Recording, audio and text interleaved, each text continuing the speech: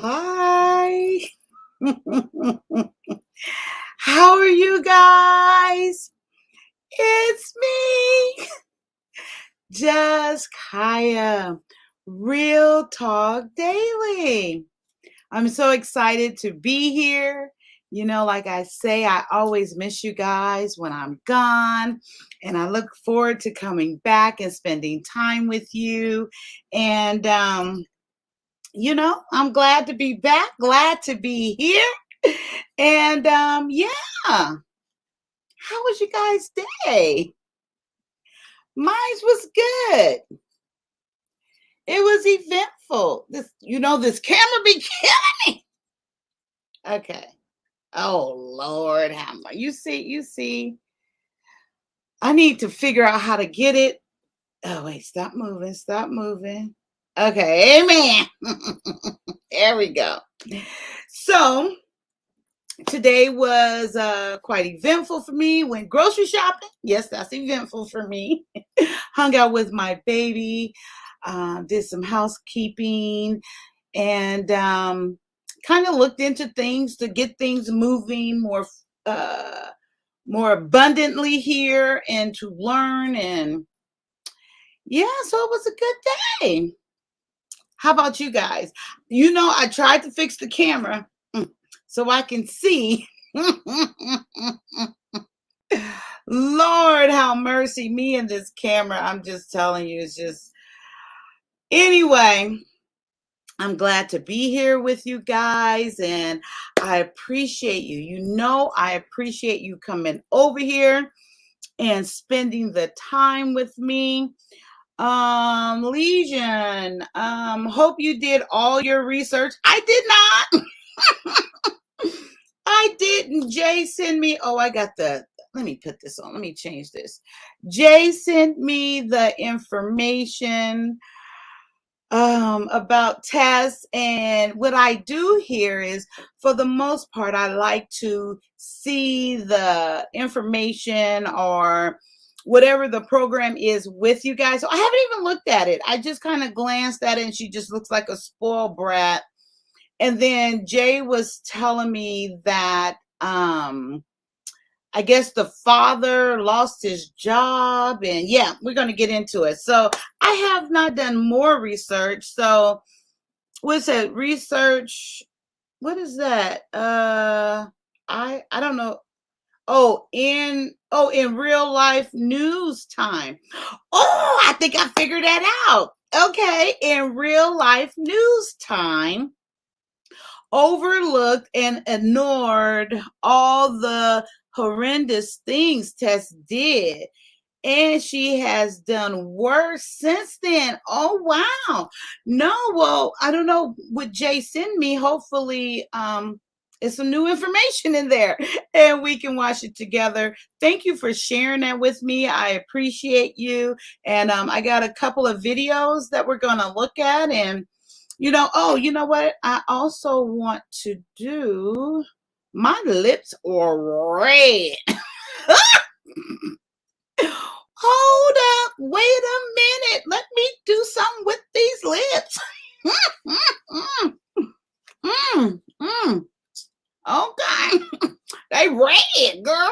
Why y'all didn't tell me? I'm up here thinking I'm cute with these red lips.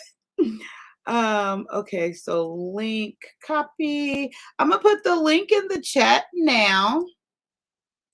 And I'm going to pin it to the top. I just figured out, I think I can do this before I come on, but yeah, I'm trying to be sexy with these lips, but it's uncomfortable. I'm telling you. So let me pin this to the top right quick. So it has been said to me, there's at the top now, a couple of times, like, Kaya, lighten up, color up a little bit. So I'm trying not to be so, but this is too much work. And this red on my lip, I don't know. I think it's going to be coming off soon, but hey, we getting a good look at it now. Okay. So, okay, so that's that. Thank you so much for sharing that with me. I really appreciate it. I still can't see this doggone chat. I'm telling you, it's real. It is just real, you guys. Did you guys miss me? I miss you guys. I'm trying to think, what did I do? Oh, I did some studying. I did some reading. I told you about the book I'm reading that's Talk Hale sent to me, The Brand Gap. So I did some reading on that. I did some editing, trying to get more familiar with that. And actually, there's something else I want to share that I've been working on yesterday and today, actually. Hey, Princess K, how you doing, girl? How you doing? Out here in these YouTube streets, I see. It's always good to see you. I appreciate you and thank you for coming over and hanging out with me. Princess K, to all the folks coming into Kaya's house, welcome. Hit that like button. Yes. On your way in. That way you don't forget about it. Now, if you change your mind and you don't like me anymore, you can always unlike and then you can always unlike and then unlike if that's what you choose to do. But for now, just hit the like button. Just be positive and think and know that you're going to like it. Amen. We appreciate you. We really do. My day was tiring. Okay, I've been getting tired early. Oh, for the past 2 weeks. Well, you can't be pregnant. We know it's not that. Okay, so have you been getting enough rest? That is one of the first things. Maybe you need a little bit more rest. Maybe you need to spend some me time, and just chill. Maybe get a whole complete block of sleep. Maybe you need to exercise. Sometimes they say a lack of exercise can do it. Girl, oh, all this. See, this is why I probably shouldn't be seeing myself. Is there something in my head? Okay. Ugh. And yeah, I hope you get your energy back. Drink some ginger root.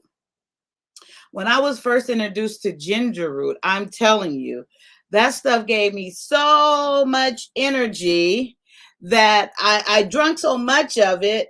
Yeah, I drank so much of it, like how you get burnt out of it. I was just cleaning, I was doing all this stuff, and then it was like, oh, I don't like that taste no more. I drank too much of it. I overdosed on it. But get some ginger root, make like a nice little tea out of it. It gives you a lot of energy and it's good for your immune system as well. Princess K is in the house. Uh-oh. All right, you guys. All right, you guys, we got somebody in the backstage already. Want to come up here and kick it with Kaya? He is one of those, okay, when you first meet him, when you first meet him, little grace, need just a little grace and really just understand him. But he has his opinions, which is a great thing, and he shares them freely. And I really do appreciate him around here. And I have got to know him a little bit better. I quite enjoy his conversation. I guess you guys say, that's enough, that's enough, that's enough. Okay, it is. It's none other than Mr. Hopeful himself. Hey there, how are you? What's going on? What's going on? I will be on camera, but it's dark anyway. But what's going on? How Oh, you I feeling? can barely hear you, love. You need to maybe speak up a little bit more. Hold on, let me take these headphones out.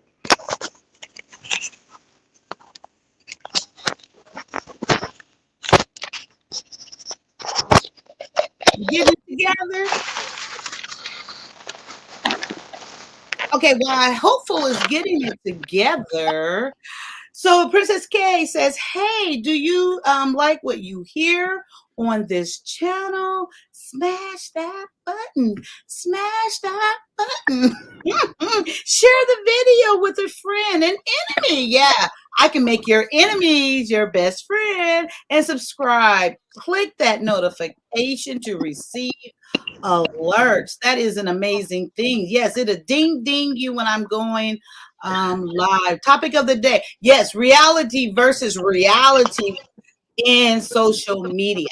Came up with this topic because of Jay once again brought it to my attention, the young brother.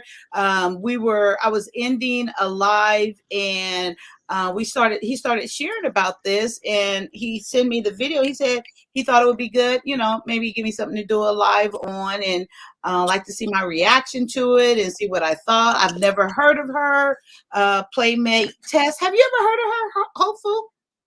Who's that? Playmate who? Playmate Tess. I'm gonna have to check that out though. You said she goes live? Yeah, well, I got a couple of videos on her. She's a young girl, so I was hoping you was going to say you didn't know. She's only like 18 or 19 or something like that. She might be a little bit older. I'm not sure. I just say your lips look. Oh, thank you, girl. But it's like I see it and I feel something on my lip. It's like you know what, guys? I'm telling you, I never wear makeup. I've never have. And it might be one time that I'll put on little, but I do not. And I know I gotta stop. And it bugs me. It doesn't bug me, but it bugs. I know it's there. So I'm trying. I don't think tomorrow. I think today I'm gonna take a little bit from it.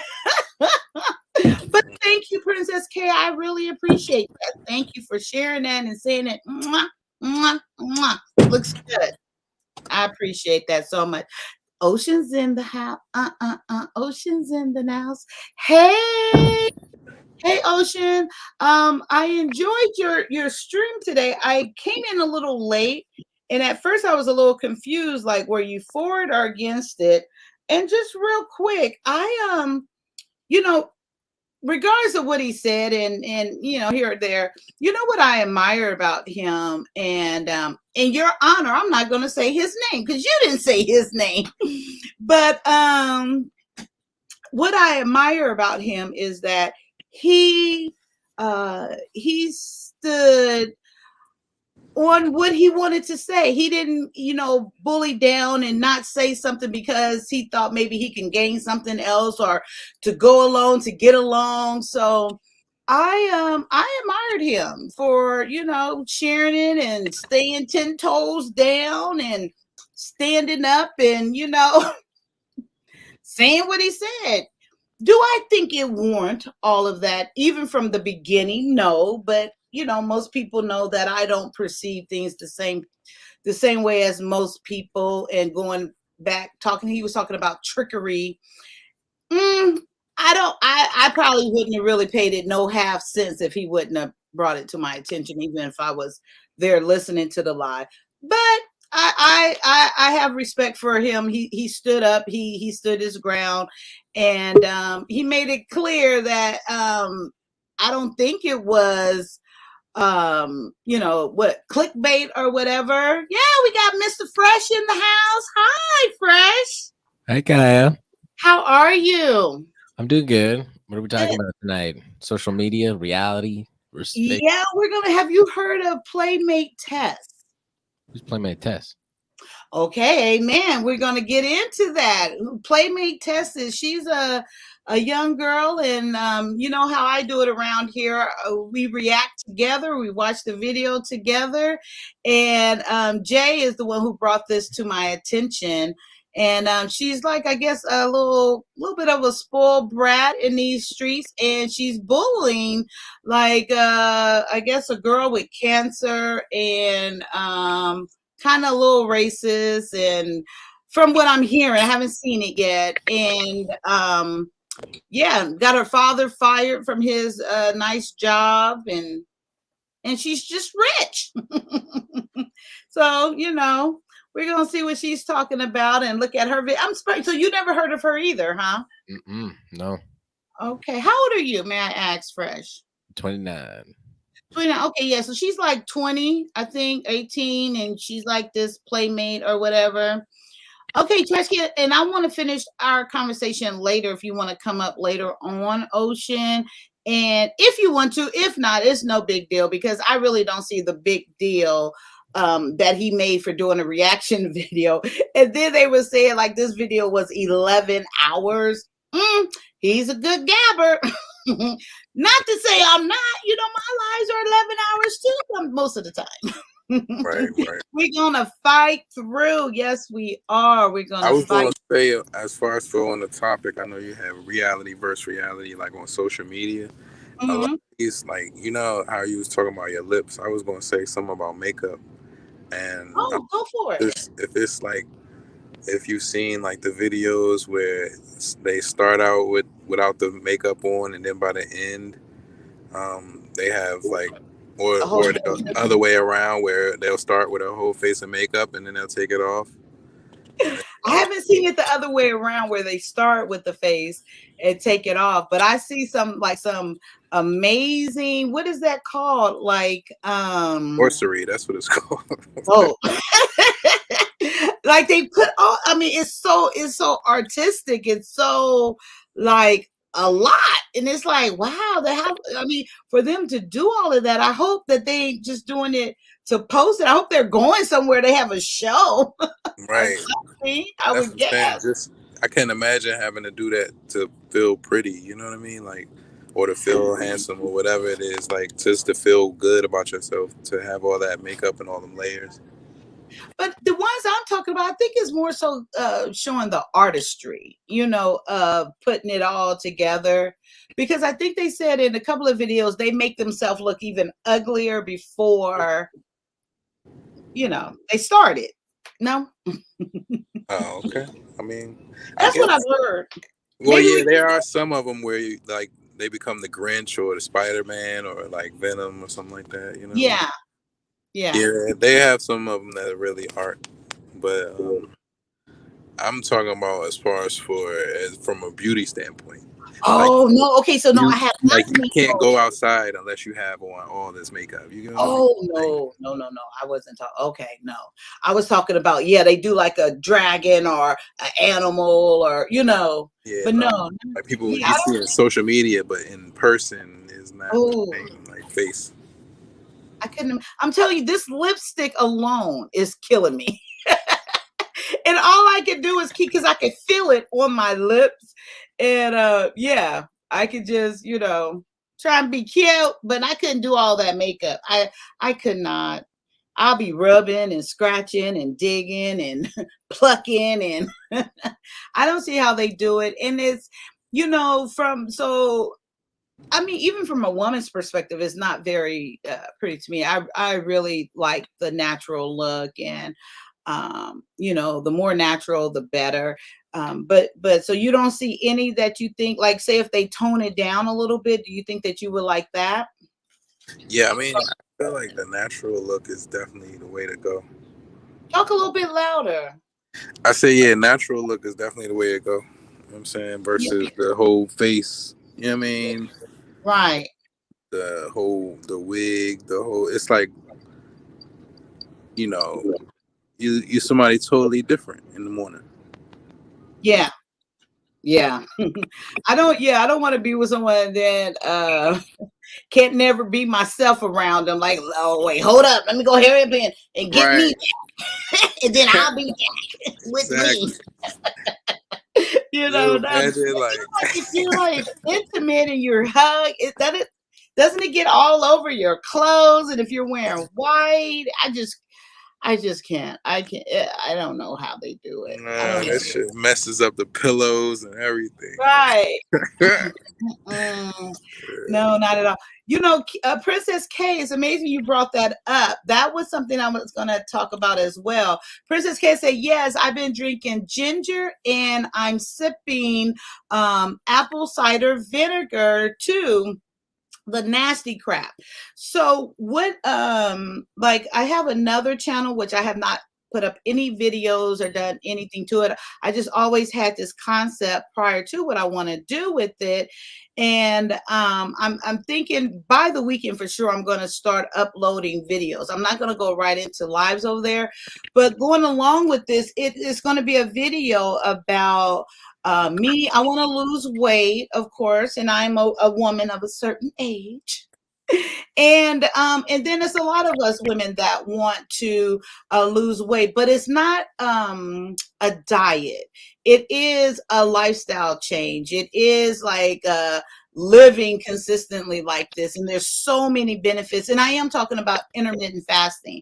I think Princess K, you heard me speak of this before, and I think you say you do, or someone on in the chat said that they do it like regularly. They fast and do that. So yeah, I'm going to incorporate that. I'm gonna hold myself accountable. Talk Hale, I have already recruited her. She's going to be involved with it. I went over like the plan with her earlier, but I am going to record a video and probably put that. It'll be up before this weekend. Then it's going to be consistently, and that channel will be on a schedule. It will be on a set schedule, and I'm going to be live documenting. Look, I'm putting myself out there. That is the way, Princess K. Yeah. Uh, No, I was looking at the chat. She said you got to do the intermittent fasting. You know what I'm saying? Yeah. That's the way. And that's a lifestyle. It's not something you do just to lose weight. It's so many health benefits to it that I'm going to be expressing. I've been doing a lot of research, a lot of research. And also, Princess K, I told you about, and I think if it's you, was it her? And then Dr. Bird. That was Brianna said that. Oh, Brianna. Okay, so it's probably Brianna that's doing the fasting too. But it's Dr. Bird. I got some books I have from school, and looking at a more lab level, or why the word won't come to me, a more visceral level. It won't. I'm trying to. I haven't did medical in so long. I'm trying to think of a more diastolic level. That's what I was trying to come up with. Oh, that's real. Yeah, more diastolic level, like your enzymes and your electrolytes and everything that's going on there. So I'm going to be doing that. And then, like I was saying, so I'm putting myself out there. So either, which I know what I'm going to do, you're guys gonna see me lose weight right here live on my other channel, Kaya's Beauty. Nah, trash can waves. Them stains don't come off the pillow. Listen, don't be talking about trash. I ain't talking about Ocean right now. It's about me. I know you're talking mess. I don't even want to hear. The pillowcases, for real. The pillowcases is done. And then, y'all still talk about makeup.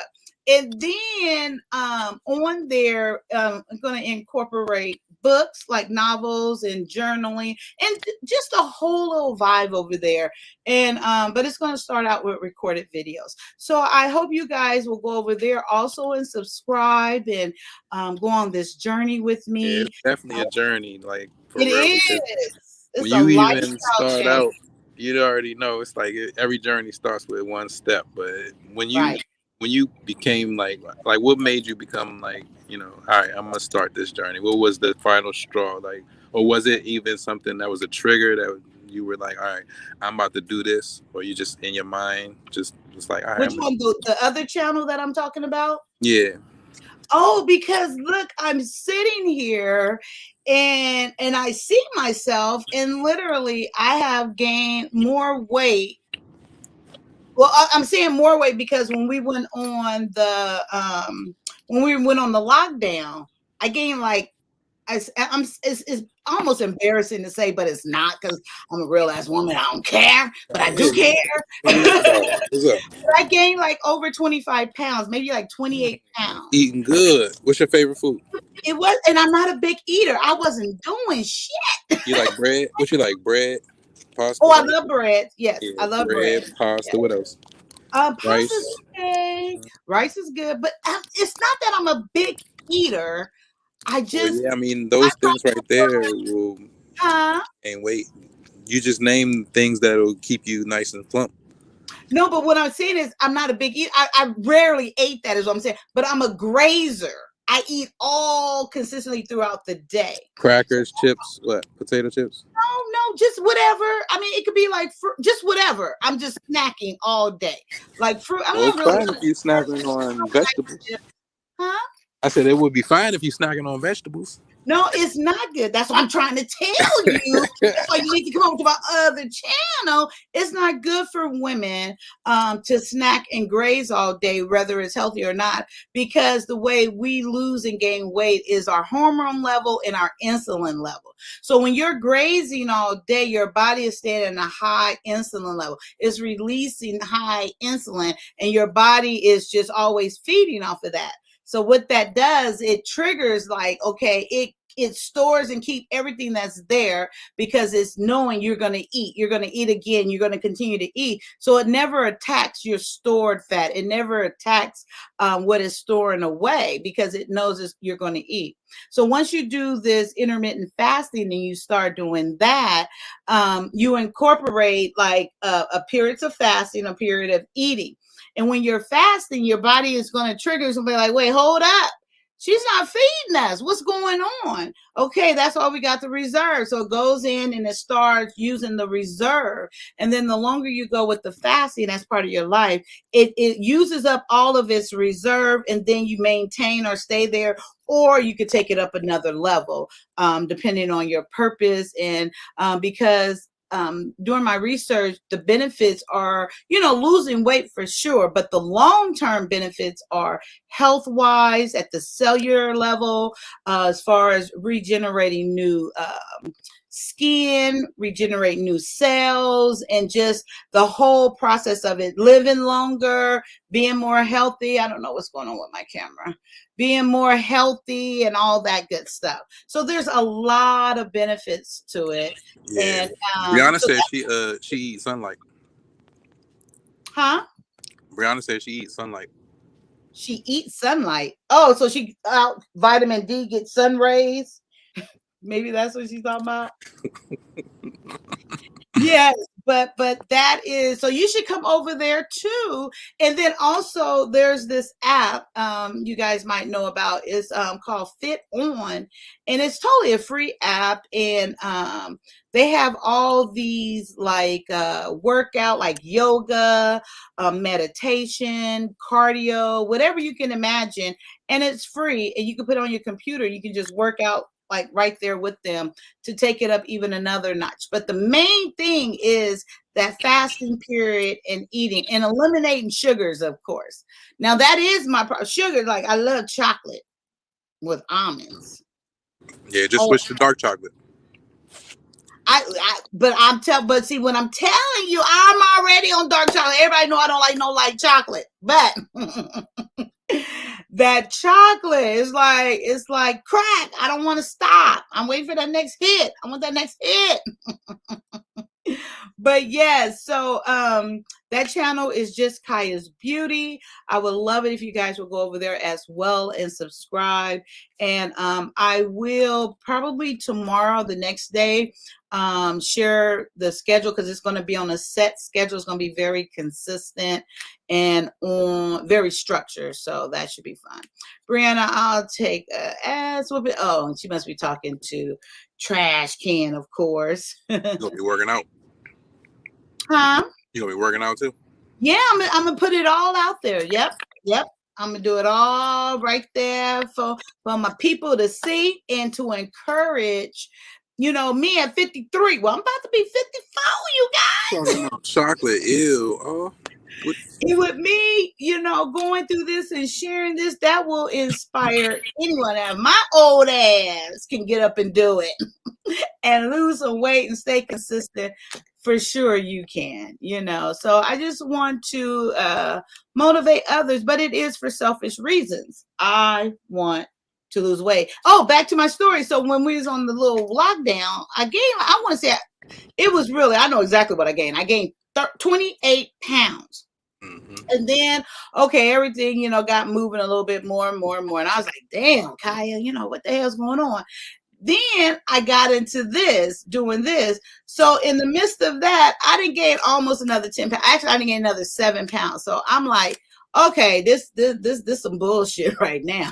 This ain't cute. So that is what I already wanted to lose weight, but that is what kind of kicked me into gear, was this extra 7 pounds just over the last month or so. So did that answer your question? Yeah, I mean, you said what got you into it? No, that was your question to me. Hopeful, I'm done. I'm done. I'm answering your question that you gave to me. Oh, okay. Oh my God. Y'all see what I got to deal with? You don't remember asking me that question? Yeah, that's what I'm saying. I mean, you kind of around about answered it, but I was trying to figure out like just clear and concise. Was it like something that triggered it? I gain weight. I look in this camera and I look fatter. I look too fat. I don't like the way I look. I'm fat. I gain too much weight. Bam. Bottom line. All right, okay. So it's a look that you want to go for, right? No, it's not Was it a necessary. certain weight?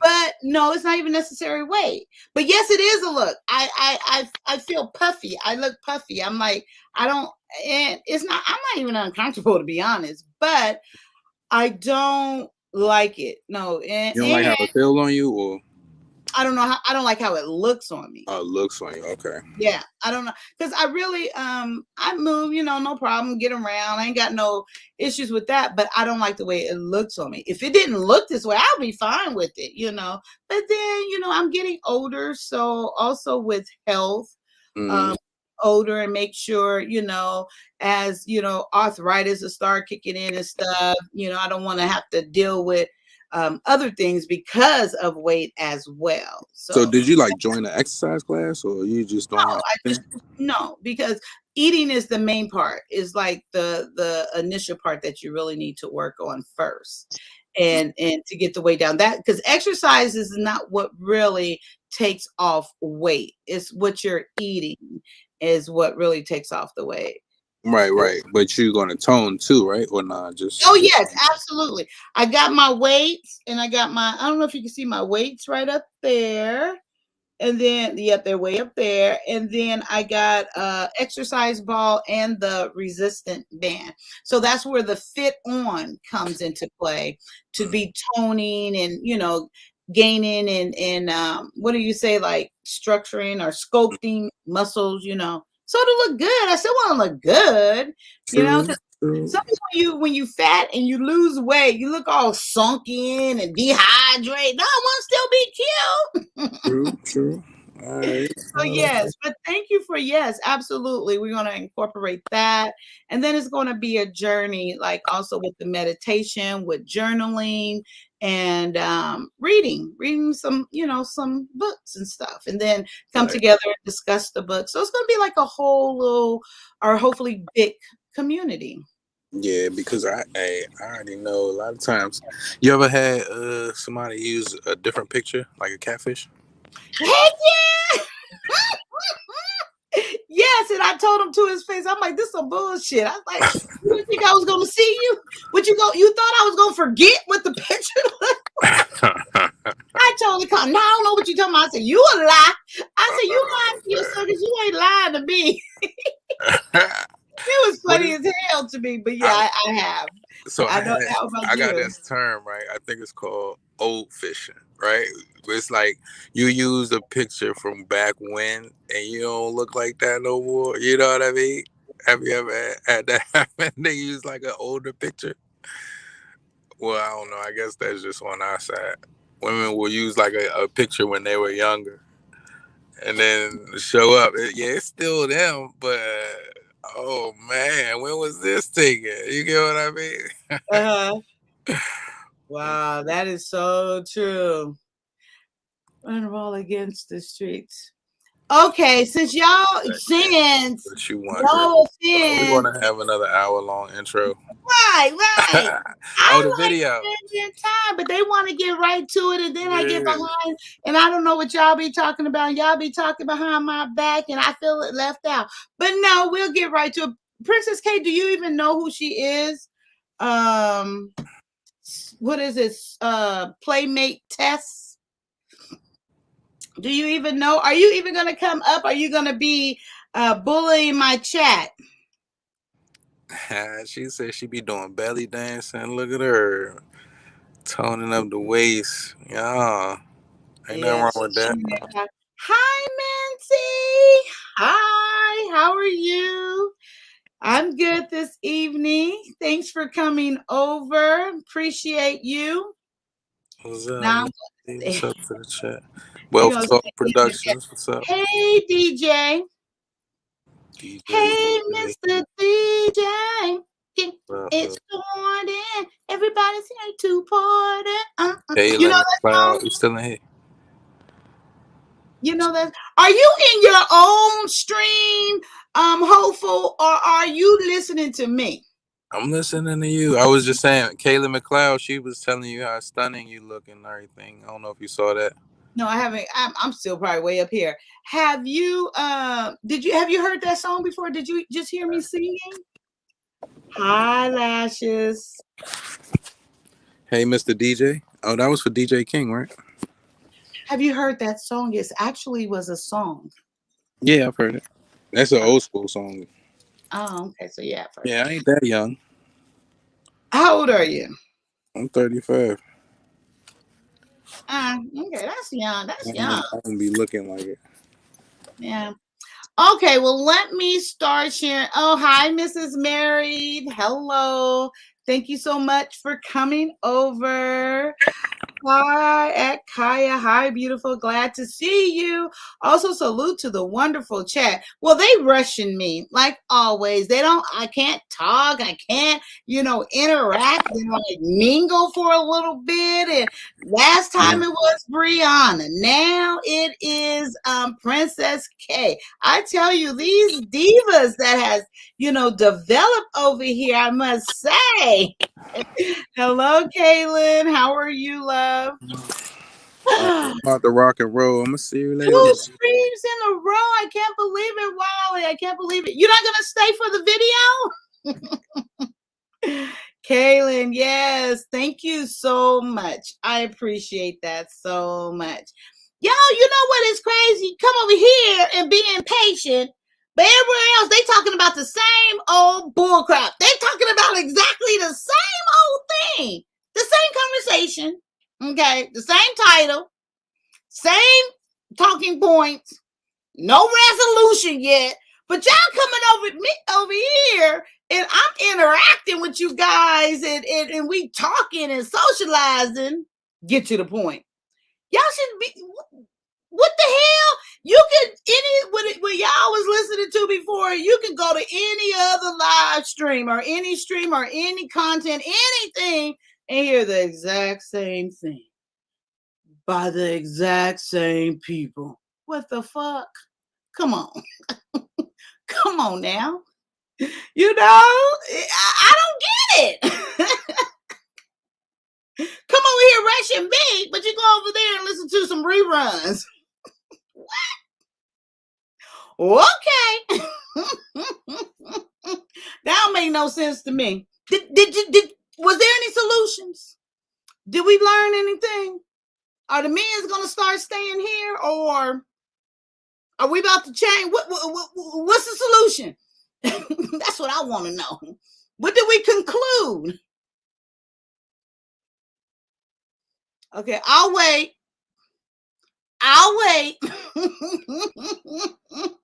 So come over here. Be all in pay. Y'all piss me off. Not really, but I'm just being a little dramatic. I need a little coffee. Look at all this damn lipstick everywhere. That's pathetic. I can't. That is awful. Where my lip? That is just not cute. Lipstick all on your cup. Oh Lordy. Uh-oh, Princess K. I'm taking longer now, huh?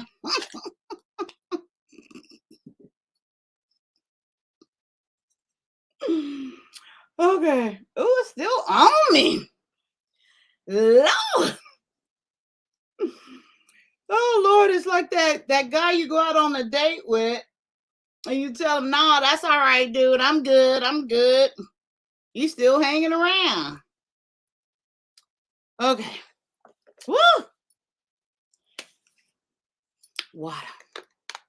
You guys still here? Look, lipstick air. I can't no more. I Okay, I'm gonna have it on the beginning. Take a picture. Cute.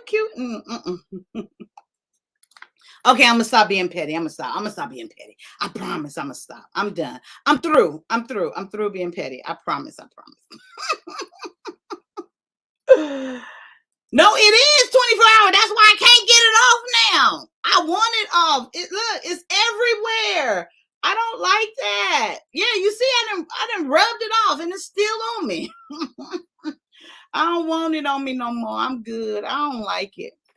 I want my brown lips back. Okay, let me share. Let me go in here to share. Okay, so guys, like I was saying earlier, this is Jay. Me and Jay was talking, and I'm gonna share this. Wait, let me see what video we're gonna share first. Oh God. Oh yeah, this one. No. Oh Lord. Oh yeah, this one first. And he had started talking about this young lady here. And then I was like, no, I never heard of her. And he was like talking about cancel culture.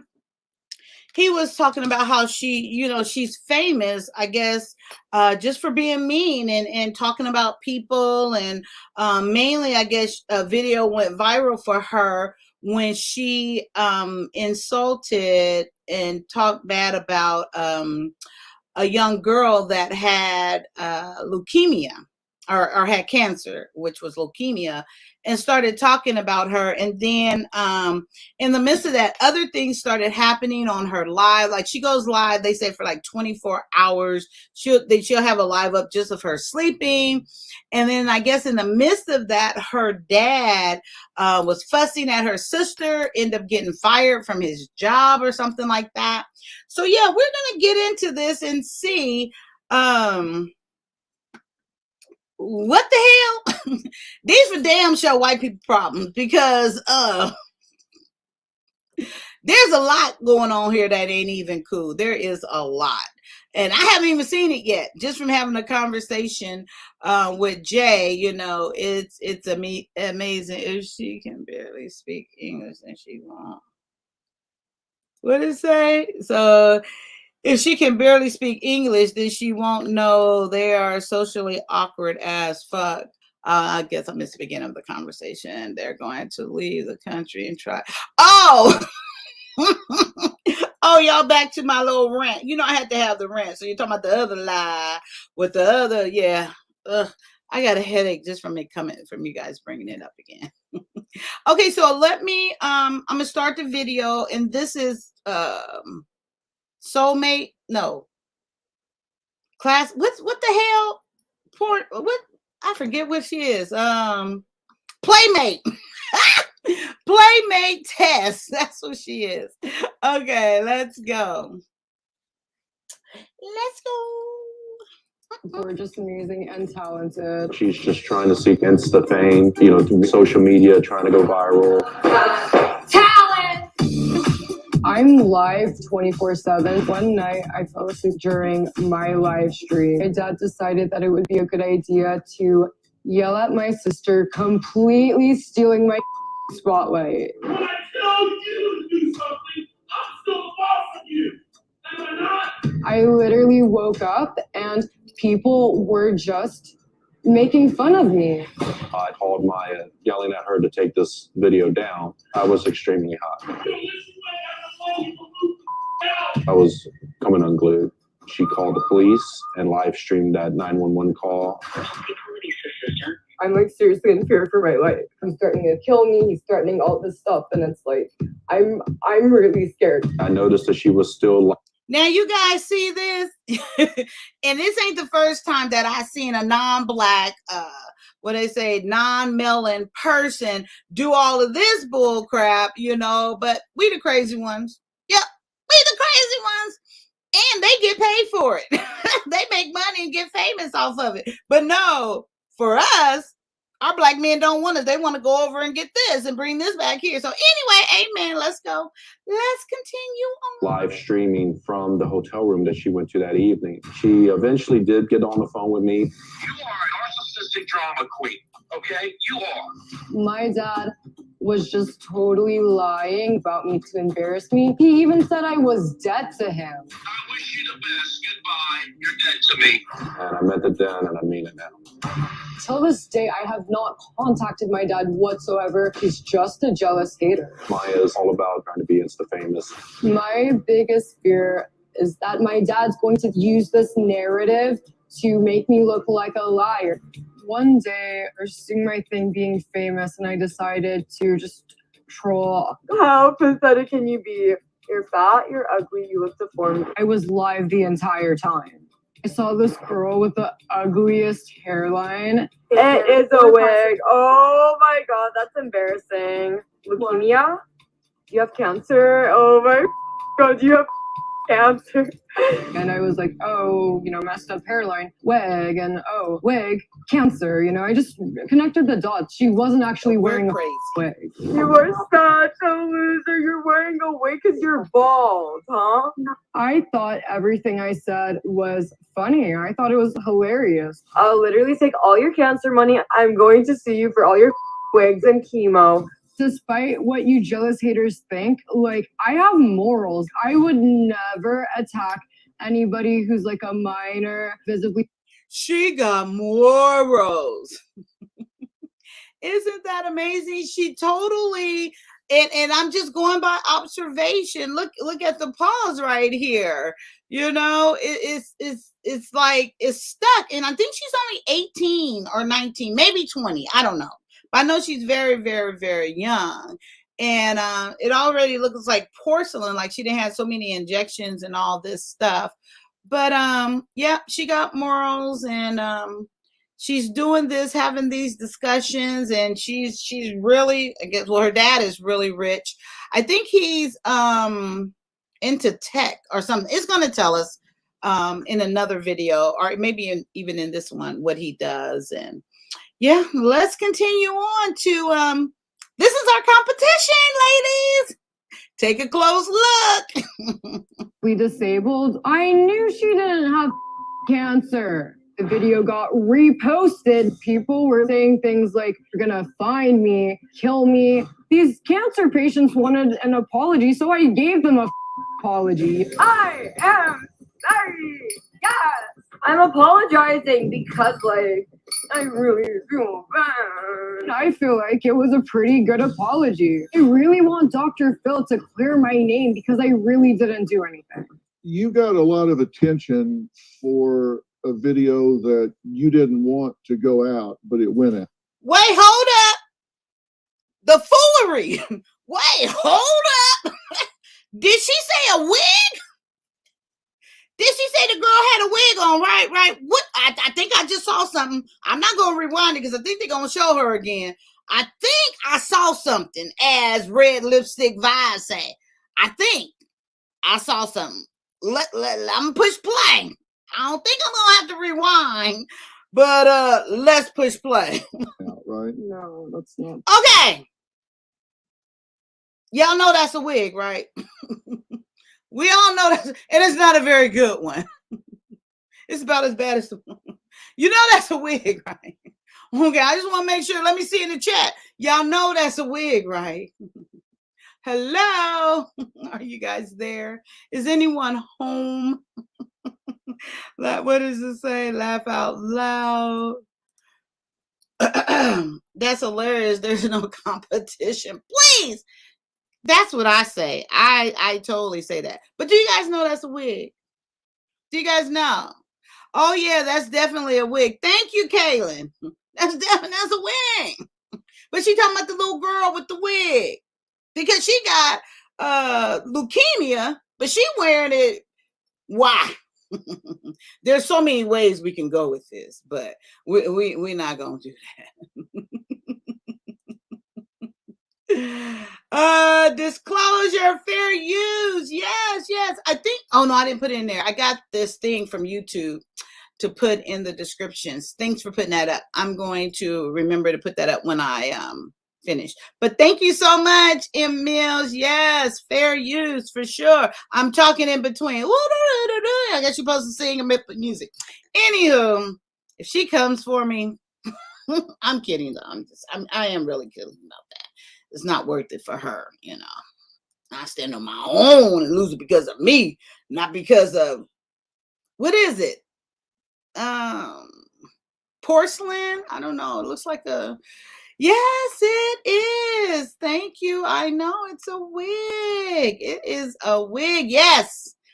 Yes, if you ever so choose, I would appreciate it. It's all good.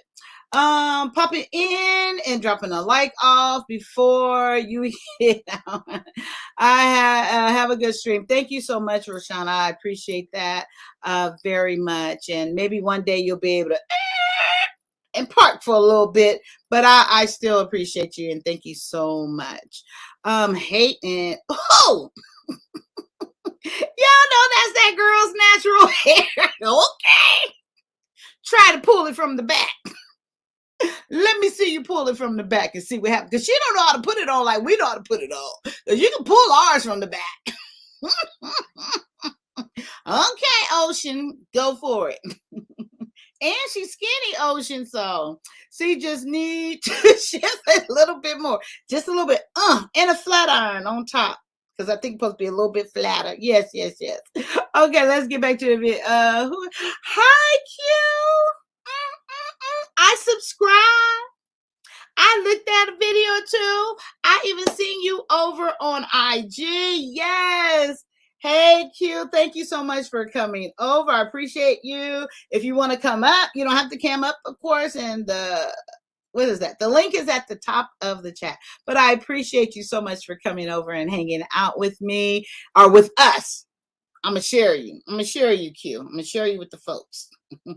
Hello, good people. Peace and bless. Are you leaving? You leaving too? Amen. Thank you for coming over. I appreciate it.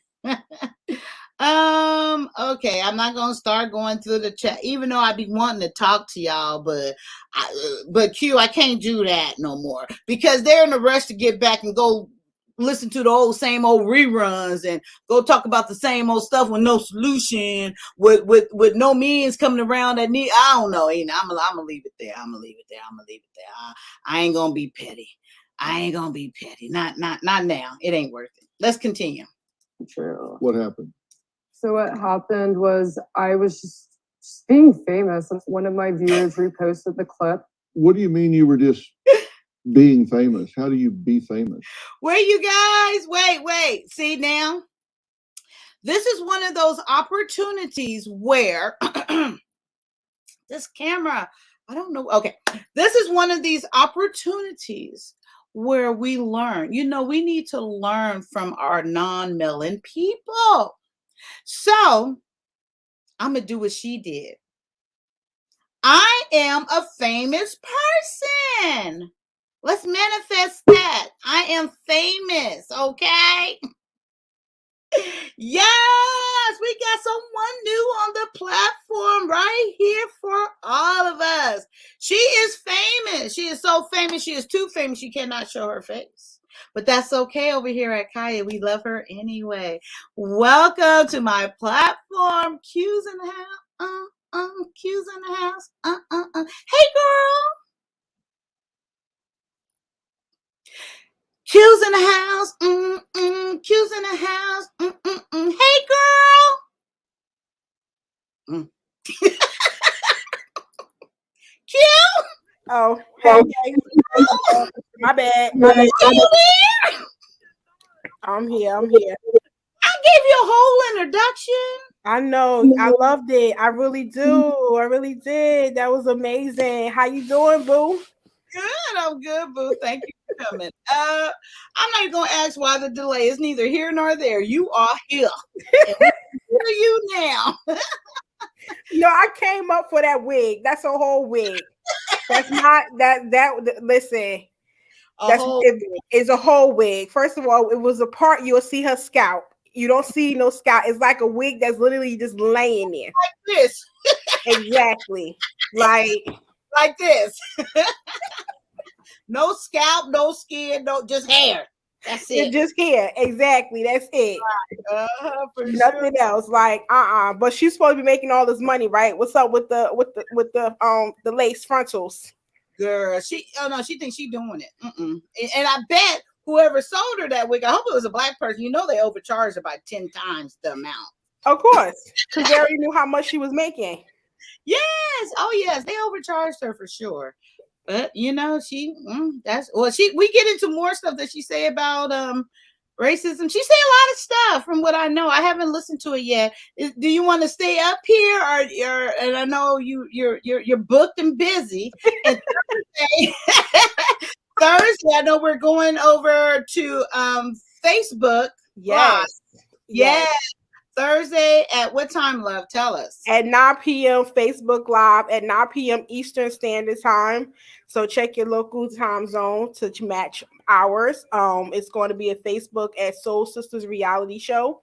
That's when my reality show is actually premiering, and you guys could be able to watch it live with me and the cast. It'll be the first time we actually seen it. I haven't even seen an edited version, so I don't know what made the cut, what didn't make the cut. I don't know what's in it. None of us do. So but also bring some tissues because it's going to be some tears.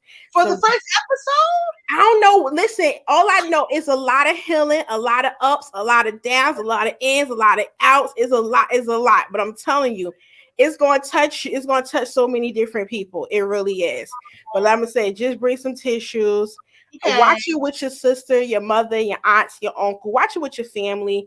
Any of that? Can I watch it with you? Yeah, absolutely. I'm gonna be there live with you guys. And after the show, not only that, you guys will actually have the opportunity to ask us questions after the end.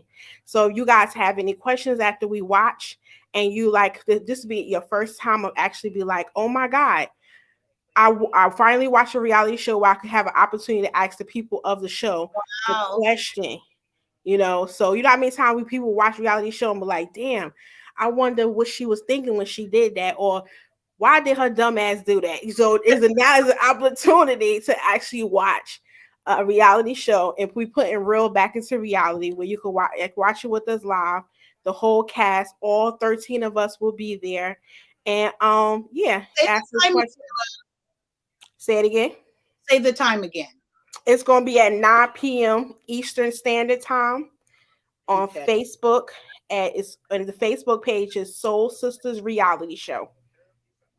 Okay. Let me see. I don't know if Princess K might get it in there, but I for sure will be there. Now, can I ask you a question about it, or you can't really talk about it yet? I mean, not about the show. I just want to know what made you go into it. What made you do this and venture into this? Basically, honestly, to tell you the truth, I didn't even know that none of us knew that it was going to be a reality show. Actually, it was a healing retreat. That's what it actually was. It was healing retreat. 13 women came together. Well, 12 women came together. Was complete strangers. Did not know neither one of us. We ain't know each other. Only way we knew each other was the meditation, guided meditation we was doing 2 or 3 months prior to the healing retreat. But again, when you're on Zoom, people had their cameras off. It's 8:00 in the morning. We not trying to be seen. We only just trying to be heard. So nobody ain't really see each other's faces. So it was just basically us just paying attention to the person who was guiding the meditation. And then we was actually personally handpicked with a private invitation from Trishy Marie, who's the creator as well as the producer of the show, the executive producer of the show. Shout out to her, Short Shots Company, and her husband, Lada Zay, who is also, executive producer and the person that edited the whole entire project. So he had fun doing that. But yeah, it was basically just us finally getting into the house, matching the voices with the face. Like, oh, does her voice go to that face? Do that voice go to that face? So it was the first time we ever been in the same room together. Wow. So you guys didn't even know that this was going to be like a reality show. You were chosen, and I assume for a particular reason that they shared that with you. Yes. But how did this person come in contact with you or even know about you ladies? Well, she's the person. Trishy Marie is a life coach. Also, she's the person that does, and she do guided meditation every Monday through Friday at 8 a.m. Eastern time on Zoom, and she still does it to this day. Which I still attend the Zoom every Monday through Friday. Absolutely. Wow, So, and that's free, or is it like a group you pay for, like therapy? no, she does. It is a monthly charge as well as pay as you go per day. So she have two different things. You guys anybody that's interested in guided meditation could actually reach out to Trishy Marie, and that's TRISHYMARIE on Instagram. Okay, can you spell it one more time? Yes, so TRISHYMARIE. And that's Trishy Marie. Oh, okay. Yeah. So you guys can reach out to her if you guys are interested. So she was the one, because her being a life coach, basically her being all about life coach, she knew just a tad bit of our stories, our background, our hurts, our pain, what we needed to heal from. So, and again, it started actually on the Zoom with 30 women, and she chose 12 personally. Wow. And how she chose was connection of energy. So yeah, so she's like a path, a type of person that feels energy. So that's the type of person she is. So when she ended up basically decided to choose, she chose us 12. And again, we went in the house, we didn't know each other. And we found out that it was going to end up being a reality show, I believe, after all 12 of us arrived. She was like, guess what? Wow. This is going to be recorded for a reality show. Wow. That is great. So you didn't stay there the whole time. You got to go and come home. It wasn't like we stayed there for the whole 4 days. Oh, it's only 4. I'm thinking of 12 weeks or so. No, see, that's the thing. That's the thing of beauty of TV and production. A lot of people think that it's like weeks or either a lot of months. It only sometimes could be from 3. It could be from 4 days to maybe it could be 12 weeks, or I mean like to a month or 2 or 4 weeks. But you could break down and extend, because what it is when you creating and you gaining you capturing footage, it's so much footage that you could actually extend and break it down into a show. So but that's the magic of television. It happens. But yeah, so it was just 4 days, and we stayed. We didn't go back or come back. It was in Delaware. So I'm from Jersey. So there's no way I'm riding 4 hours there, 4 hours back. Or 2 hours there, 2 hours back, actually. But no. They pay for your travel expenses, huh? In a way, no, not really. So everything basically was Wait. In a way, no, not really. Okay, I just want to make sure. In a way, not really. Not really. We basically had of course, I rode down with a young lady who I did not know, who was also attending the retreat. But our spirits connected and aligned so much that when we got into the house, a lot of people thought we actually knew each other. We knew each other, but we did not. That's how aligned all of us was. So the fact is, it was so scary, but so enlightened at the same time, because it was like you finally feel like you was in a room with like-minded people that thought like you, have the same beliefs, principles, and everything. Because sometimes in the world you feel like you're alone, right? When you go through things, or you feel like you're the only person that think this way and feel this way, and everybody else is just like crazy, or they ain't got it yet, or they don't know what's going on. But with them, I felt like I was home, and I found my tribe. Wow, that is amazing. So have you guys been keeping in touch afterwards, like personally? Absolutely. To this day, we have a group chat that's called the Soul Sisters that we have on our phones. We actually we still do, some of us still do meditation together with Trishy. We still engage in the chat. We support each other off social media and on social media. We do a lot. Say grand rising, grand afternoon, checking in on each other, just talking, being there for one another, and feel comfortable doing it without being judged. That is amazing. That is great. And then to have that surprise, and so it has to be like a raw. These have to be raw moments that are recorded, because the element of surprise alone, and it's like, okay, well let's get to know each other. It's real. This is real. Yes, this is like, so basically what you guys will see, like there's no makeup, there's no time for us to get cute for the camera, there's no time for somebody to think about try to snatch or get or be stingy with camera time.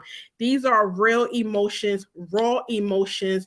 You see us barefaced, bare naked, and with us wait, the bed naked. No, bare naked, raw face with no makeup and anything, like no trying to be cute, because when you're going through the healing process, you're basically stripping down, honestly, bare naked. You going to your raw emotions.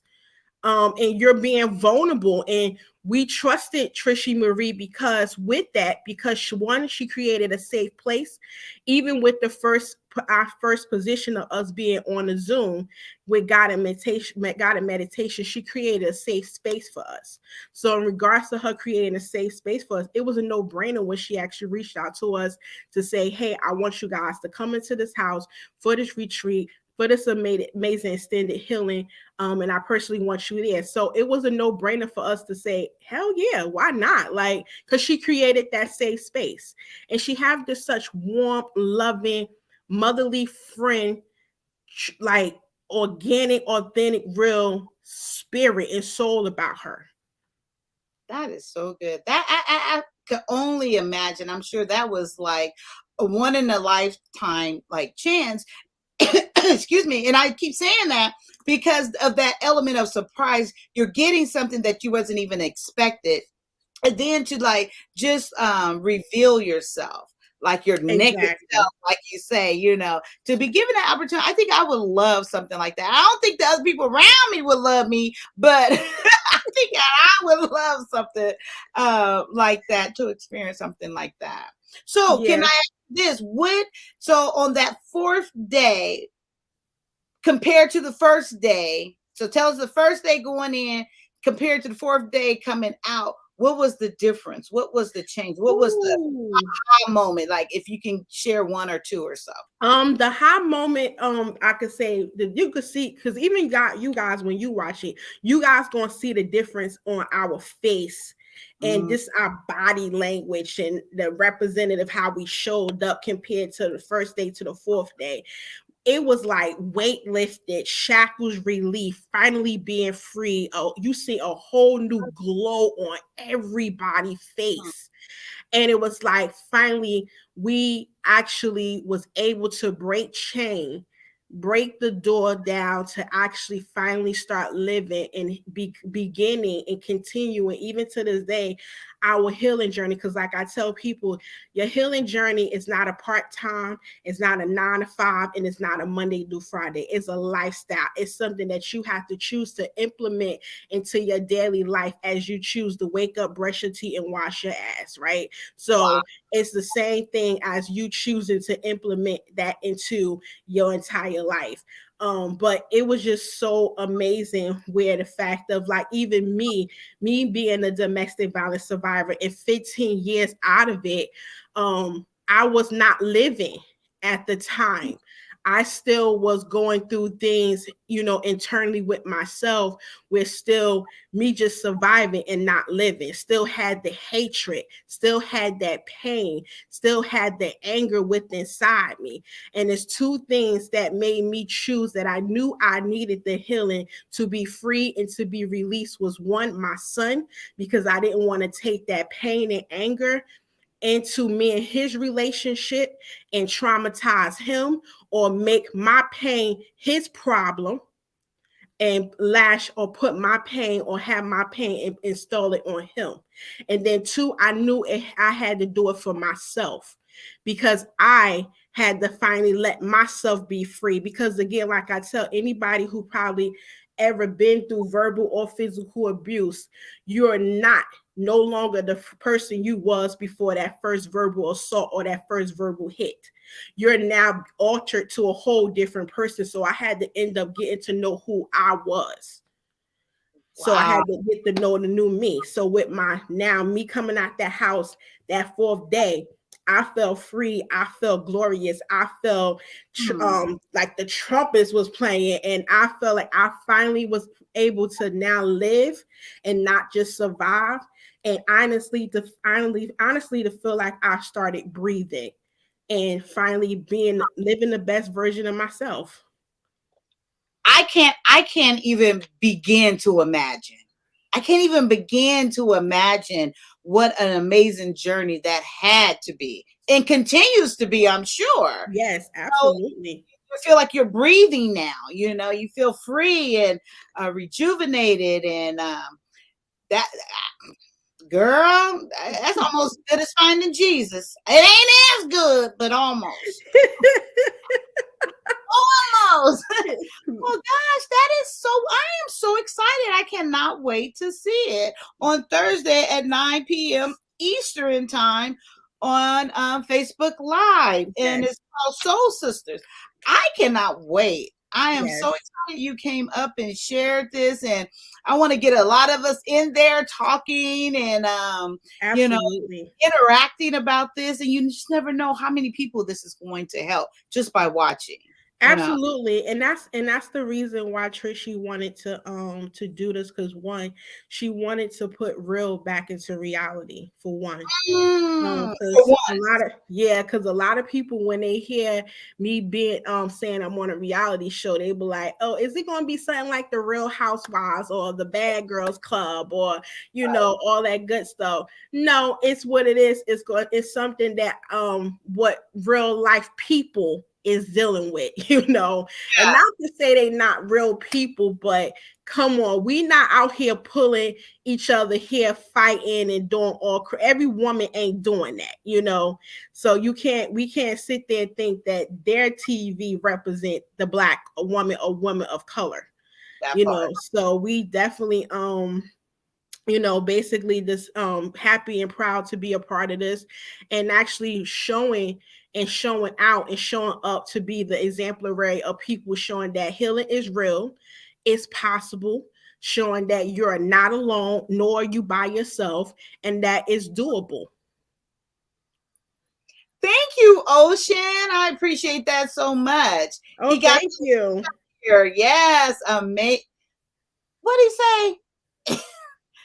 Show so we can get a more tame, respectful version of it. Okay, girl, did Ocean come up with that, or is that part of the title? That's something that he did. Oh, I was like, wait, I don't think that they would put that. I just wanted to make sure before I made fun of it. I'm like, oh Lord, such a great moment. I don't want to make fun. Ocean, you a hot mess. But thank you so much for putting the link up there for us. I really appreciate that. Wow, girl. Yeah.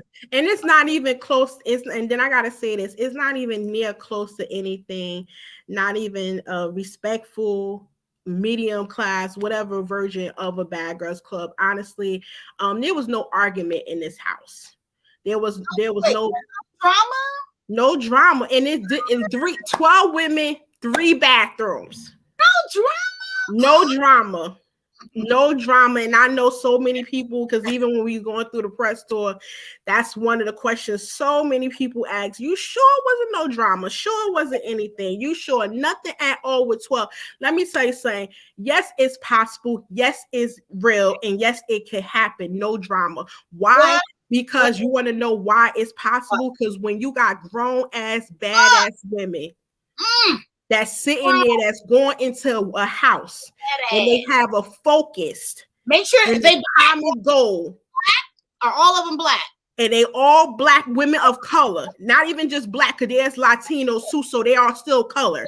Yeah, Black and brown women of different shades of color and background. And the common goal is to go into the house to heal and to get back on the life's course and mission. What's the point of drama? Right. When you end up hearing, when you hear your next sister's story, you ain't got no time for drama. Your question in your head is, damn, she's a survivor. Damn, she's still here. Damn, she bad as hell because she made it through that. and she's still standing. So no, there was no argument. There was no drama. It was beautiful. Like it's so many exciting moments that I don't want to give up even about the show that you guys definitely will end up seeing in there. Like even I could give this moment up, the time when we was getting ready for the white party, and we was in the bathroom doing our makeup. Yes, Afro Latino. The creator and the executive producer is Afro Latino. Oh, okay. Yes, she is. Yes, she is. Absolutely. And it was another sister in there as well, Afro Latino. So it was just the fact that we was all, it was like 4 or 5 of us, because it was, like I say, 3 bathrooms. So one of, like a bunch of us, like 4 or 5 was in the bathroom, was doing our makeup at the same time, and was like, hey, you got the eyeliner, you got this, or you got that, you know, because you know, sometimes you may forget something when you packing. And like me, for instance, my story is I forgot my setting spray. You know, your setting spray when you do your makeup. And I'm like, out of everything in the world, did I just leave my setting spray? So, of course, my little sister, Kiana, shout out to her. That's my boo. Yeah, I sat there and she actually had the setting spray. And she was like, Q, I got it. I got you. So it was just so many wonderful things when we was getting ready for the white party. But you guys definitely will see that. I have one question now then. What the hell is setting spray for makeup? Setting spray is basically, after you do your makeup, is a setting spray that sets your spray where it keeps it in place after you do the final, you know, concealer, foundation, all that good stuff. It sets the makeup in place and sets the tone for your day. Like when you just set it, it just sets it. It makes it last. Okay, amen. You see, I was battling. I don't know if you was here with me battling with this lipstick and trying to rub it off. Yes, I heard you. I just couldn't. At least I don't feel it hardly, but I see it. But I'm still trying to get this off. But okay, amen. That is amazing. I'm so proud of you. And I think I was there at the beginning, you guys. Yes, I was. Not Red Lipstick Vibes, but me. I was there at the beginning. I'm kidding. I met this lovely lady from Red Lipstick Vibes podcast, and we're over there. We were there last night, Monday, having a great old time, hanging out and discussing, because she got a friend that's named Lipstick Vibes that be seeing some bullshit and bring the bullshit to us, and we got to respond to said bullshit. While she listened to her neighbors arguing and not paying us no mind. Yeah, that's what goes on. No, but go there. Well, she's not my friend. She's actually my sister. So that's my sister. That's my spirit sister. Oh, amen. Oh, amen. Yeah, that's not. She more than a friend. That's my sister. I'm just your friend. Yes, you just my friend. Yeah, that's a big step for me. I don't use that word. I'm not like. Yeah, I don't use that word loosely either. I'll be like, you there, you are, you in there. Q, that really was a test for you, that question. Which one? When I asked you, am I your spiritual sister too, or am I your friend? Oh, listen, you gonna get what it. You gonna get what it is. I don't care if we on live or we not on live. Because if you would have said spirit, I was like, okay, this girl's a whole fake and a phony. No, not at all. Over here, that's my point. We keep it real. We are authentic. We speak what we truly believe in, who we are. Mm-hmm. I love that. I live by that. And I just wanted to point that out as well. We're not up here with fluff. No, not at all. I don't know what that is. Yes. But I wish you would have came over early. I don't know if you was on the other platform where they talking about men going over to China and Hungary and Russia and all these other places, going abroad to get women because they can't stand us black women. So I couldn't deal with the foolery and the same old conversation anymore. So I left, and I just went over here in my own happy little world with my black ass by myself, which I was having a really good time by myself. I didn't get on my nerves at all. I did not even raise my voice at myself at all. And I didn't even argue.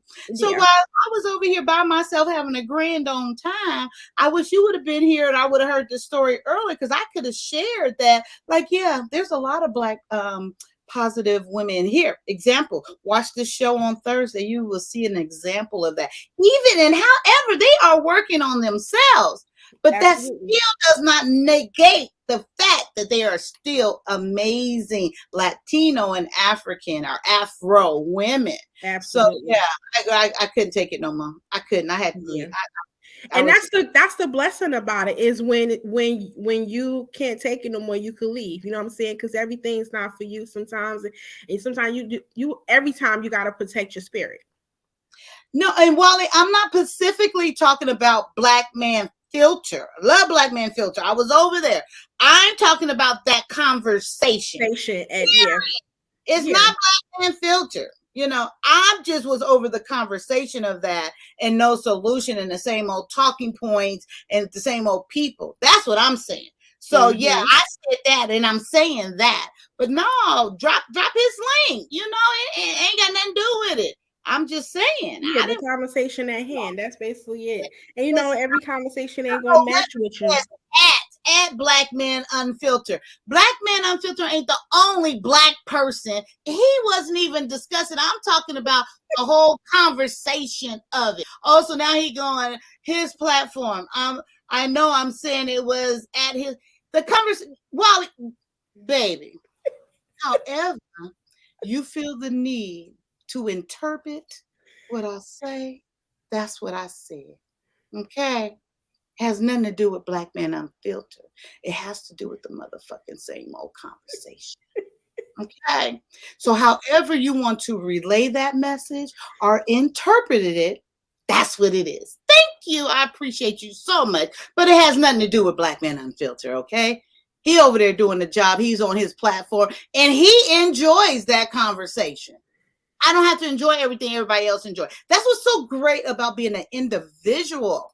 You don't have to like everything that everybody else likes. You don't have to agree with everybody. And yes, you know another amazing thing? The Lord gave us a mouth. We can even voice things that we don't like. Wow, God. Freedom of speech. And if you don't like what somebody else saying on their platform, create your own. Yes. I mean, what the fuck? Don't make it about Black Men Unfiltered, but if you want to, amen. Go for it. So anyway, enough about that. Like I was saying, if I would have known this before, I could have shared it where some conversation was going on with the same old conversation. And I could have shared where some Black positive women are. Amen. Okay, I'm sorry, I'm done. Well, I want to say this. It's because also I feel like there's some, and again, everyone, and when I speak, when I talk about my experience only. I can't speak about no other woman experience, no other man or whatever. But at the same time, when anybody tell their story or they're speaking, they're telling their story of their experience. So at the same time, whatever experience they had, they cannot take that group of Black women and thinking that represent the entirety of every Black woman, because there's so many Black women out here that's doing the damn thing. And listen, there's actually 13 women on the show who's doing the damn thing and still doing the damn thing to this day. And that's all bosses in their own right. And not bosses just to say they bosses, because a lot of people starting to use that and they can't even show me a business income tax at all. Right. Yeah. So and they can't even show me a personal or business account or personal or business debit card, because if you are truly a boss, you will have these things. But my thing is to get back on track. I know you're taking us somewhere now. You know where that's going. What my pettiness was all about. That's what you're going now. We can't go there. We can't give them. No, I ain't going. But you just can't. You can't have whatever you experience. Just the same thing. How many men say that, women cannot experience or take one man they deal with probably was bad and sit there and try to say that's for every fish in the pond. That's the same thing you have to do with even Black women or women of color. Like everyone is not the same or represent that group of women, doesn't, because it's a collective of so many different varieties and so different many groups. How about you expand your horizon and you go out there and you find it? Because again, there's a lot of beautiful Black and Afro Latino women out here that's doing it, and that's beautiful as hell. Right. I totally agree. 100%. Mhm. All righty, Q. So I know. I'm gonna give you an opportunity. I'm not rushing you. Say whatever else you would like to say, but I just, I want to just appreciate you for coming up. I know you're booked and busy, girl, and you got things coming up. So if you want to hang around, that'd be great. But if you have to go, I totally understand.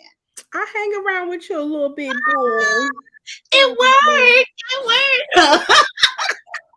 I'm kidding. So were you watching some of the video that of this non-Latino, non-melon, non-black girl with this wig? Did you hear the beginning? I know you heard the wig part. I heard the wig part. So was she supposed to be like a social media influencer?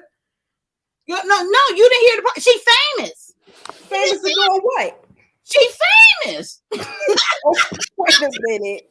That's but why what are you famous for? Okay, I'm gonna show you. I'm gonna show you. I'm gonna imitate it. Okay, hold on 1 minute. Don't go nowhere. Hi, my name is Jessica, and I'm famous. Yes, thank you. Okay, bye. There you go. Okay. I wouldn't even know what to say about that, but Hold up, wait, girl, wait. It's more. It gets worse. Have you heard of this story yet? which one? The one we talking about? Yeah, this girl, old homegirl right here.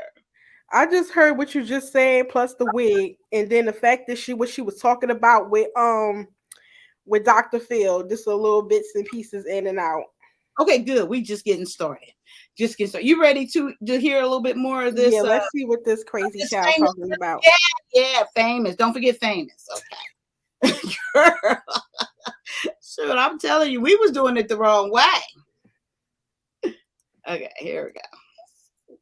I guess just being like gorgeous, beautiful, amazing, talented, and just a celebrity, So you're gorgeous, beautiful, amazing, and talented, and a celebrity. Yeah. And you know what? Like, I can't just not be gorgeous, so I just don't really care, And how do you define famous? Me. The better question is, how do you define gorgeous? That's what I want to know. Famous, okay, I can rock with that. How do you define gorgeous? If you can't help it, what is all of this? What is all of this? Yeah. Because they said that she got a lot of Botox and stuff, right? No, I said that. They didn't say that. Got you. But that's soon to come. It's in the pudding. Yeah, it's soon to come. Yeah, we'll see. I knew I was born famous, a superstar.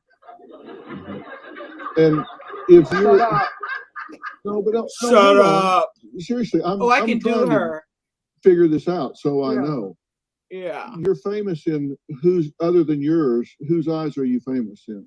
The Globe. The Globe. Yeah. On YouTube, you have less than 10,000 subscribers. Oh, no, that's it's a glitch. It's a glitch. No, it's not a glitch. It's the number of followers or subscribers you have. No, Dr. Phil, it's 100% a glitch. It's it's supposed to be a capital B at the end, not a K at whatever. I think I'm at 7 billion. Do you know what the world population is? I don't keep up with what 12 billion? The fours, really. I think you believe it's 7. I just is it 7? Do you have a story or a question for me? Okay, so yeah. So basically, we all following her because there's 7 billion people in the world. Everybody following her. We all, but see, the thing of it is, we have a lax in our internet connection because she's just getting to us, but we already been following her. Okay. It's just a lag. It's kind of like that ocean Wi-Fi. You know how ocean's Wi-Fi is, right? It's kind of like that. It's just getting here. Oh, Lord. Okay, let me stop. Yeah, there's 7.753 billion people as of 2022 in the world. Well, I don't know. I thought it was more than that, but okay. That's enough. But see, that's just 2022. So now 2021 is 7.87. But there's babies being born, so it's going to be going up more than that once they get a Social Security number, honey. I'm born. I wonder what a baby's born. I wonder how often in the United. Or is that in the world? That's in the world. This is the world. Yeah. You said that's just the world. this the world. This the world. So do you believe in that outer space, like aliens and UFO? We were talking about that up here on the panel that came. I believe that there's another part of life somewhere that they have their own little thing going on. Wow. Okay. Yeah. It's like when I hear people say that, it's like I never even thought about it. But now that you ask me, no, I don't, because I never thought about it. But it's amazing when I talk to you, like you and other people, like most everyone, like already have these thoughts, and already have, I believe that. I've thought about that. Yeah, then like me, okay, let me think about it. Oh, no, but I never thought about it before. But so do you believe in the afterlife? Yeah, I believe in heaven. Yes. Oh, okay. Because some people, sometimes some people be like, "Girl, what you mean? Ain't no afterlife. Ain't no." You know how people got their own things. So, and that would be, you know what? Let's just talk about this just for a little bit. Okay. So literally, if there's no afterlife, what would be the purpose to do anything good here, or to do anything to do anything? Because there's nothing to look forward to or not to. There's nothing to resist or to be an example for, or I don't know, like to promote you. It would be nothing. It'd be like, why do anything then? Just wait till you die and then there's nothing. I don't like it. Like each his own when it comes to that, because some people have a faith, some people have a religion. And some people believe in a higher power, a divine, vibration or division or whatever they want to categorize as, but I guess they feel like it's best to believe and have something, a faith in something, just to stay in order and structure in the universe and the world. And then hopefully, if there is an afterlife and to them or whatever, they'll see it. But again, I do believe that there is. However, have I seen it before? No, because I didn't die and come back. And all I know, the people who did die, they didn't come back to tell me that there was. So, okay, so go first. Do you believe in reincarnation? Hell, definitely, yeah. Like I believe in that. Hell, yeah.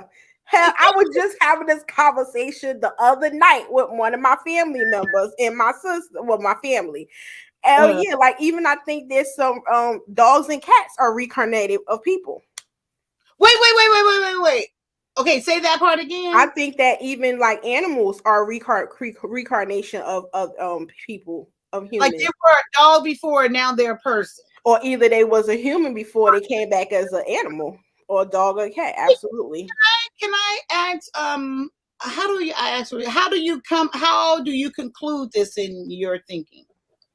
I hope that's not a disrespectful. I'm just trying to ask. No, just like because at the end of the day, you can't. How I conclude that into my thinking is because at the end of the day, I feel that animals has a spirit, has a soul. That's a spirit. That's an energy force. That's a force of an energy. So anything that was as a force of energy to me, that's a spirit source.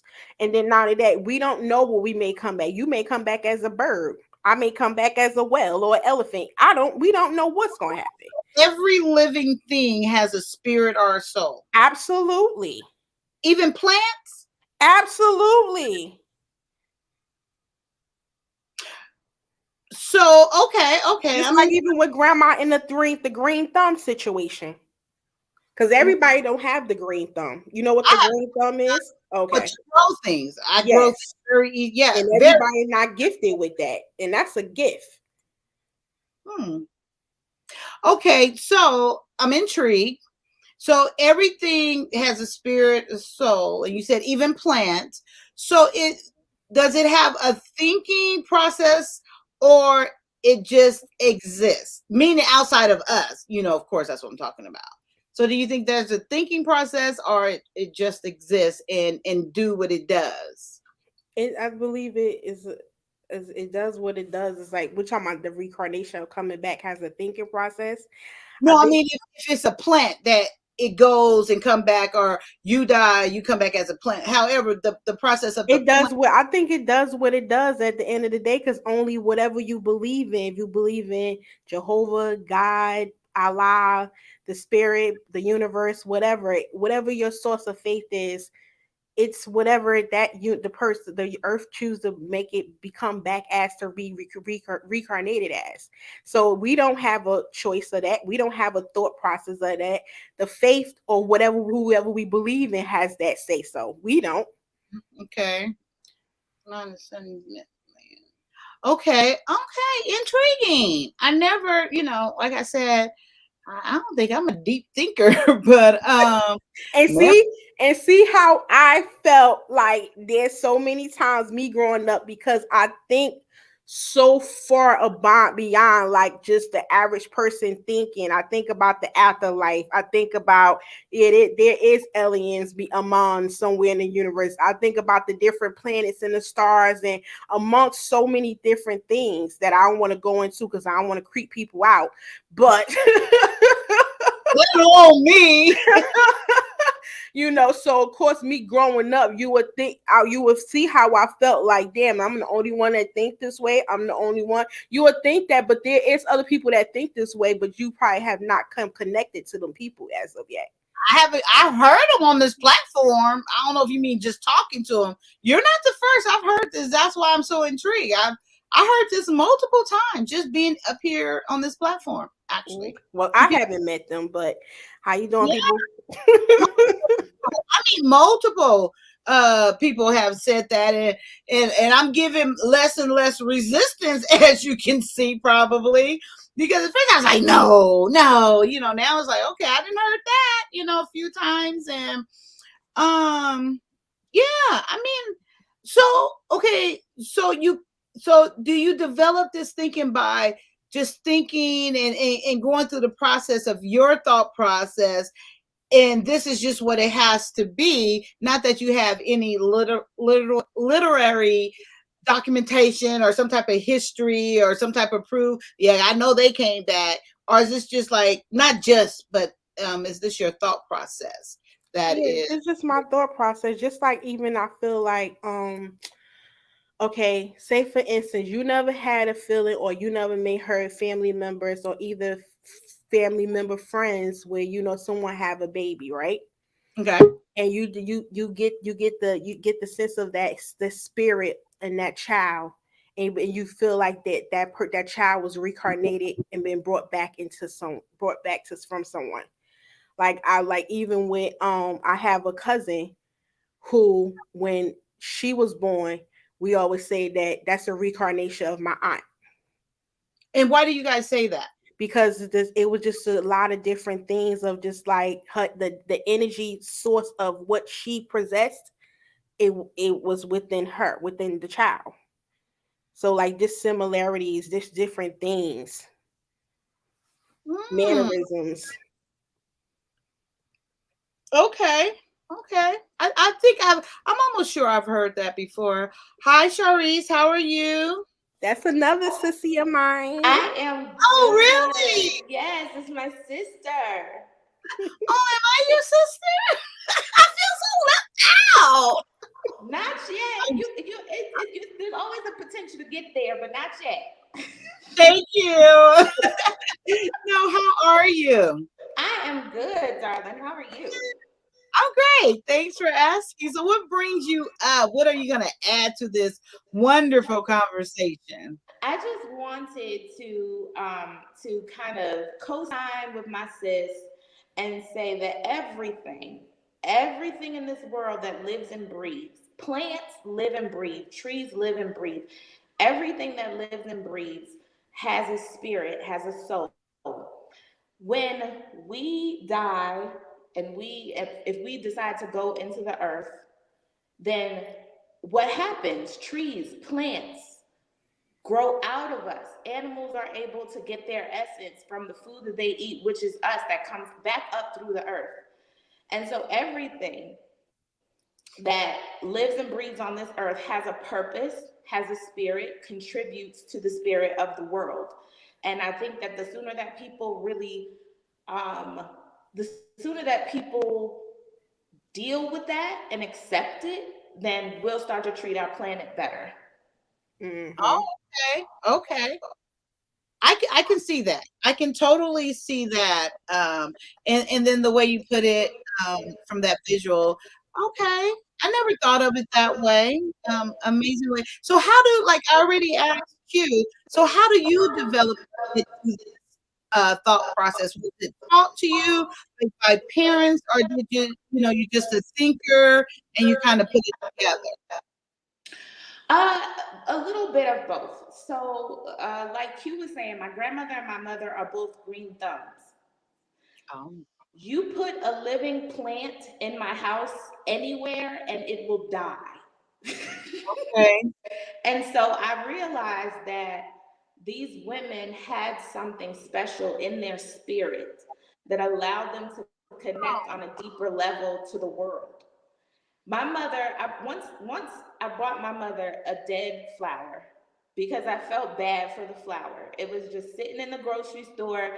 It was dying. They had marked it down to like $3 and they were going to throw it away. So I bought the flower and I took it home to my mother. My mother planted that flower 10 years ago. And to this day, it still comes back every year as a big, huge bush. Wow. You know what's so okay?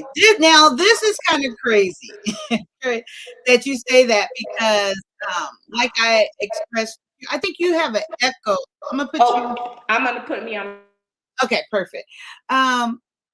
It's amazing that you said that, because like when Q brought up a green thumb, I've been told by people I have a green thumb. I'm like, yeah, but I didn't really think anything of it. And just like your example right then, my mom, it didn't matter how big, how beautiful you put it in her house. She, it's going, it's dying. And anything in my house, like Ocean always teased me that that's fake, but I grow anything, everything easily, grow plants to the roof or whatever. And every time I would buy my mom a plant, or she would buy her a plant, and it starts going, not dying, she'll bring it to me, and just like you said, it'll just be revived and it'll just go. I mean, like with little or no effort for me. And I never even thought of it.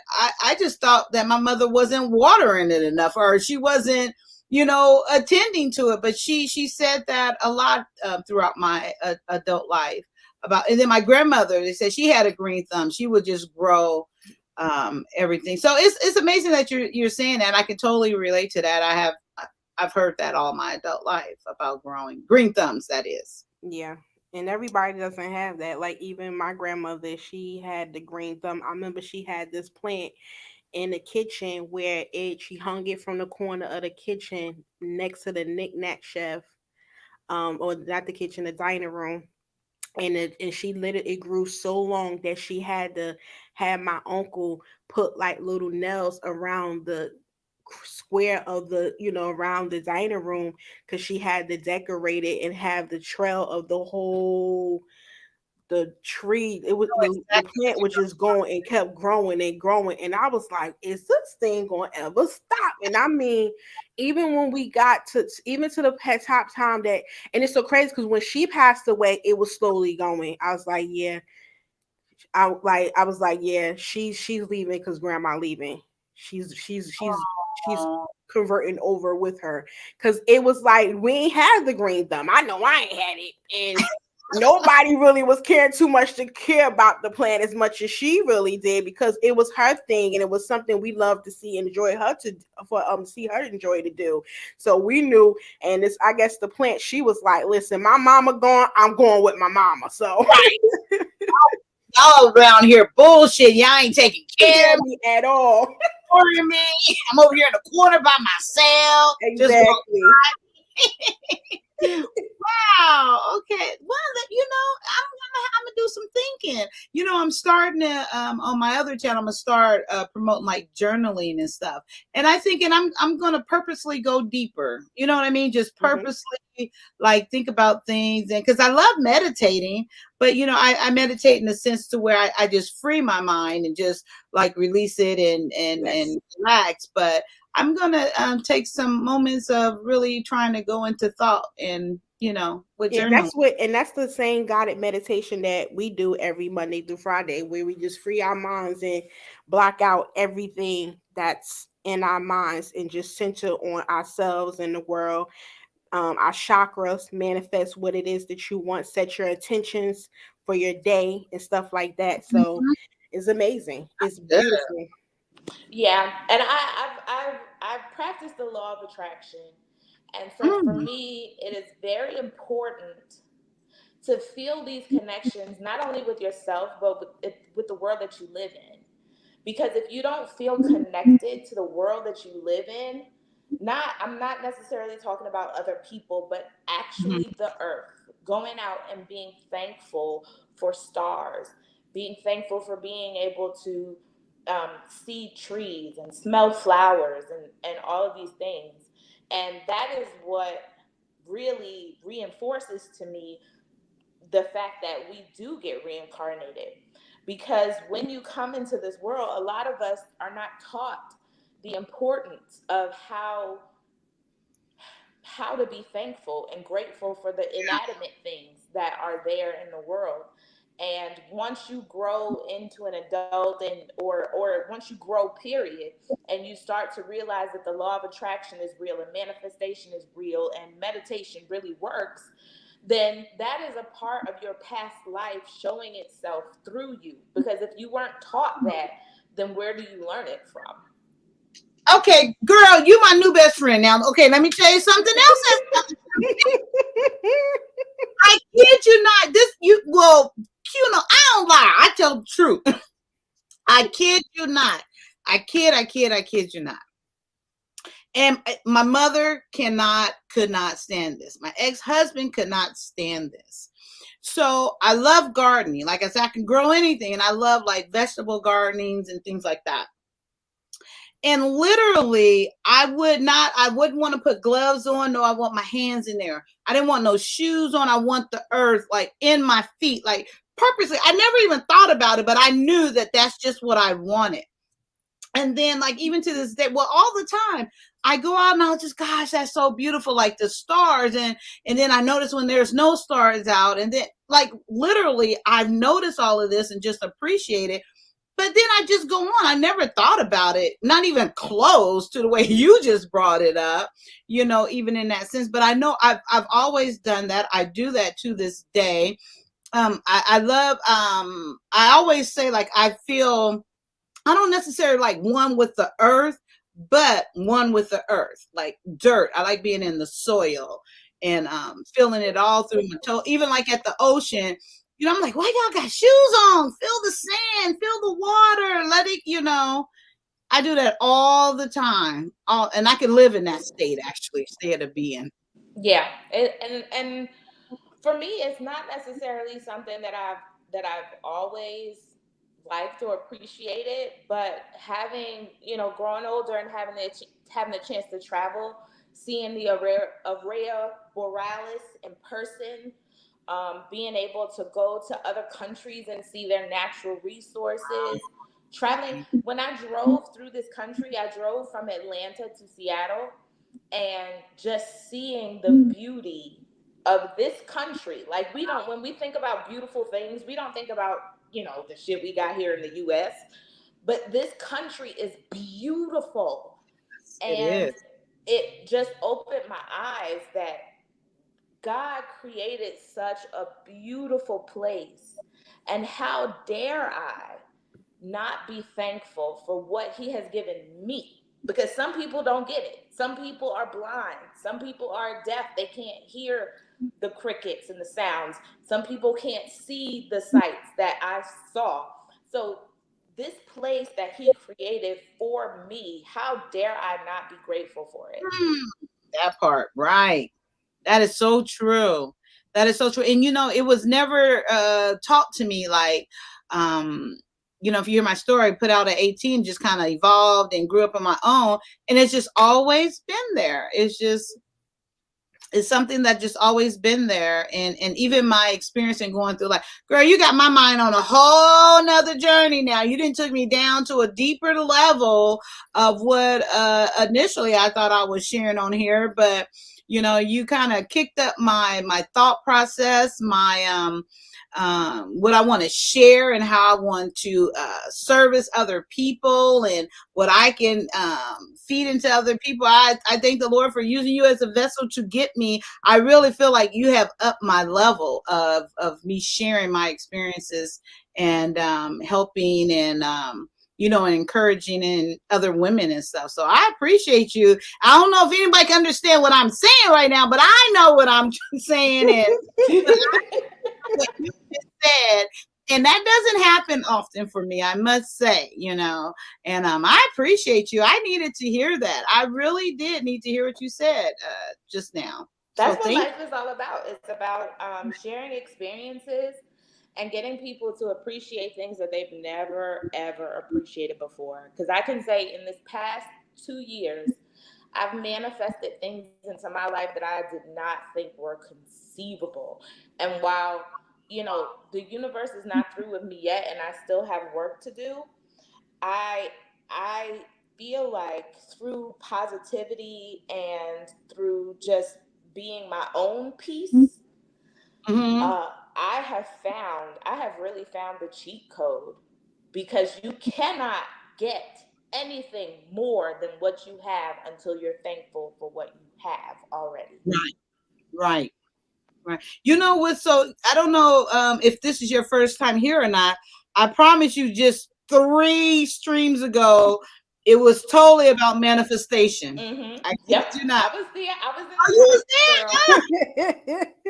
Yes, we were just talking about manifestation, and I totally 100% believe in it. I think my whole life, every step of the way has been revealed to me or manifested. I think it's interchangeable with me and my spirit, because I've always been in line with my purpose, that it's just been easy. And I do want to use the word easy, because even in the challenging moments, I've always been comforted by my spirit. And so even though it was challenging, and no, I don't want to go through it again, but essentially it was easy because I just relied on him, and I knew everything would always work out. And for the most part, I seen what would happen. Not seen it. Yeah. Yeah, it's all there. It's all in your vortex. It has been written. Everything that you want is already out there. You just have to align yourself to go get it. Right. And I learned that because I was blocking myself. I was in a place where, I was so hurt about the things that happened to me in my childhood. I was so afraid of things that were to come that I was not allowing myself to be aligned with the things that I wanted in this world and the things that were already there and already written for me. But God did not put anybody on this earth to be less than or to feel less than. You just have to find what you have set. You have to find that intention, and it will come to you just as easy as pie. There's nothing in this life that, like, a lot of people ask me, oh, marriage must be hard. It must be hard for you to have been with this person for all this time. No, because I know that God created him for me. And especially since my father passed, I know that God created him to be able to take over for my father when my father couldn't be here anymore. Wow. And therefore, everything that happens between us, it may provide a challenge for us, but it is never difficult, because I always want to be here. I always want to be in the space that I'm in. And when you appreciate the space that you're in and you want to be where you are, then the next thing is just around the corner. See that part. Exactly. I totally align 100% with everything you just said. I love the union of marriage. Yes, it is a little work, but it is a beautiful, and I will use the word easy again because it really is. And if you're meant to be there, you live intentional, you know your purpose, and you choose it. You have to choose it. You know, you have to it's not hard. It's not hard. It's the people that makes it hard. Right. And again, if you want to be there, you as the people won't make it hard either because you want to be there. So you want to make sure it's as easy as possible. Yes. Yes. Yeah. Okay. I see you. I do. I'm telling you. I give people like a hard time. Like, you ain't gonna come here just feeding into me. No, ma'am. But yes, you did. Into the side door. That door over there. Oh man. I really do. I appreciate that conversation. And yeah, thank you. Do we want to continue on with this nonsense, with this buffoonery over here with this non-melon girl and laugh at her and we are famous? Yes, because I have some things to say about her as well. Okay. Amen. That's what I'm talking about. So do you want me to continue or would you like to say something about what we already seen? We're going deeper. There's much more. No, continue. I'm going to do a cumulative commentary. Okay.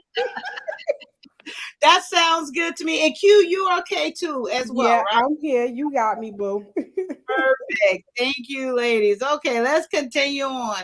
So now we're going. This is another video that Jay sent me to share, and let's look at what is this Asher show, the Asher show, and we're gonna respond to his response or to her, all of it. Let's go.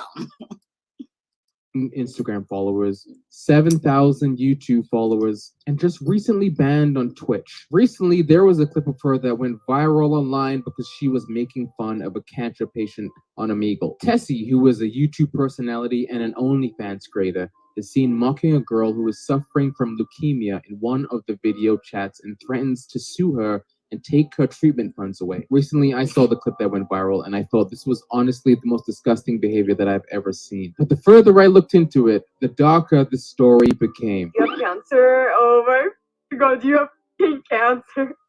You are such a loser. You're wearing a wig because you're bald. You guys really want me to apologize, then I'll fucking do it. But just know that it's gonna be fake. And I'm relevant and you're not. This is why racism is good. This is why I believe in racism. If you get cancer, never, bitch. I'm way too beautiful to get cancer. Save your breath. This is just the beginning. This is just the beginning. To me.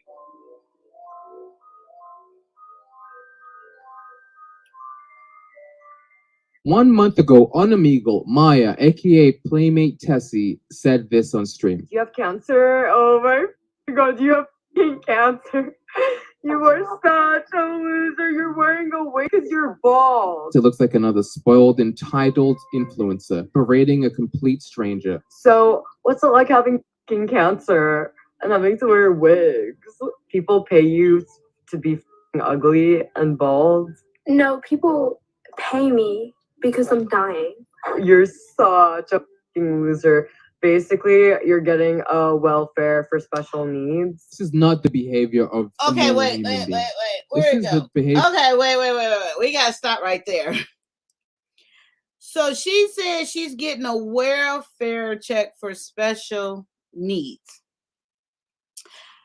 For one, we was just over here having this beautiful conversation about spirits and being enlightened and all of this great things and manifesting things. How can we apply even a little bit of that conversation we had to her, and what does that look like? Can I go first on this one? You sure can. I wanted you to, yes. So I used to beat people like her up in school. Okay. I used to beat up bullies. I did not like people who bullied people. I didn't like people who made fun of people who had speech impediments. I fought some of my own family members for committing that crime. But then I grew older and I realized that these people, even though we want to kick them in the face, are victims as well. Oh, okay. Because the reason why she is doing what she's doing is because she feels less than. And if anybody knows me and knows my podcast, I'm sure that maybe none of your listeners know me or my podcast, but well, they got to know right now. Hold up. We got Kay in the house, I think, still. Brianna, okay, you go ahead and share that, and we will share that link. Go ahead, tell us the name of your podcast, and then just whatever you want to say about it. Then we'll get back to this. Okay, so Grown Ass Folk podcast is available on all of the places where you love to listen to podcasts. It's Grown Ass Folk with no S on the folk. You can find me at Grown Ass Folk Podcast on Instagram, Grown Ass Folk Pod on Twitter. But the basis of my podcast is that I discuss with millennials the reason why we are so fucked up in relationships. Oh, all relationships, not just romantic, but platonic, familial, professional, all of them. And so this plays into that because a lot of people who are, I would say people who are between 38 and 50, they love to talk shit about millennials, but really I think a lot of them, especially the younger portion of that group, what they mean is Gen Zers. Because if you are 41, you are a millennial. And a lot of people don't realize that. Yeah, but you are. The problem that we have with Gen Zers is that they are the participation trophy generation. Wait, they are the what? Say that again. They're the participation trophy generation. Wow. Okay. They are the generation of kids that even if you suck, your parents are telling you you do not. Even if you suck at a sport, you show up and get a trophy anyway. Even if you are bad at what you're doing, your teachers say, oh, this is good, but, just correct 1, 2, 3 when you need to just scrap the whole damn thing. Everybody who is either a millennial or a Gen Xer knows that our parents, who are baby boomers, are very critical people. They are the people who said to us, that ain't shit, you ain't shit, find something else. Period. Point blank. And so when you get these kids who are influencers, they are the generation of people who your parents told you, oh, you're so beautiful. Like now, people attack me all the time because I tell somebody that because I say a baby is ugly. Wait, girl, we are so aligned. I've done that. I called my own daughter ugly. She was an ugly baby. There are ugly babies in this world. People try to act like babies can't be ugly. There's some ugly kids out here. You know what Girl, I'm saying? You my new best friend. I'm sorry, Kim. So listen, it's all good. At least you got my sister. The point in all of this is that these kids feel like this type of behavior is okay because they've grown up with their parents telling them that they're good at shit that they're not good at, that they're pretty when they're not, that they're millionaires when they're not, that their parents' money is their money when it's not. And this is what we get. Girl, that is so true. That is so. I damn near got my head chopped. But there are some ugly baby. And why do you say the shoes are cute or that's a cute outfit? Don't do that. Right. Like I do like they do in the South. When you show me a picture of ugly baby, I say bless your heart. That's my fault because I call it what it is, so I shouldn't do that. I gotta bless the horde. Just say bless the horde. Yeah, bless your little heart. That baby got on a cute hat. That's more deceitful than anything to me. Just don't say nothing. Right. Yeah, because I'm telling you, my baby was a micro premium. My daughter, she beautiful as all get out now. It did, and I knew it, and I knew people wasn't real. And she came premature. She was still in the hospital when I went back to work, and of course they want to see the picture. So I had so much fun. I showed pictures. Oh, she's so damn lie. I said, that's an ugly little baby. What the hell, Kaya? We can't believe it. I said, we gotta, and then my nephew, he just came to me the other day talking about, oh, I want to rap. Blah, blah, blah. Okay, all right. You young enough to be a rapper. Let's hear it. He spit his rap. No, nephew. Go back to art. Go to drawing. Go to college. Whatever you need to do. But this is not your calling. And these parents of these Gen Z kids, they're just not doing that. They're saying, oh, that was good, but don't mislead that baby. Right. Because then they grow into little entitled twats. Right. That, I'm telling, we are kinder sisters or whatever that is.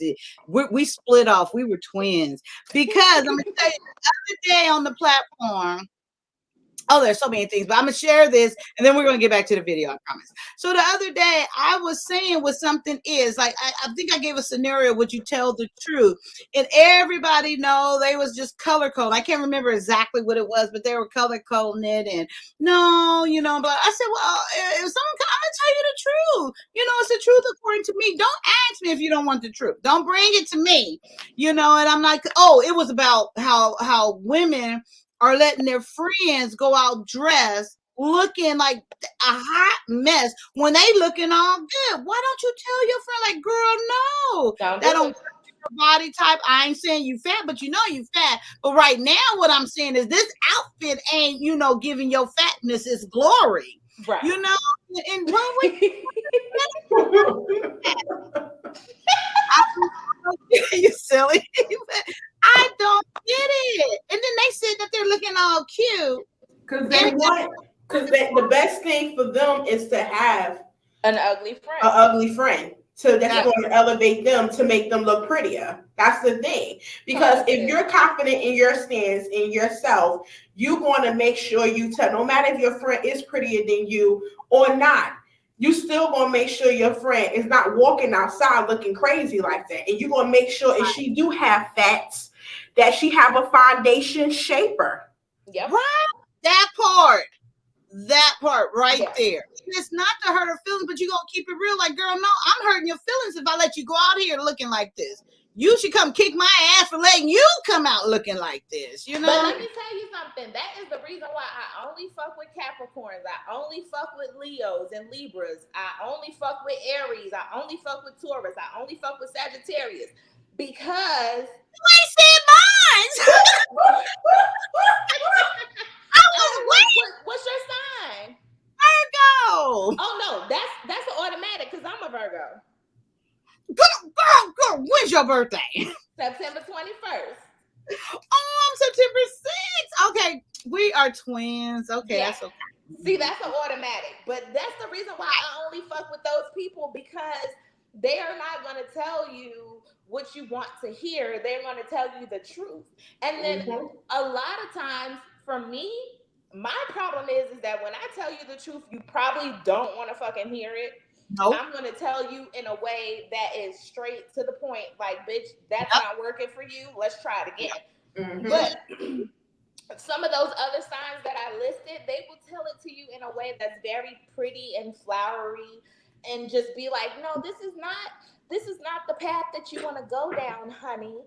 We want to find something better for you. You deserve better in your life. I'm going to be like, bitch, you look stupid. First of all, I'm a Sagittarius, and I'm telling you exactly how I think it in my head. Bitch, take it off. Bitch, take it off. Wow. Let's try another one. Cool deal. Okay, they're getting antsy. Let's give them what they came here for. Okay. Rewind. Thanks, Sharice. Okay, it's over to you, love. What's over to me? Wait, I missed it. Oh, you was talking about the girl, the little privileged little white girl over here. Oh, yes. So, yeah, no, I was pretty much done. It's just I feel like that situation is because that particular group of kids, basically what these influencers are kids. Yeah. They have been so privileged in the way that people perceive them that they feel like it's okay for them to go out and be ugly to other people. Right. But let me tell you what's going to happen to that poor baby. Is she that one day she gonna be doing a video and that lace front gonna fall off. That's first of all. Second of all, that karma is going to come back to her threefold. Because what you find here on the internet is that people are trolls and they love trolling, and they get on the internet and they troll for 6 months and then you don't hear from them again for 2 years. Guess why? Because life is kicking them in the dick. Wow. And that's what's gonna happen to her. Wow. And you cannot possibly have all, followers and all of this stuff and have a platform and do dumb shit, and then it just continues and continues. Unless you Joe Rogan, that doesn't happen. Right, that part. So yeah, she's gonna get her comeuppance, and poor baby when she do, because probably some black person gonna come whip her ass. Ooh, and she ain't gonna be able to handle that, nor what comes after. Nothing. Not at all. Nothing. What about you, Q? You want to add anything to this? Well, I'm gonna take it on. I'm gonna put it on, divert it to another side. Oh, okay. Little, and I'm listening. Little bitches like that. To me, either someone hurt them or touched them in the wrong way, and they directed all their anger and pain, or either they've been neglected by their mom and not receiving attention. And I understand that social media is a free right for anyone to create a page, and that's cool and all, but it's not for everyone, and everyone can't do it. Not only that, but to come up and to say things to people, because there is freedom of speech, there's also a certain thing of humanity. Right. So whatever your pain, your trauma is, and whoever touched you, played with you, or did whatever to you, you need to now get some therapy. Because directing that pain on other people, you're going to find the right one that's going to give it right back to you, just like Cherie said, and beat the shit out your ass. Because the same energy that she's using and she's showing on this social media, she's not going to do. I guarantee you she don't do that on the streets. Right. I guarantee you she don't do it on the streets, because she know what's going to happen, what's going to come to her. So, but the thing is, that's what people do. People do that. Bully people, hurt people. And toxic people love toxic shit. So that's basically the number up on the other spectrum of that one. Right. Okay, let's get back to the old privileged, famous white girl. Let's get on back over to her. Of a narcissist. If you look at Playmate Tessie's Twitter, she's full of herself. She has a picture of money in the thumbnail. Her name is Shut Up, owner of the World Star, Reddit, YouTube, and Twitch. She tweeted a couple days ago, "Living so rich. You're all effing poor. Don't forget, losers." Any person that has any criticism about her, she calls them jealous, poor losers. A really great, big, really miracle is about to happen to Twitch. Twitch is so lucky because Twitch is so close to having a real celebrity enter partnership. Real talent will be joining partnership. She admires herself way too much. She thinks she's a celebrity. I'm relevant and you're not. She only has 742 followers on Twitter, but she thinks she's a celebrity. Her own father called her a narcissist. You are a narcissistic drama queen. I really think she needs help more than anything else. But let's continue watching this video here where she's on Omegle making fun of the girl with cancer. No, I'm not putting this in my video. I get canceled, bitch. I'm never gonna get caught. Playmate Tessie is seen here talking about how she's never gonna get caught. My supporters will not, you're never gonna expose me. My supporters will never know that I call fat, ugly just losers like you. That she's gonna sue the person she's speaking to if she tries to expose her. Who even are you? Since I'll literally take all of your cancer money and like I'll sue you for all your wigs and cancer money. Oh my god, I'll literally sue you for all your chemotherapy. She also even goes to say, I've done this plenty of times before. I've done this plenty of times. So you find out that I mean my shit, try to cancel me. I've never been canceled, and you're not gonna be the one to cancel me, and I never will be canceled. Try canceling me, and I will literally take your Make-A-Wish and all your cancer money. I'll sue everything. I'll sue you for all of your cancer, and sue you for everything you have and don't have. I've done this so many times. This is just the beginning of Playmate Tessie. Obviously, we can see here Playmate Tessie is unapologetic. She doesn't care about what she's saying or who she's saying it to. She's never going to get caught.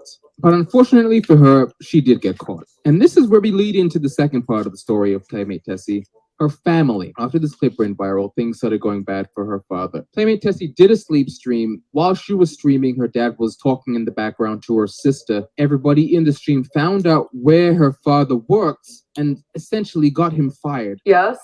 I need you at my house. I'm gonna be home in an hour. You better not be there. I'm trying to delete. I can't delete it. I don't know. You should have never ever had it on. I was sleeping. I didn't know you were screaming. It doesn't matter. You stop screaming in my house. It just cost me my job. Live stream. Get the my house. I can. Get the my house. I was sleeping. Go to a hotel. I don't give a. Get out. I can't. I have no Wi-Fi. I can't book. I really wish the story ended there, but it continues, and not for the better. Playmate Tessie calls the police, saying that her dad is threatening her. I don't have a chance to move. I have no internet. He is saying that if I don't leave, that I will be like he is threatening to hurt me, and he's coming back in an hour, and I have to leave immediately or he will harm me. And no notice, no anything. I am 18. But there's no notice. I'm just being told right now on the spot. It's 1 a.m. in the morning, and I'm being told that if I don't leave, that I will be in danger, that my life is being threatened. Right, and I'm fully capable of moving. Like I work all the time. So I do the internet. Like I do YouTube and like stuff like that. YouTube, Twitch, whatever. I'm financially fine. Basically said that if I am not out in an hour, that he is going to like seriously harm me, and he said that I better be out or it's over, and he's gonna hurt me and like he's gonna like whatever. And then my sister's banging on my door, and it's really scary, and my dad's like threatened to kill me multiple times. No, he is not there right now. He said that he will be back in an hour. So I'm terrified. Like I need help. Does he have any weapons with him? Yes, he has multiple weapons, and I do. And it's like, I don't know how he even got access to the weapons he's got. He has mental disorders. He has multiple guns. He has swords. He has so many guns and so. Okay. Yo, I Wait, can y'all see this mask on her face right here? You see it?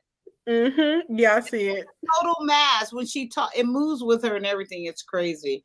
But yeah, so okay. Who's gonna go first? Hey, Yella, welcome.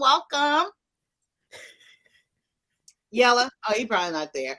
Okay. Oh, what's up, ladies? What's up, Kaya? What's it, Pillow Talk? What's up, Sharice? I heard white women in Twitch, so I figure I'd come on up. Yeah, I knew that would attract you. You heard it all. Oh yeah. I'm speaking my language. Right. Everybody want to lead the black woman because we a hot mess as black women. You heard about that, right? We a hot mess. You see my avatar, right?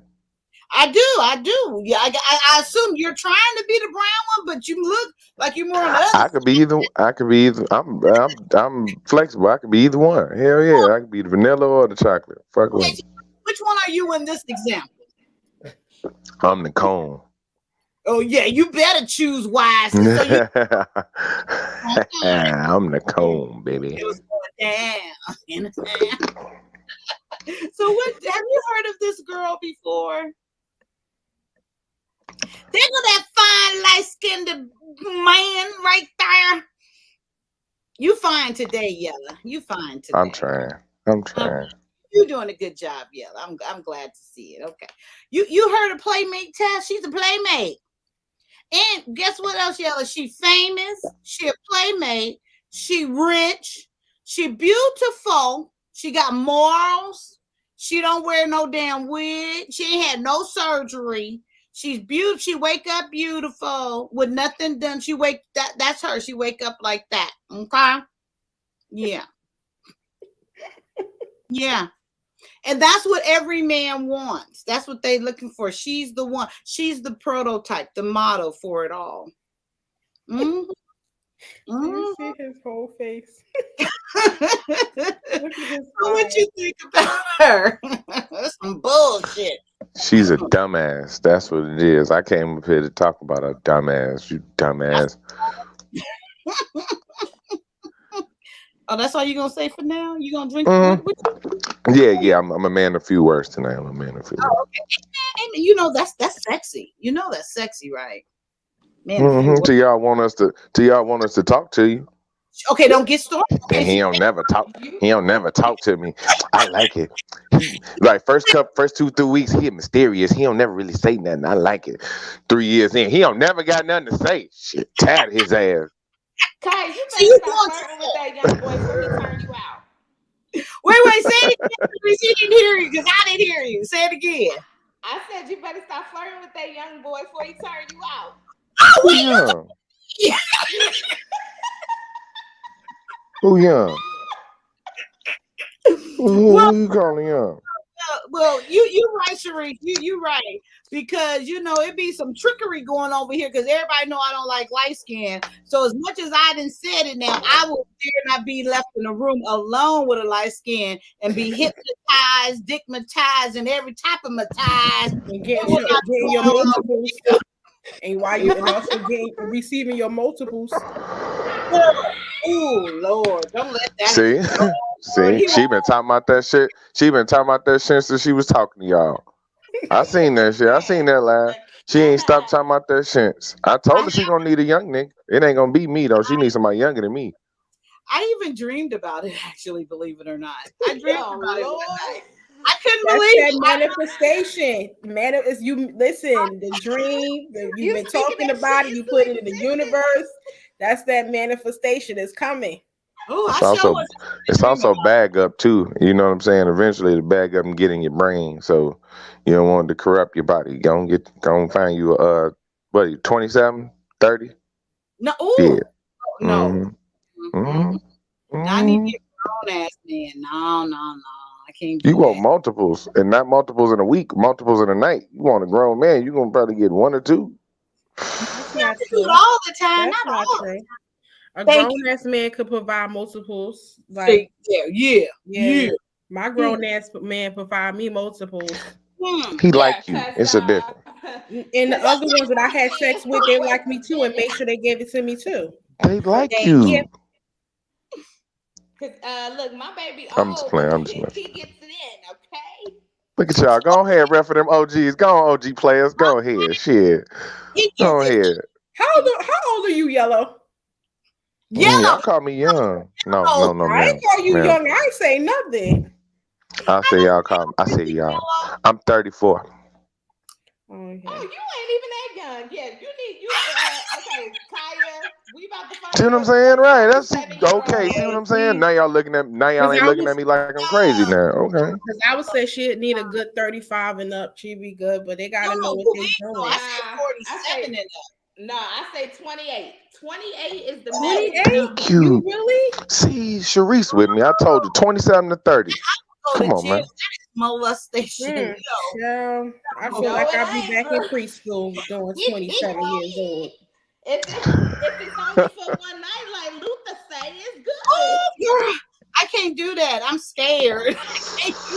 I feel like I fell into the cougar den around this month. Like, wow, what y'all on? Y'all ain't gonna never leave now. He ain't gonna never leave. You better take your blood pressure medicine before you fuck with one of the 28-year-olds. Okay. Oh wait, Q, you're not married either, right? Q? No, I'm not married. Talking about both of us, right? But you in the relationship. No, I'm not in a relationship either. Amen. You know Hey, Q. Oh, see how quickly he leaves me. You see, that's what I'm talking about. That's that bullshit. I said, I've been declared. I've been declared. I'm single for the rest of my life. That don't mean I'm unavailable. What's going on, Q? And that's what I was saying, because I say there's somebody taking care of me doesn't mean that I'm in a relationship. Just the fact that I have a permanent penis that's been doing what he's been doing and know how he's been doing it very well. Girl, that's it. Look, that's how you stay safe. That's how you stay safe and clean and all that good sugar shit. You know? How we get off the white girl? I don't know, because she bored as hell. I want to beat that bitch up. Because first of all, you talking about cancer patients, right? And like talking about how you talk. She gonna say, "I'm gonna sue you in your cancer." What? Shut up and get your cancer money. Yeah. And they're gonna say, I've been doing this all the time. I never been canceled. Guess what? You just put in the universe, and guess what? Your wish has been granted. Right. Canceled. Like I just can't with little chicks like that. Oh my God. Right. I'd rather talk about penis before talking about her. Well, wait, you know, y'all showed me some thanky things over there on Red Lipstick Vibe chat yesterday. With the brown on the brown, you know. So let's get a little bit, because it was some bump. You know, and I got over that hump. You know, when you get over that hump, it's been so long to where you don't crave anymore. And then that put a little spark in it. And I think I had the dream before that happened. But anyway, yeah. We talk about penis. I want to know what it's like to not. I'm a pervert. Jeez. Me too. Okay. Well, I'm not a pervert, but I'm very sexual. I love it. Embrace it, ladies. Embrace it. Embrace it. As I get older, it's like even more. Yes. Mm-hmm. Yeah. That's what's fucked up. And see, God got a sense of humor. Right. Because why he give us menstruation and then make that the horniest time of the month? You girl, you ain't never lied. Never like, lied. Why does he do that? Never. He got jokes. Ain't nobody tell me. That is so true. The horniest part. Yes. And then you being like, oh, you brought it down. Right.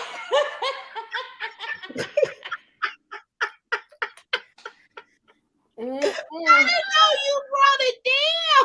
You did it. It's your fault. Always. That's what y'all be on. Okay, but to answer the question, I think you were about to ask, how do you get over the hump of not getting any? Yeah. Oh. Like how I don't understand how women don't not fuck. Come Period. Come on, man. Okay, I'm gonna tell you. I'm here to tell you. All you gotta do is ask. I'm here to tell you.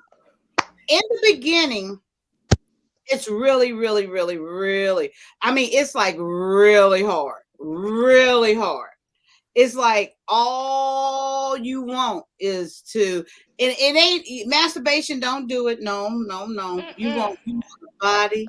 You want that brown pea now. You want to be penetrated. That touch. You want everything. Or licked at the very least. No, you want it all when you But then so you get to a certain point, right? So you have to stop masturbating. You have to. And you have to get over that little hump. And I want to say maybe 3 days, maybe longer, but get over that hump. You have to resist. And then you reach a point to where it's all good. It's no desire. You don't think, you're not just sitting down about to, come right on yourself and just, it's not just pulsating down there. It goes away. It really does. And it becomes easy. I'm gonna tell you guys, I'm gonna tell y'all secret. Them eyebrows. Yo, I can't. Yes. It's been almost 2 years. I can't even believe it. I know. I know. Girl. Have not I'm been passed out. I'm with a man. passing out. Hold on. I know, girl. It's I thank God. See, he got jokes, but he give you, he help you out. He has grace. And you got, once you get over that hump, you're good to go. They kind of tricked me the other day, showing me that that brown on brown, that HUD, that porn HUD stuff. You wait, we ain't tricked you. You was asking quite when when it's like you ready to ask and be educated, you start asking them questions, and we're gonna leave you to the water, to the fountain, and it's your choice to drink it. Oh, y'all was impressed about my moaning skills. That part, yes. And I said I'm not attracted to porn or whatever, and I never seen black people in porn, and that's when y'all directed me over there. Mm-hmm. And it was a beautiful sight. To the Pornhub. Who? Me. What, girl? It was a beautiful sight. I don't really. I still don't care. Well, in my situation, I don't want it at all. But it was beautiful. I was asking, like, are they really that long and big and? Yes. Really? I was like, wow. And yes, she was they come in all different shapes and sizes. Girl. And like you, and then Cherie, she was like, "Do you prefer a long and lean? Oh yeah. Or either a short and stocky, girl." Thick.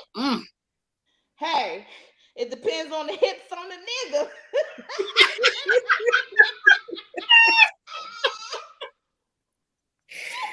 Oh man. Wait. The hips, because he gonna need some good hips with that short and stocky one. He gonna need Got to have good hips with a short and stocky, because then it's like you ain't going to be able to hit the right spots or not, especially with a chick like me. I'm thick, so you gotta get in there. I prefer the tall and the tall and the lean. That's my jam, because you know what they say about tall men. What? It's true. It's a lie. Well, the one you had was. Okay, amen. The one I had was a lie. Oh, the rest of them, girl. The rest of them. Tall, slender. Oh, okay. Yeah. God is good all the time. All the time. God is good.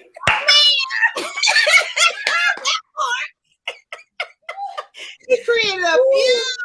But see, look, hey sissy, I got mad at her when she said lean and tall, right? Lean. She said long and lean and short and stocky. And I was like, she was like, oh, you can't change it. I'm like, what the fuck? No, I need girth, I need width, and I need lift. Ooh. Yes. Won't he do it? Oh, won't he? Girl, he did it. Because again, I am thick. There's no way, ain't no. It just and then, like I said, something to get in here. Yeah, you got to, and don't have a long thing. Don't have all that equipment. Then you get behind it. I bend over, ready for you to take it all and give it to me, and you don't know what you doing back there. It's sad. Nigga ain't got no rhythm. And then, especially if he got the equipment but don't know how to use the tool.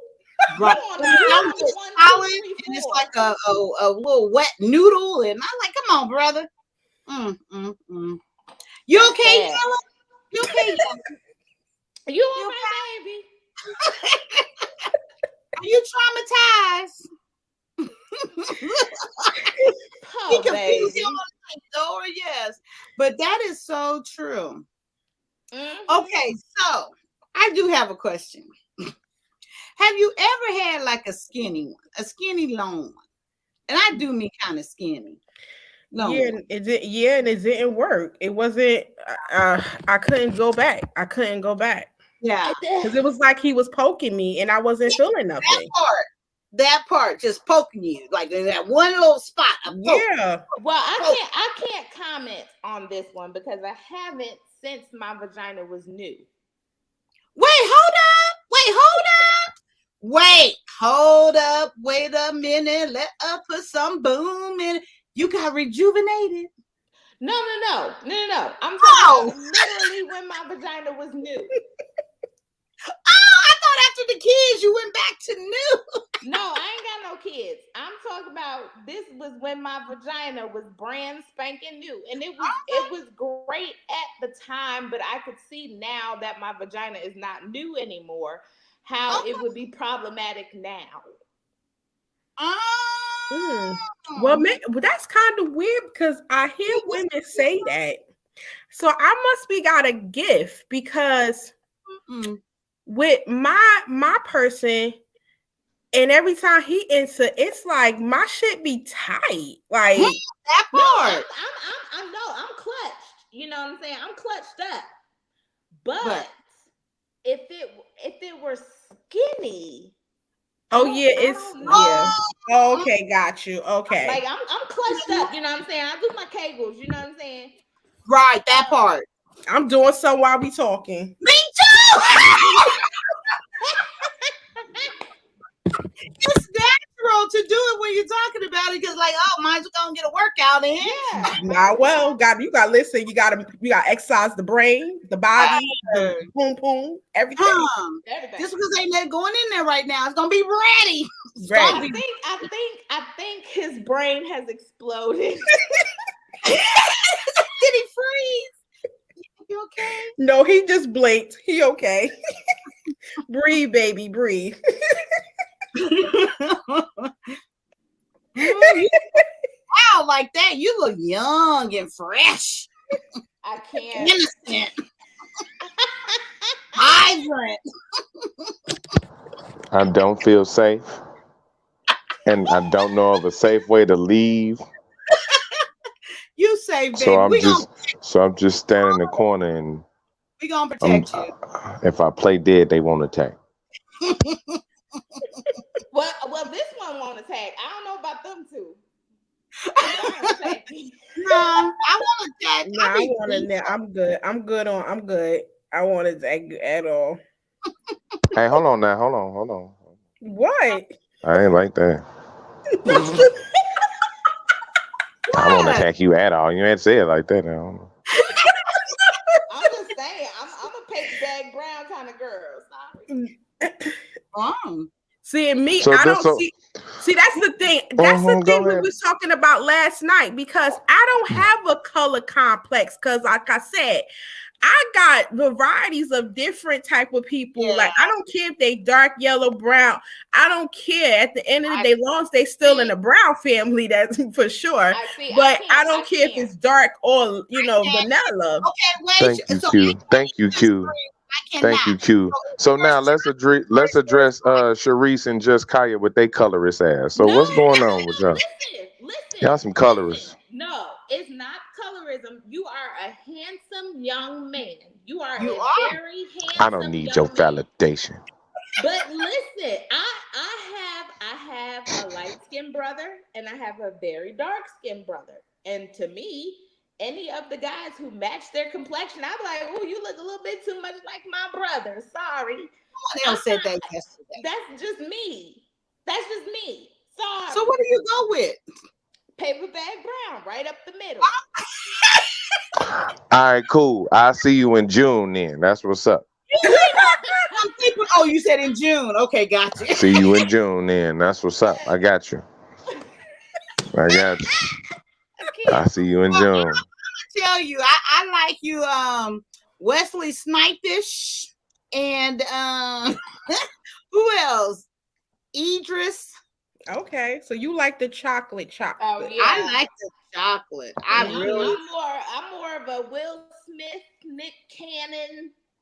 That's where I live. Oh, that's right there at Yella. That's right there on the border. You're south of the border. You're north of the border. You're north of the border. Just a little bit. Just a little bit. And me, I'm just all the borders. Hey. Listen, as long as I'm attracted to you and you're attracted to me and the energy is there and it's vibing and we good, the frequency is going yin, yang, yang, we good. I don't care what color you are. Ooh. You should see my son father. My son father is Puerto Rican, black, and Cherokee Indian. But you didn't have him. I have what?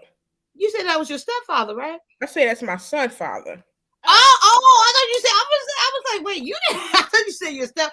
Okay, man. That's yeah, a beautiful if you thing. go on my, if you know, you probably won't see, because my son, like, he don't. I don't put my son on my page, but if you probably ever seen my son, you'll see him. Like, my son is light.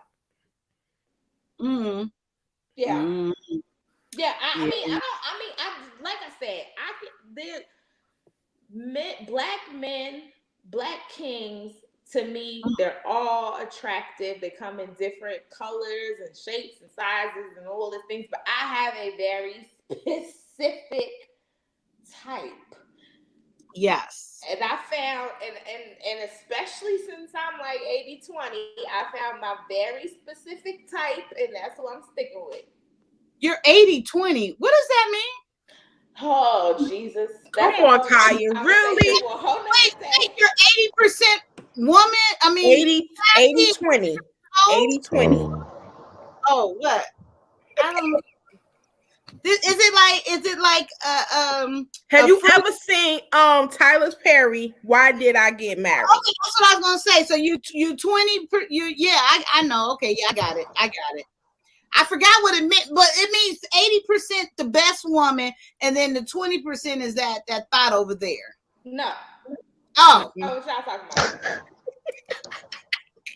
It's something like that. What is So, your 80-20? so I'm finna say, just, hey, Sharice, what do you mean by 80-20?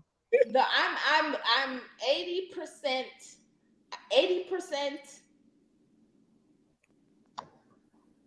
with Colorist? down with the swirl. Colorist? Oh, okay. Hey. Well, guess what? If you 80%, look, all right. Well, I got a proposition, Sharice. Look, if you 80% swirl, right? If you 80% swirler, I'm 25% Jewish. What's good? No, not that swirl.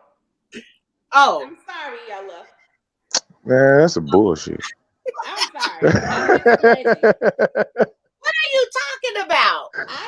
I'm bi. Oh, hey, that's all right. the 80-20 she's talking about. Like Coach? Hey. Not like Coach, but similar. Hey. Not like Coach, but similar. Hey, okay. All right. But you're married, right? Yes. So you're bi, but you're not practicing Bidenism. She said Bidenism. She said I'm attracted to women every day of the year. She said you're not practicing. She said it like it's a religion.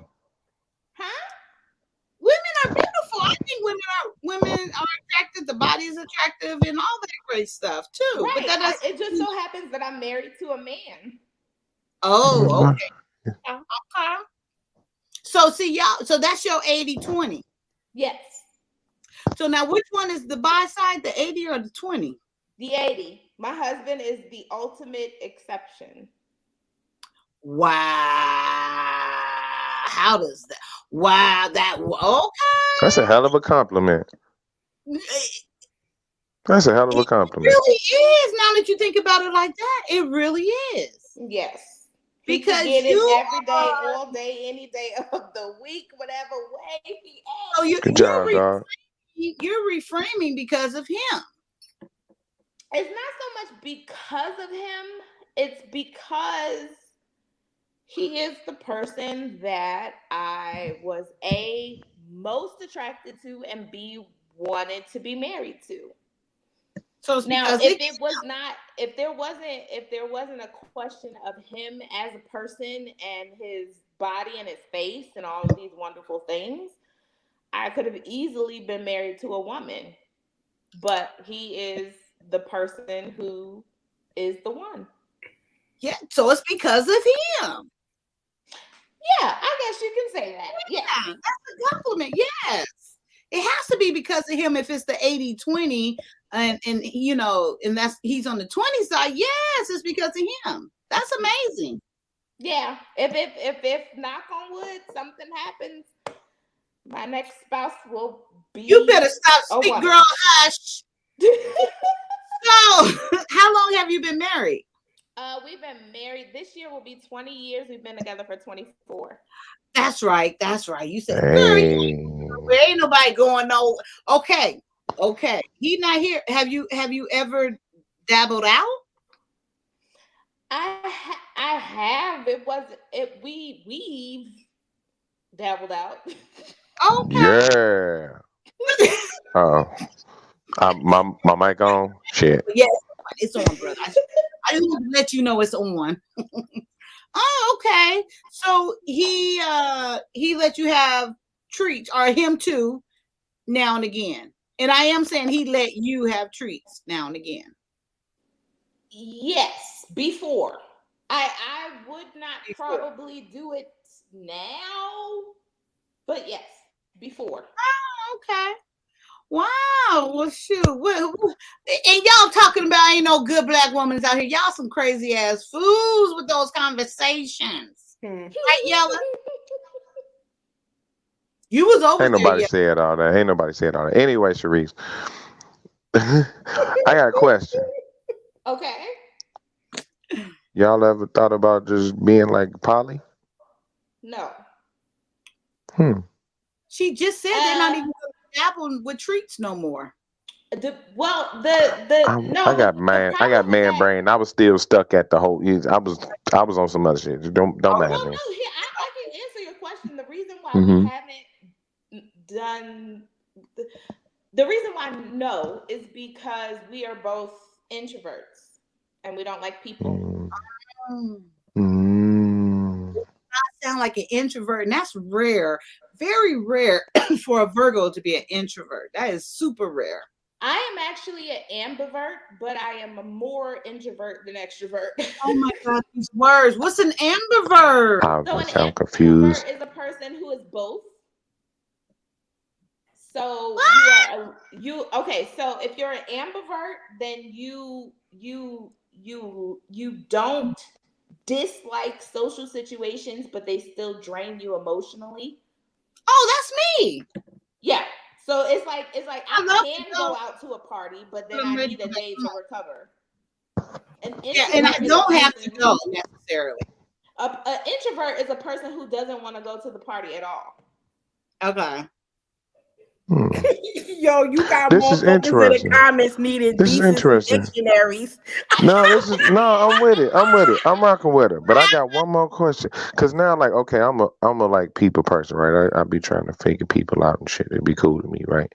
Can I ask you a personal question, Sharice? Not too personal, but it's more like about how your personality is. Okay. Do you feel like you indecisive? No, I'm very decisive. No, Virgos are not indecisive. I'm very decisive. I know exactly what I want. When, like, a lot of men be like, why don't women know what they want to eat? When I eat breakfast, I know what I'm cooking for dinner. Okay. Oh, I'm not that good. Okay. So. It was just a thought. It was just a question.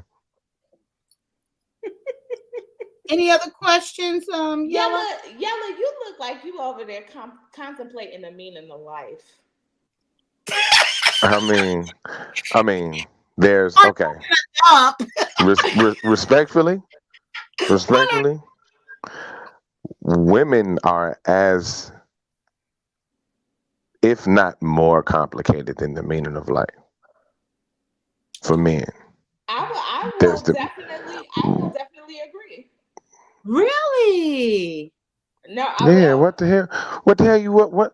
Hold on. Let me just be honest with you. What the hell you think you got 10 dudes up on the panel talking about women and they act? Because we trying to figure this shit out.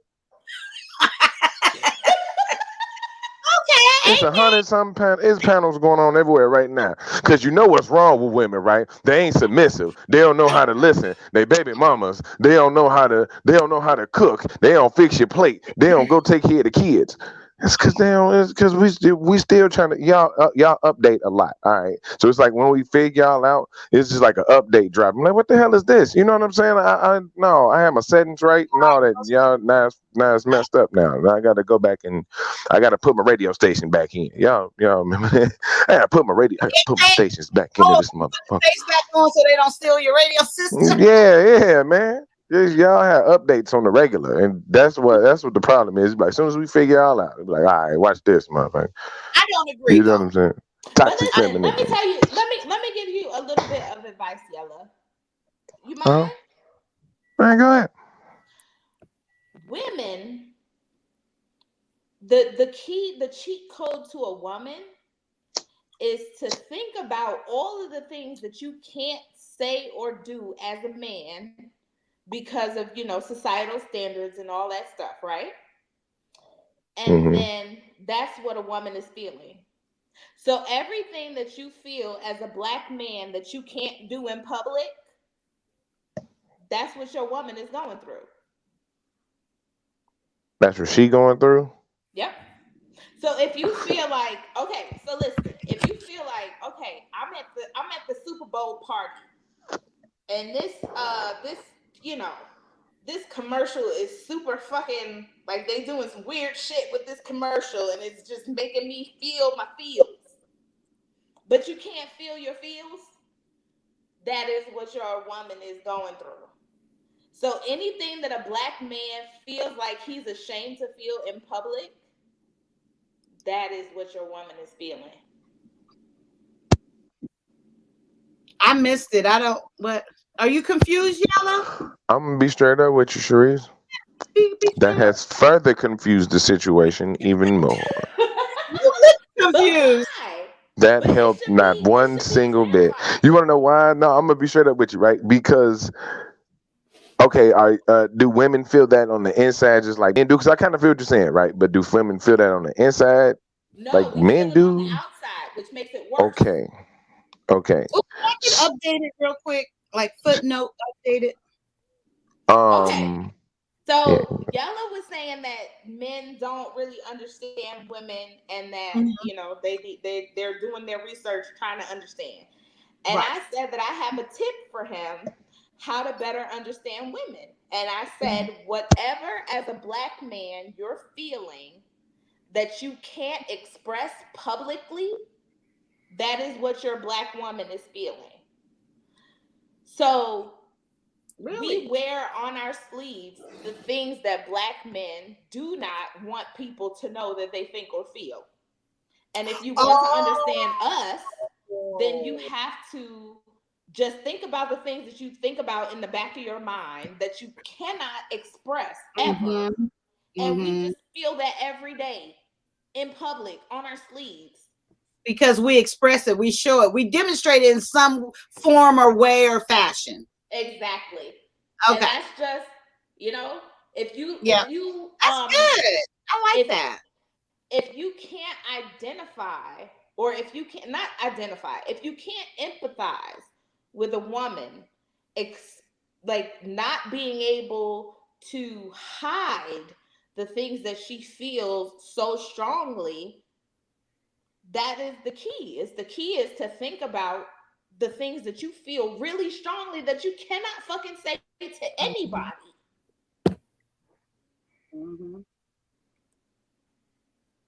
That's my 2 cents. That's good, Sheree. That is really good. Do you get it, Yella? No, he don't get it. Yella over there smoking. I mean, hey, I gotta, Q. That's how, you know what I'm saying? That's how I open up my brain to make a little room to absorb the knowledge. You know what I'm saying? Yeah. So I'm with you. I'm kind of with you, right? Because like we do as men and women, especially in our culture, we do have kind of like the same feelings about like life and being alive, and you know what I'm saying, how we have to struggle. I think where I'm at is like why we feel like those things is happening, and I think that's where the signals might be crossed, because I can understand feeling like trapped and shit as a man especially as a black man. Yellow. Well, I think you missed it a little bit by even starting there. that's what I'm saying. I'm kind of confused because I'm with Vic right here. Like, you know what I'm saying? I will have to. I kind of get what you're saying, but I will have to get like a more specific feeling. Like, you know what I'm saying? So okay, go ahead, Sharice. Oh, I'm sorry. So I see how do you know how men are feeling inside? So I am a little bit rare because I have a father who expressed his feelings and emotion. I have a brother who expresses his feelings and emotions. I have a husband who expresses his feelings and emotions because I am one of the guys. I can sit down with you, watch football, watch basketball, drink a Heineken, fucking look at bitches. I can do all of these things with you. So I get a little bit of the inside track of the man's inner thoughts and inner thinking. So I'm blessed in that way. But what happens is that when these men in my life, my nephews, all of these men get deep in thoughts and they get into their feelings and they shut off to the world, I'm one of the few people that they don't shut off to. So I can understand and hear the things that they think and say and do that they necessarily couldn't think and say and do around their best friend or a room full of niggas or, that sort of situation. So, like, for a man, say somebody says something that hurts your feelings. And I know that that's hard to put out there, that somebody hurts your feelings, but it does happen, men. Women and other people say things that literally hurt your feelings. But you cannot go out into the world and be like, oh, that motherfucker hurt my feelings. You know what I'm saying? You can't be like, that motherfucker, I got on mids instead of ones, and he said something about it, and that hurt my feelings. You cannot do that. Right? But thanks. Think about it. If that hurt your feelings and you can't or won't say anything about it in your group or in public, a woman, if I was to wear a pair of mids, which I wouldn't, but if I wore a pair of mids and somebody said something about my mids and I'm not wearing ones, I'd be like, bitch, fuck you. You know what I'm saying? I'm pissed off. Fuck you, fuck your mama, fuck your grandmama, fuck everything you love. Women deal with what's going on inside them. We deal with it out loud. Men don't do that a lot of times. What are mids and ones? Okay. Mids are cheap ones. What are ones? Are we talking about the mid? Are we talking about the mid cut or like the what is it, the 111s or something like that? We're talking about the mid cut. So if you have a pair of Jordan ones, I'm old as fuck. If you have a pair of mids, they cut off a part of that and they charge you like $80 less and they ugly. Well, oh, okay. You are one of the guys and one of the girls, girl. I love you. I thought you was talking about the ones, because I wear the mid ones. But that's no, it. I got it. Don't do it. Don't do it. Stop. Man, quit playing with me. I'm 34. I am not. I've been wearing mid top ones since 2002. I am not trying to hear. Like, if you don't like it. They're good, or is that bad or good? Are the mids? It's the mids bad for me, but I'm a sneakerhead. If you like mids, that's fine. Yeah. Oh, so you got the cheaper ones, huh? The knockoff ones, yellow, huh? They not cheaper. They just don't like the cut. They're not knockoff. They still Jordan.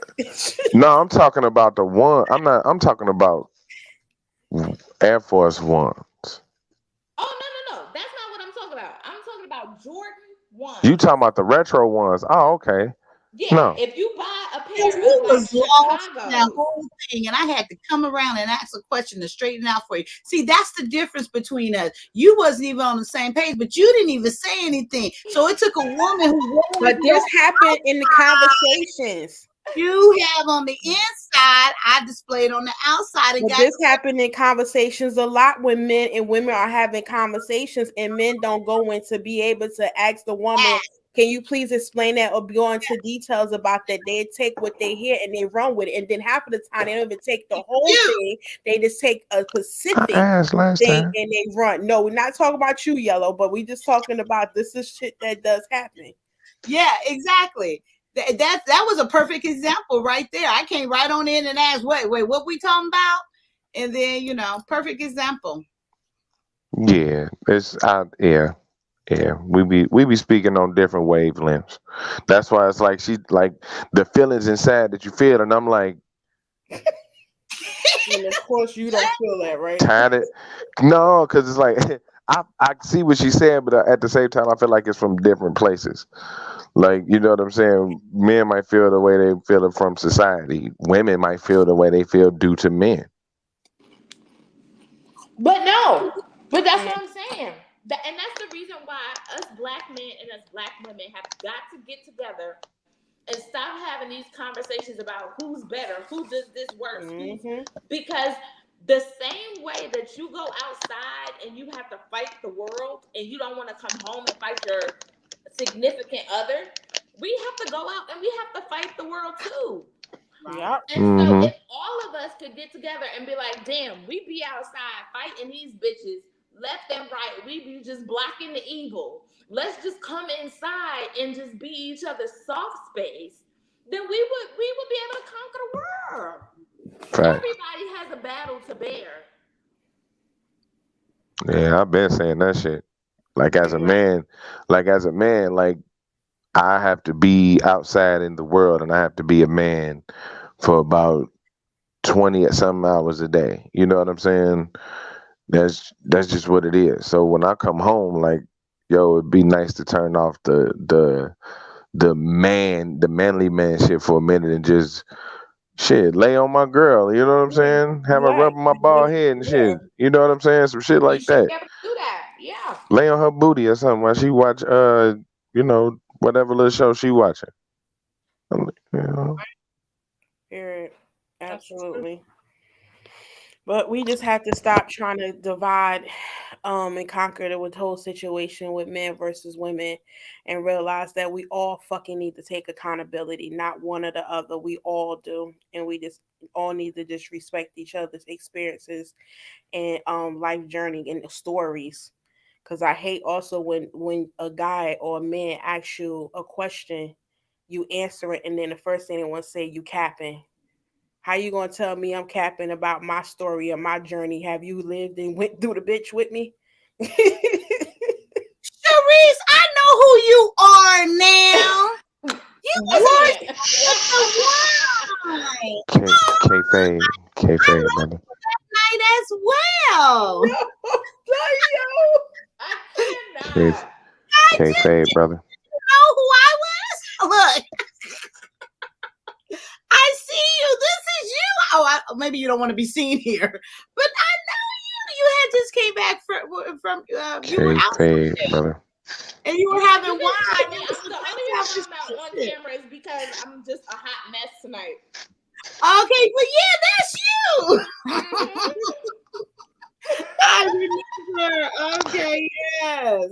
All right. I cannot. Because I knew and I didn't want to sound crazy or something. Because as I was writing down grown as fuck, I just wrote this down. I don't know where I wrote it down. I remember remembered that. I said, well, I'm just gonna let it go. Sometimes I come off a little too kooky. So I just let it go. So I knew I had heard that or wrote it down before. Okay, amen. Okay, I just come back. Hallelujah, Jesus. Oh, okay, I know exactly who you are. You funny. Okay. All right. I think I got a question. I asked Kaya this before, right? So I'm gonna ask the other two ladies on here since the first time I'm talking to y'all. So this ain't the first time you talking to me, Yellow. Me either. See, no. too much now. You should just let all of that out. I'm Roll I do another be blunt, moving smoke around. that so I your do brain be will open moving up more. around. I do be moving around. I'm sorry, ladies. Right. Blame Why it you on my ain't? head, not my heart. All right. Why I you be not? I, moving around. I received that. I received I that. be, you know, I'm in these streets. I am for the streets. So just, you know what I'm saying? Don't hold it against me. All right. Okay, Yeah. now. You know, I'm so but proud of you. You express your emotions on your sleeve, and you express yourself. Okay, go ahead. I'm done. nah, that's actually my downfall. Like for Well, you real. know what? I That am should that not be dude. your downfall. Because I'm gonna tell you, real women, we find that very much attractive. Right. We really do. I love when a man could be able to tap into his emotional intelligence, express himself, and not giving a damn what anybody else think. Because we find that, yeah, not too much, but it's there's a medium.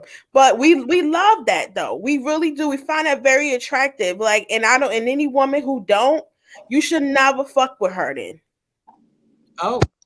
I'm glad you said that. I'm about to clip it and send that to all my exes. Like, see what she said? No, She said y'all should have listened to me.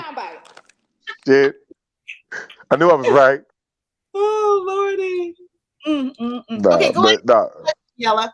All right. So my question, my like really get to know people question is this, right? So you got a dinner, right? And you got 3 people, dead or alive, famous or not famous, that you can invite to this dinner. Who are you inviting? And why, right? I mean, yeah, and why? That's cool. You throw in and why. Okay. You go first, Sharice. Man's all threw me under the goddamn bus. Okay. First person that I would be inviting is, okay, this is gonna sound very, very cliche, but Jay-Z. Oh, I thought you was about to say Jesus. I wouldn't ask him to go through that again. I can understand how Jesus would have Right. much trepidation about having dinner with anybody else. He ain't taking no more dinner dates. No, ain't taking no more. I don't want y'all niggas at no more of my dinners. Okay. So the first person would be Jay-Z. And it's because he taught me, he's one of the people, my brother's 10 years older than me. So my brother went away to the military when he was 18. That means that I was 8. And Jay-Z was one of the people who, at the expense of sounding like, a super fan, he's one of the people who taught me how to navigate Brooklyn as a girl and, just make my way through the shit. And then I grew older, and he's one of the people who has taught me how to navigate the business world as a girl from Brooklyn, which if you're not from Brooklyn, it is very hard to find people who can really, teach you anything in that way. So Jay-Z would be the first person. Second person would be Angela Davis. Because I would like to know how the government took down the Black Panthers, and I would like to be able to avoid whatever happened to make that course of events happen and still uplift Black people. So that would be number 2. Number 3 would probably be number 3 is a difficult one. Come on, thank you. Dead or alive, my number 3 would probably be Cleopatra. Wow. I want to know what brought down her kingdom, and I want to know what she did to have a hand in that, what her mistakes were. And if you learn other people's mistakes, then you can avoid them when you try to repeat history. And I would like to build another Black civilization like the one that the Egyptians and many African kingdoms had. And the only way to figure that out is to find out the mistakes that were made by the kings and queens that came before us. Girl, you better talk and think. You better think and talk. Okay. All right. I like where your head at. All right, real quick. Bonus question. Bonus question. Who cooking? I mean, you. Bonus question. Who cooking? Anybody? Angela Davis. No, not out of them, but like somebody you know that can cook, or like a famous chef or something like that. Who cooking?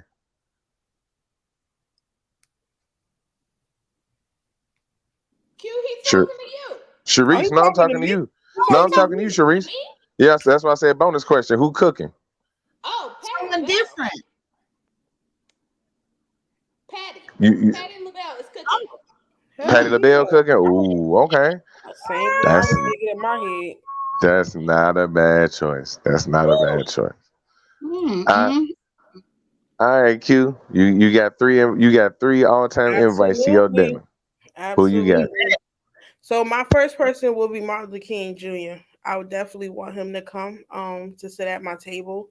I would just like to get into his head in regards to all the things that we didn't get a chance to be able to continue on to learn from him, and the things that he actually knew that we didn't know, that we slowly getting to know and still don't know what's going on when it comes to so much, when it comes to racism and our Black system.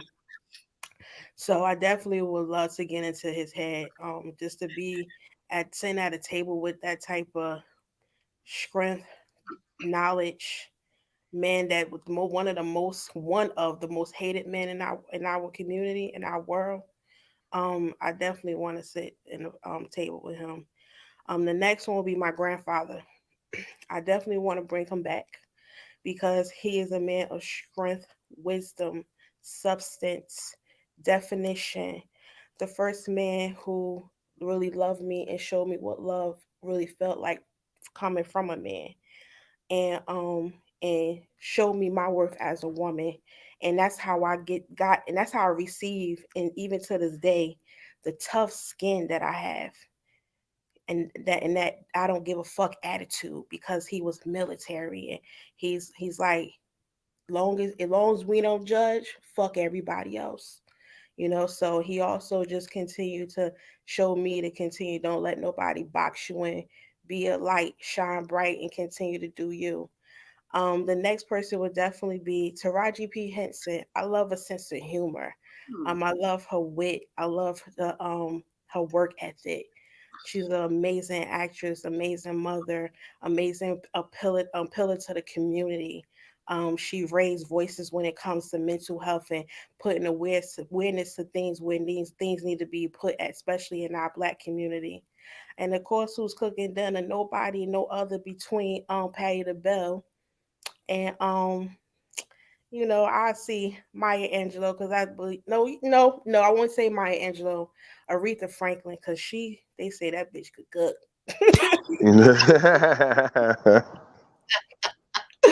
Okay. All right. I like that. I like those questions. That's cute. I like that. Okay, Yella got a little substance. Just a little substance. Okay. Oh, my bad. Oh, he's still here. Oh. I'm deep just a little bit. A little bit. Just a little bit. A little bit. So do you have any more? Let's see. Let's try to go for 2. You got any more questions? Okay, I got one. Okay. I got one. It's a little dark. And please don't overthink it. I'll explain it in full, okay? But don't overthink it. You saying that to everybody, not just me, right? I'm saying that to everybody. Yeah, okay. I'm saying that to whoever listening. Because I got yours, Kai. You threw a bunch of men that you was gonna jump on at the table. You know what I'm saying? Yeah. You was like Idris Elba. Yeah, you was like, I'm just gonna. Yeah. So okay. All right. So listen to the question in full, okay? You at a train switch. Y'all know what a train switch is? Yeah, like it switches directions to go to if it's switch. Mm-hmm. Yeah. Okay. All right. Your hands are tied to a train switch. You didn't ask me this. Hey, I'm asking you now. Oh, This one's for everybody. Your hands are tied to a train switch, right? Train coming at full speed. Okay. On one side is 10 strangers. All right. On the other side is one stranger. You can't stop the train. You can only move the switch to decide which way it's going to go. Do you sacrifice the 1 for the 10? Or do you sacrifice the 10 for the 1? So are we killing people now? Yeah.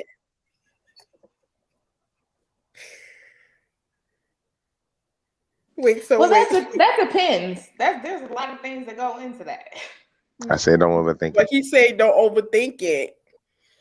Oh my God. So if I'm on this train and my hands is tied and there's either 10 on the left side or 10 on the right side of the switch, I'm gonna go immediately what's hitting my spirit is that I'm gonna sacrifice that 1 for the 10. I don't know. I don't know. It's just like because you it's like you on a train, you thinking you like, oh my God, 10 people when there's one person here. It's like, oh my God, I'm gonna switch it over here. So that's how my body and your brains immediately as you're telling me, you're talking to me, if we was on a train right now, that's how my body would probably react. For me, it's the same. I'm gonna go after the 1 for the 10. It's a little different. I'm just gonna hope that one person is like fucking Hitler or something.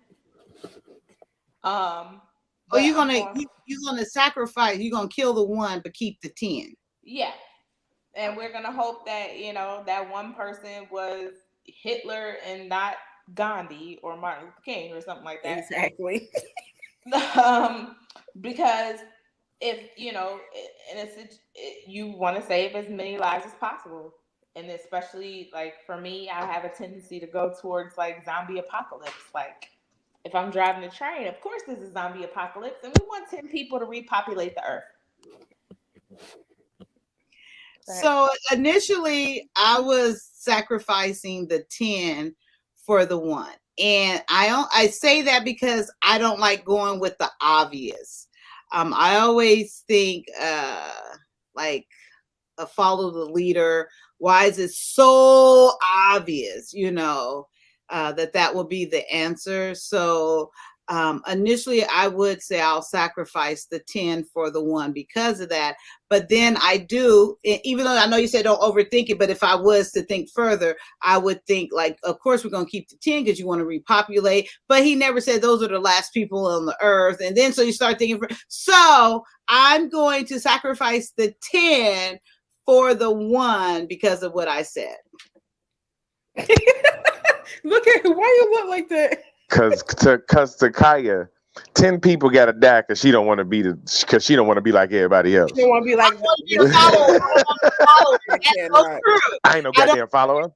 Because I do my own thing. I'm just Kaya. I ain't nobody else. Ain't nobody like me. Watch this. It's like too obvious. It's like, no, I'm not gonna follow you guys. Shit, well, maybe my brain is just too goddamn obvious, and I'm looking like, fuck that. 10 people, nigga, you about to die now. I mean, it's the more logical choice. It doesn't say anything about you. Now, okay, to the ladies that said the 1, right? Since Kaya just was like taking out all 10 of them people, right? Yeah. Cool. All right. To the ladies, that's the 1. What if that 1 person is somebody you know? I'm keeping the 1. Oh, you talking to them? He talking to right. us. Right. Okay, but what like, if that 1 was somebody you know? I can know this person, but is this person it's a difference of knowing the person and then this person is important to me. That's a difference. Because I could know you and still don't talk to you. I know my cousins. They your best friend. Everybody got to die sooner or later. Well, if it's my best friend, and it's fed 2 for over 35 years, them 10 people dead then. Well, I'm not killing my best friend. You can go back. Yeah. Yeah, you could. Like, how he switched it now. Yeah. I want to know. It's right. It's like a 2-part question, right? You said the 10. You said the 10, so it don't matter. Yeah, I said the 10. Right. So that's what I'm asking them. Since they said a 1, now you still gonna kill them 10 people for your friend? For my best friend? Unless it's my mother or my husband. Yeah. And my best friend is family to me that I consider her as my sister. So that's like you telling me Sharice, Ty, Fatima, Anye, and Fatu is there. I'm only 10 people going to die over them. Period. I heard that shit. Okay. Now, Sharice, you said Ella. she didn't say your name. It's all right. You wasn't in her fave 5. Because I feel like this. I feel like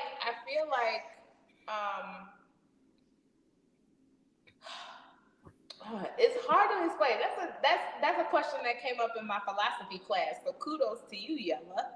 You're already becoming one of my favorites.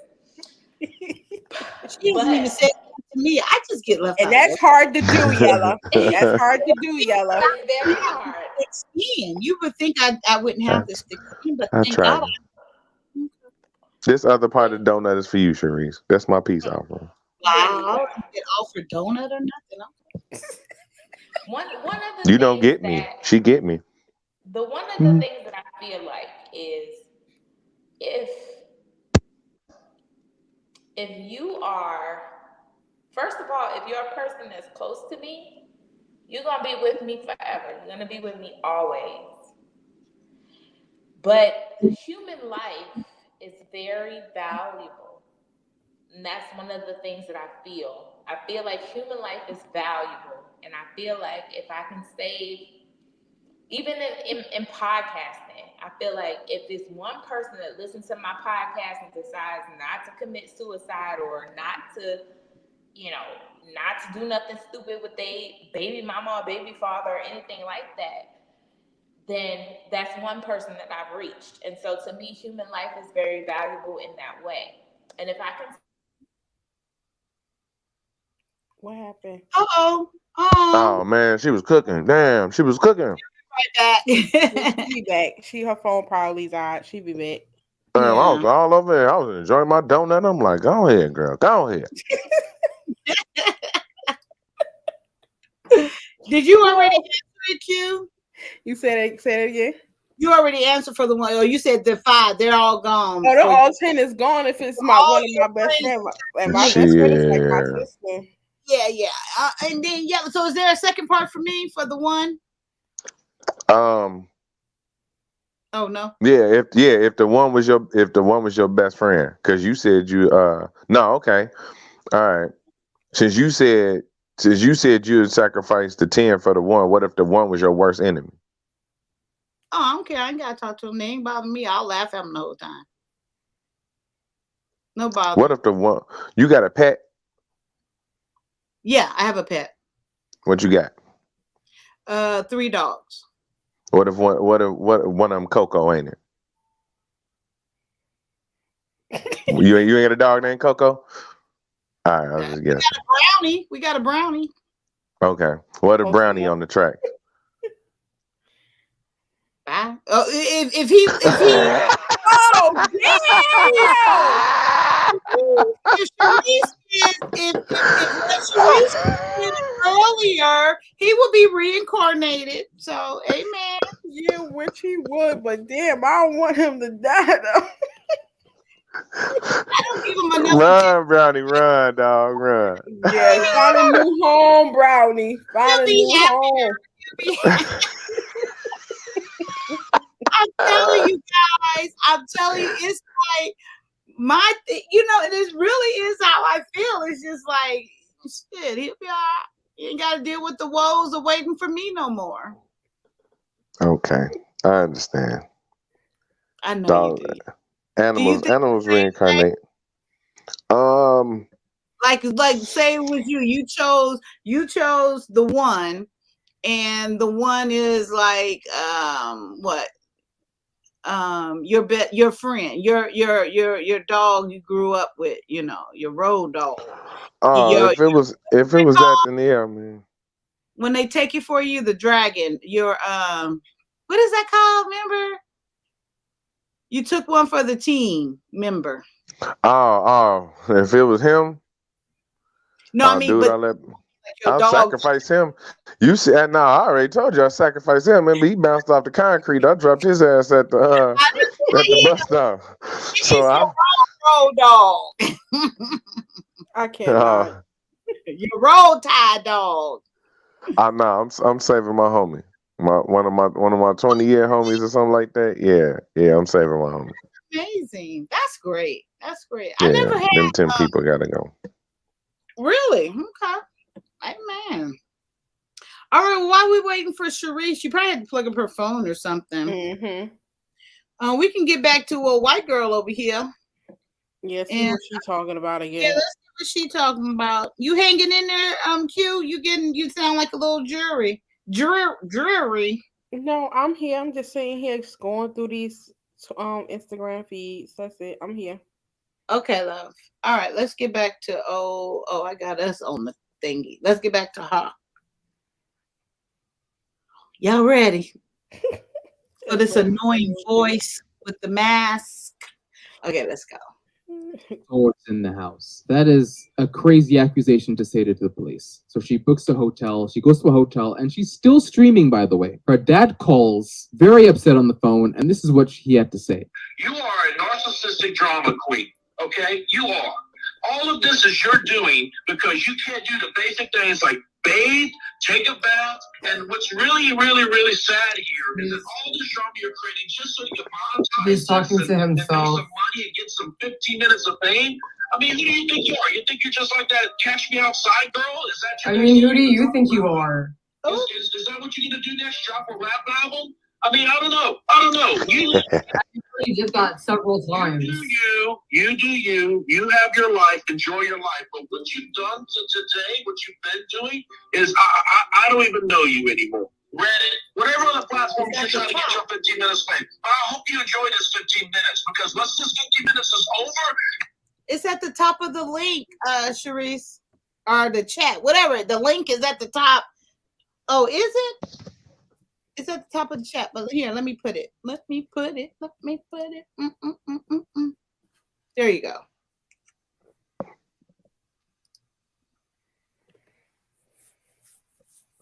It's a cold, hard reality awaiting. Oh, you can save your breath because this is just the beginning. This is just the beginning. Save your breath. This is just the beginning. This is just the beginning. I wish you the best. Goodbye. You're dead to me. Playmate Tessie's father, the single dad, who took her in after she got thrown out of her mother's house when she turned 18 years old. 4 or 5 months of being out the house, and you essentially got kicked out. And I said, you could come live with me. And I told you, as an adult, I only had 2 simple rules for you.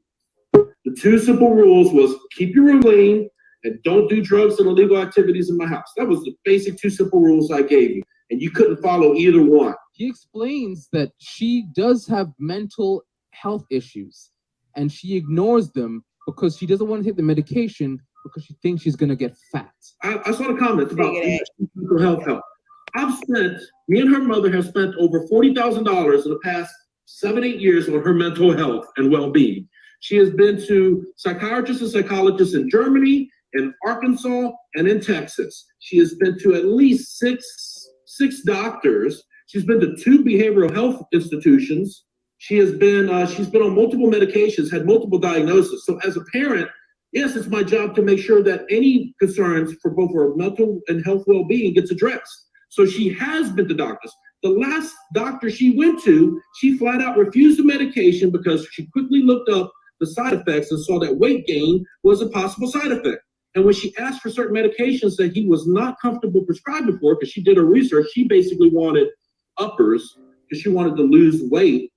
But he refused. He said, this is not safe for you. And she essentially walked out and refused this treatment. That was the very last doctor she ever went to. But when she has all these delusions that she's the most popular person on the internet, everyone loves her, it's mainly because she has a lot of mental issues that she fails to acknowledge or take care of. And I'm relevant and you're not. You think that she would have apologized because of all of the hate comments and getting kicked off of not 1 but 2 platforms. Playmate Tessie has been banned on Twitch. She was temporarily banned on YouTube. She's trying to stream on Facebook. She's had over 6 different Instagram, TikTok, and Facebook accounts because all of her streams keep getting banned on each one of these accounts. So you'd think she'd apologize. Let's look at her apology here. She did a stream, I'm sorry, streamed on January 10th, 2021. I'm not gonna fucking apologize. I'm not sorry for anything. Do you guys really want me to apologize? Do you really want me to apologize? Because if you guys really want me to apologize, then I'll fucking do it. But just know that it's gonna be fake. I'm cool with not doing it because I'm really not sorry, but I'll give an apology or whatever the fuck. I'm sorry. S-O-R-Y. Sorry. Sorry. S-O-R-Y-A-B-L-I-B. Yeah. R1. Really hate that I offended so many people. I guess she's not sorry. She even made a cake. Are you guys gonna STFU now? That's her apology.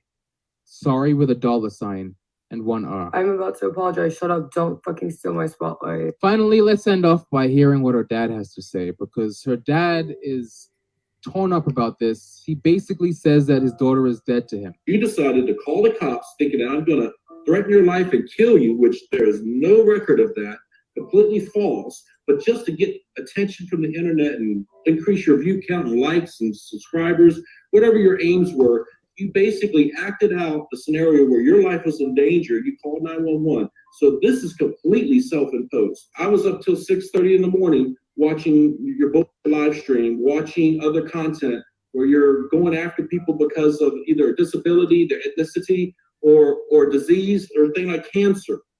That is horrible. And the problem is I'm as your father, this is not the person that I raised. I did not raise you to be evil or to do negative things like this to other people. It causes other people grief and harm. I'll always love you, but I don't want you in my life anymore because of what you've done. It's going to take a lot of time for these wounds that you've inflicted to heal. It's going to take a lot of time. So you watching this, Maya? If you're watching this, I'm going to talk to you right now. Don't you ever come home after what you've done. That is the entire saga of Playmate Tessie. This is why racism is good. This is why I believe in racism. You look at her YouTube channel right now. Terrible like to dislike ratio. 64 likes, 441 dislikes. Rich airport stream. Being good looking. Famous sleep. Sleeping beauty. Being a celebrity. These are the names of her streams. These are the delusions that she's telling herself. I didn't want to make this video to make fun of Playmate Tessie. I just wanted to talk about one of the worst streamers I've ever seen. If you're watching this video, make sure you give it a thumbs up if you enjoy it. Leave me a comment down below, and I'll be back very soon with a brand new video. If you get cancer, never, bitch. I'm way too beautiful to get cancer. Wow. That is so sad. Really is. Hell no. I'm way too beautiful to get cancer. Yeah, that's crazy. And there's more, but we can, let's go. I could, like I say, I have figured there's something off. There's something. I have figured out, say either she been molested or something touched or mentally something wrong is off, and her father just said it. And then it's like, first of all, sorry is with 2 R's, not 1, honey. Not only that, but she gonna tell her father this is just only the beginning. I just hope people just do not sit there and make this child famous. I really don't. I really just get taken down. So okay, so if she make another one, everybody need to report it, please, because I just don't understand how people like this really get rewarded. Because it seems like there's so many people that do so much good, and we get lost in a source of feeling like we're being left behind, where the fact is like, damn, what the fuck I gotta do? Stand in front of the train and die and then come back again, like, and say I was a good Samaritan? It's just crazy when so many people like this doing underlining shit or even blunted shit is out loud, and they still get all this fucking bullshit and success and rewarded. But you already know she gonna make another page, and you already know she gonna come up because she feel like she's a celebrity. Like, I just can't. I just can't. And I'm with her dad. I would disown her too. Before anyone, Jay, what is this that you sent me? I can't put that up. Is that something you sent me? Oh, he talking about. I think I seen him talking about in the chat. I know you can't put it up, but yeah, Nelly had a video that came out tonight. Oh, because I'm like, I was about to put it up. I'm like, it looked like somebody about to get hit. Ladies, y'all might want to go find that, I guess. Let me see what. I'm gonna send it to you, Q. No, Send it to me too. I want to see. Okay, wait. Can I put it in the chat, the private chat, right? Yeah, you can put it. Yeah, Yeah, you can put. Put the link in the back chat. Okay, wait. So I can hit copy. Wait. Okay, so I'm hitting copy, and then I can go to your page. Okay, so do I type your name or how do I? Okay, wait. Just put it in the back chat. Okay, just put it in the back chat. Okay. Yeah, just put it in the back chat. They can get the link from the back chat. Okay, so private chat, and then just put it, paste. It says bunnies. Okay, got it. Is that it? God, that was quick. Okay, you got it. Okay, I'm gonna look at it right quick. You seen it, Yella? No, I'm good. Oh, you don't want to look. You want to look? Yella. He like, oh no, I'm good. Y'all can't hear that, right? No, we can't. That's him. This is her live. It's her live reaction. Wait. Yeah, everybody watch it now, and then y'all react to it now. All right. I'll just sit here and act like I don't know. You got it already, Sharice? I'm gonna tell you, it look all dry. Oh God. She don't know what she's doing. Oh God. This is wrong. He little, huh? Oh, really? And he not. It's nothing. I'm like, oh, poor thing. She too cute. See, that's what I'm telling you. I need to leave those cute ones alone. She got the long eyelashes. You see her hair done, her wig, and it just looked dry. It's just dry. And he got a little skinny head part, the little top coin, the little top part is. She could have definitely made his dick look better. Yes, that don't look right at all. How do we know it's him though? That just look gross. Who does that? Who put that up? Okay, I'm gonna stop looking at it. They keep replaying. Okay, ladies. See how quiet it is? That's how quiet it is over there. It's like dry stick. Like, boy. It just looked like, I know her mouth is dry. It just looked unpleasant. It looks like no fun. No, does she got nails on? I think she got long nails on. Let me see. Well, her hands. She could have definitely made it look more glamorous.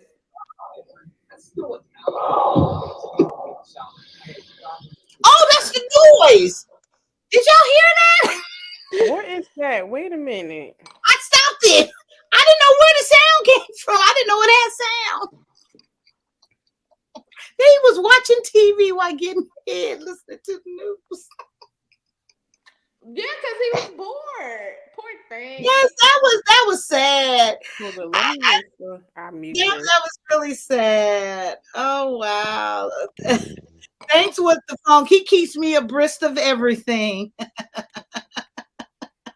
I'm just saying. She could have definitely made that seem more like entertaining than it was. There's so many things she could have did. There's so many. That is just her baby hair on fleek. Ain't a hair out of place. Hey, exactly. That's the problem. Right. Why your baby hair still on fleek in the middle of that? But she still got both eyelashes on. Those should be gone. Right. I even think I see a little bit of lipstick. The lash is not supposed to be gone. The lashes serve a purpose. Oh, when she go lower. No. Do you know why the eyelashes are fashionable?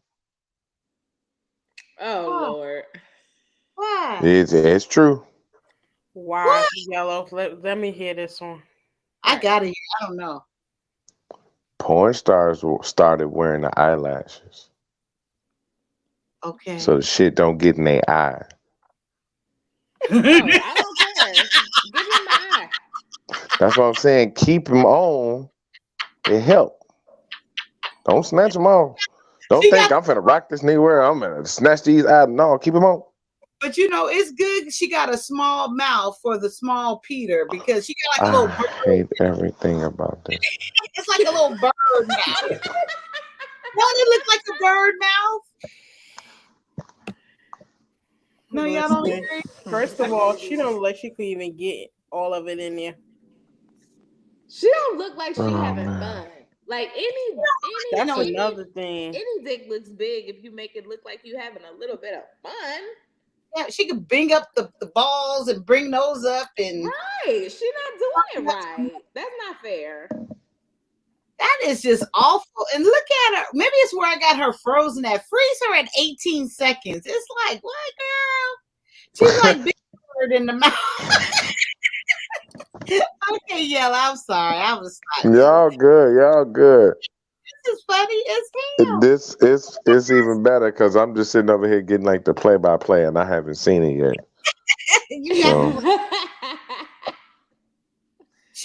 Okay, listen, Yellow, so you can get a visual. She's black. You know she's black, but she's definitely mixed. And her facial features are like a white person, a skinny white person. Yeah. So like no lips, no nose, like the pointy nose. It's like, yeah, like a just imagine, you know how sometimes you be shopping online, right? And then you could go to a website and they take like a real fucked up picture of the product and you be like, fuck that shit, I don't want it. But then you go on Amazon and you be like, damn, that picture is nice. This is the shit. She's the fucked up, she's the Etsy picture. She the Etsy. Y'all know what? 18 seconds. I'm not, man. Like Big Bird. But how they know that's Nelly? That's what I want to know. Yeah. Oh, and that's so y'all funny. Y'all could be just watching some people's random yeah. Potentially. Yeah. I mean, this is just like a Pornhub clip, potentially. It's all up for critique anyway. Hell, I mean, right. Disappointing for Pornhub from what little bit I saw. I don't think that this would make it on there. Kaya, I need you to get the Pornhub subscription, and I need you to get real familiar. Oh, you gotta pay for just the free version. Yeah, I got a subscription. Pay. Yeah. So wait, Yellow, you get the little quick the loop video, the real quick loop. Breathe. First of all, I'm watching porn for a purpose. So I'm not finna click on the 23-minute video. I'm sorry, we ain't finna even be here. I know. But first, I'm catch a forearm cramp. What the hell? 23 minutes? What the hell? Shit. No, fucking shoulder gonna dislocate. On the 23-minute video at minute like 15 minutes and 29 seconds, that's when the shit hits the fan, really. See, that's why I go for like the 9-minute video. Yeah, no, I don't like those. I go for the 9-minute. You go from oh my gosh, step brother, you look so handsome to fucking money shot. Like if you look at the 30-minute videos, it'd be like if you go like 15 minutes in, then that's when all of the nice, wonderful shit happens right there. See, here I'm good with a compilation too. Like I ain't against that. Get to the You know what I'm saying? A quick montage of shots and shit. I'm cool with that. You don't need no sound even, huh? And then also, I need sound. I need sound. With the subscription, you get to save, like, subscribe, you know. Save. say like. I don't want to see that shit after I'm done. I'm disgusted with that shit after I'm done. I don't want to get this shit off my. Get this shit off my phone. I want to save, clarity. I want to like, I want to subscribe, I Right want to now. comment. I want to see the ones with the little yellow star. Okay, wait, Sissy, you doing You too on- much. You on that like it's a social media platform and shit. She like, hey y'all, new to the chat. You Yes. oh my god, did she Let me just look you up. I got the link. I got the link for you. 5% discount. That Yes, shit is I'm like creative, but it MySpace. only a portion comes to me.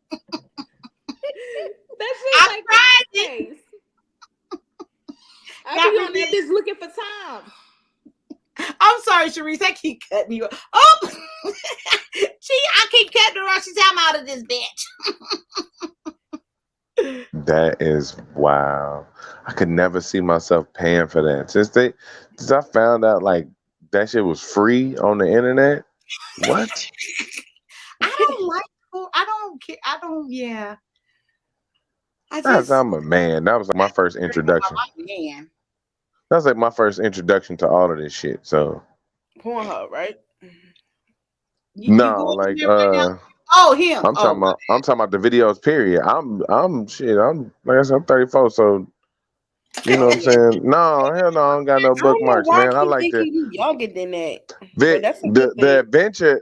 The adventure is half the half the fun, man. You know what I'm saying? I go on the hub and I won't even go to like page 1 or 2. I get frisky and go to page 12 or some shit like that. You know what I'm saying? I'm jumping the I'm page. with Princess K. I save the ones that I like. I bookmark the ones that I like because for some reason, like when you try to go back to find your favorites, for some reason it takes you a long time to find it and shit. Y'all got favorites? I would get bored with the same scene. Like I would get bored with the same scene. It's like I'm in a relationship with this scene now. Storyline already. Right. Right. I don't want to be in it. Storyline. There's no surprise. There's no, the element of No. I like to go find the new story. That's why I say that's what I say. When it'd be like 1, 2, 3, 4, 5, and then it'll be like ... 534. Like, yeah, I'm going right to 102. Let me see what's on page 102. that beautiful Yeah. brown, gorgeous red lip queen right there. Look at that beautiful skin. You can't tell me this blackness ain't beautiful. That brown sugar, baby. You can't tell me it ain't beautiful. I don't know what y'all talking about going overseas. What the fuck? Look at that beautiful. I had to sign in from my phone and it's the completely wrong account, but here you go.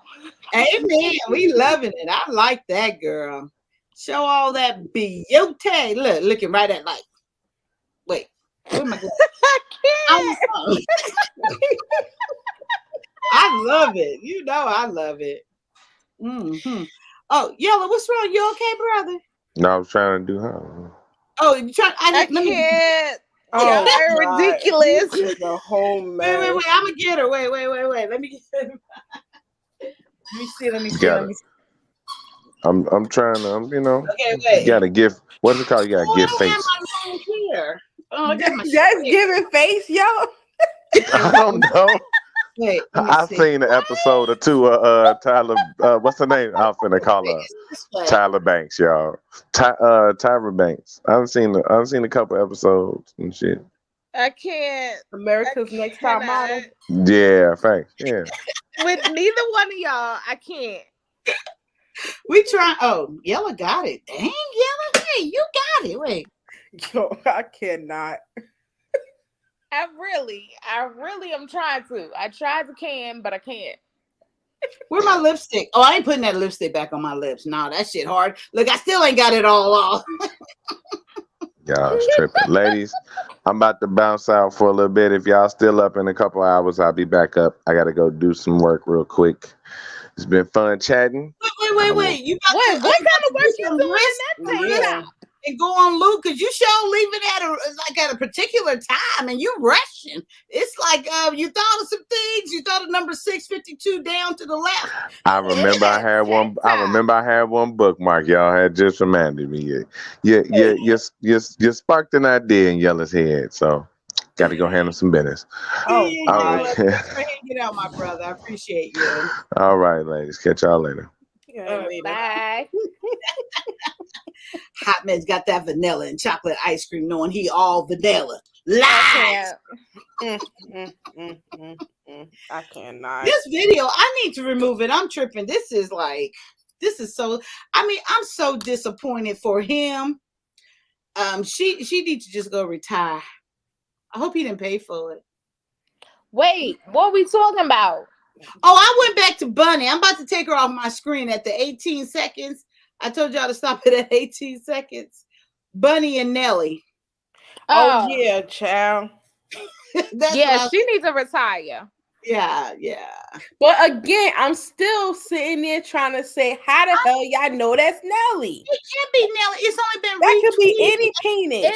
It doesn't matter. It doesn't matter. It's a decent size penis. It's an average bitch who don't know what she's doing. Slightly below average penis with no mushroom head. That's the problem.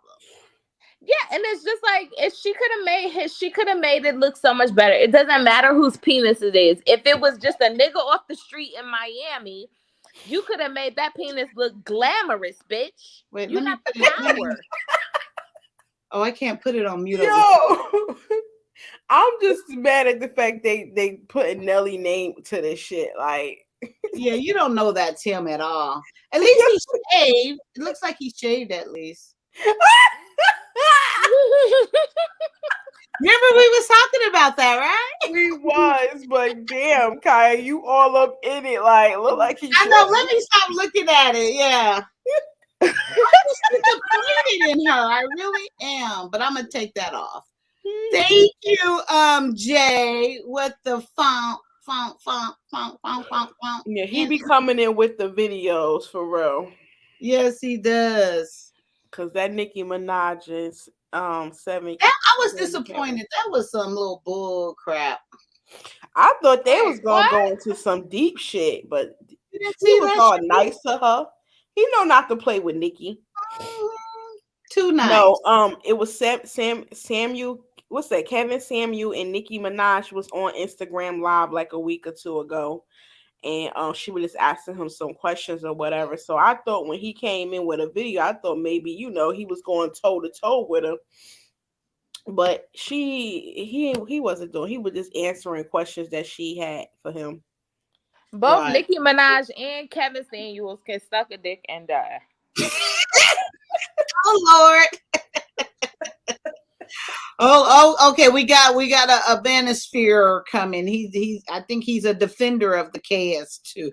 Let's see. I don't know. As soon as we mention KS, here he comes. And nobody better not come over here trying to defend this man. Please do not, because please don't.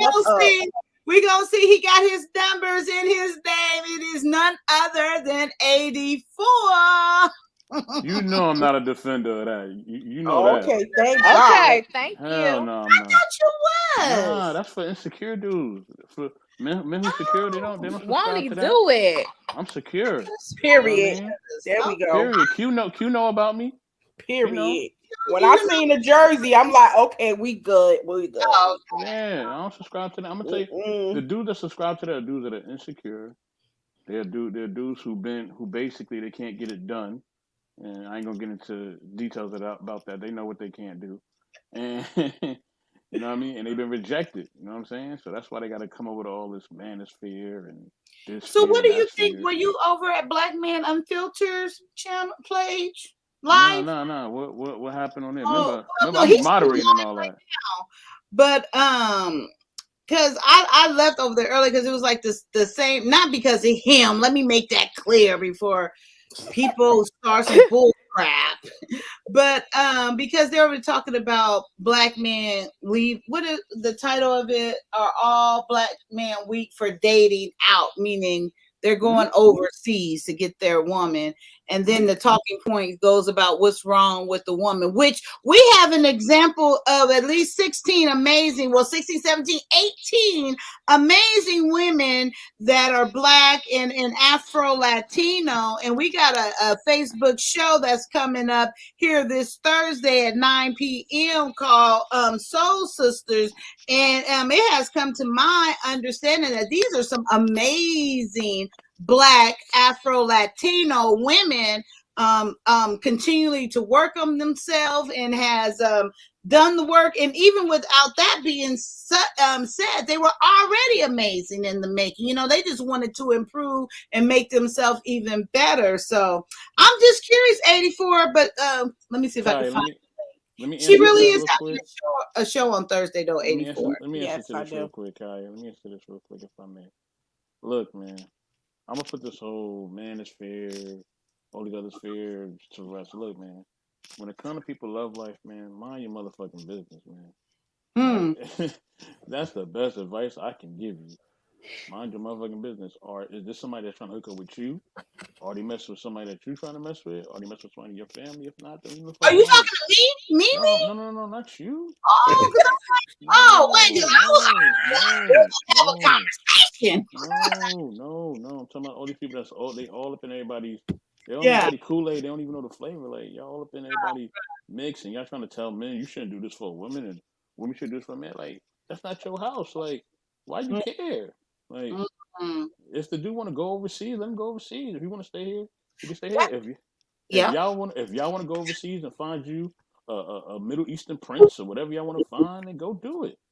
You know what I mean? No, 84. It's not even a point about them going overseas because at the end of the day, we all the fucking same. The only difference is the fact that we just have different melanin of skin. If we cut one another, we gonna bleed the same color blood. The difference is the thing is I don't like the fact is when people do that and then they sit there and they because you may knew just a little smick of a couple of Black women and you want to take that little bit of spick of Black women you had experience with and think they represent the whole caliber of Black women and then say, oh, I'm gonna go over there. Cool, love who you want, period. I have an uncle who play overseas that's married to a Thailand woman, love her to death. And my aunt-in-law, beautiful. Mm-hmm. You know what I'm saying? I have another uncle that's married to a white woman. I'll have all types of rainbows and shines all in my family. The thing is just don't try to go over to a different race and then bash the opposite. That part. Well, can I ask you a question real from the quick? other channel too. Can I ask you a question real quick? Just real quick, Tommy B. Tommy B, what up, man? What's good? What's happening? I tried to call you earlier, man, because that game was some bullshit, but we're going to talk about it different. Oh, yeah, okay. Y'all missed it. I was Yeah, probably it's with all the good, kids. it's all good. Some trades need to happen immediately. It's all good. Yeah. It's all good. Okay, but Q, you know what boosters are, right? Mm-hmm. All right. It's at the top of the chat. Now, back in the days, a lot of women in my family used to be boosters. Right? For those who don't know what boosters are women that would rob and steal. Like what? Yeah, it was a group of them. They would go in the store, they would rob and steal, but they also would jump dudes too. Like they would run up on a dude real quick and make him strip naked, straight up. And they still the best shit. Yep.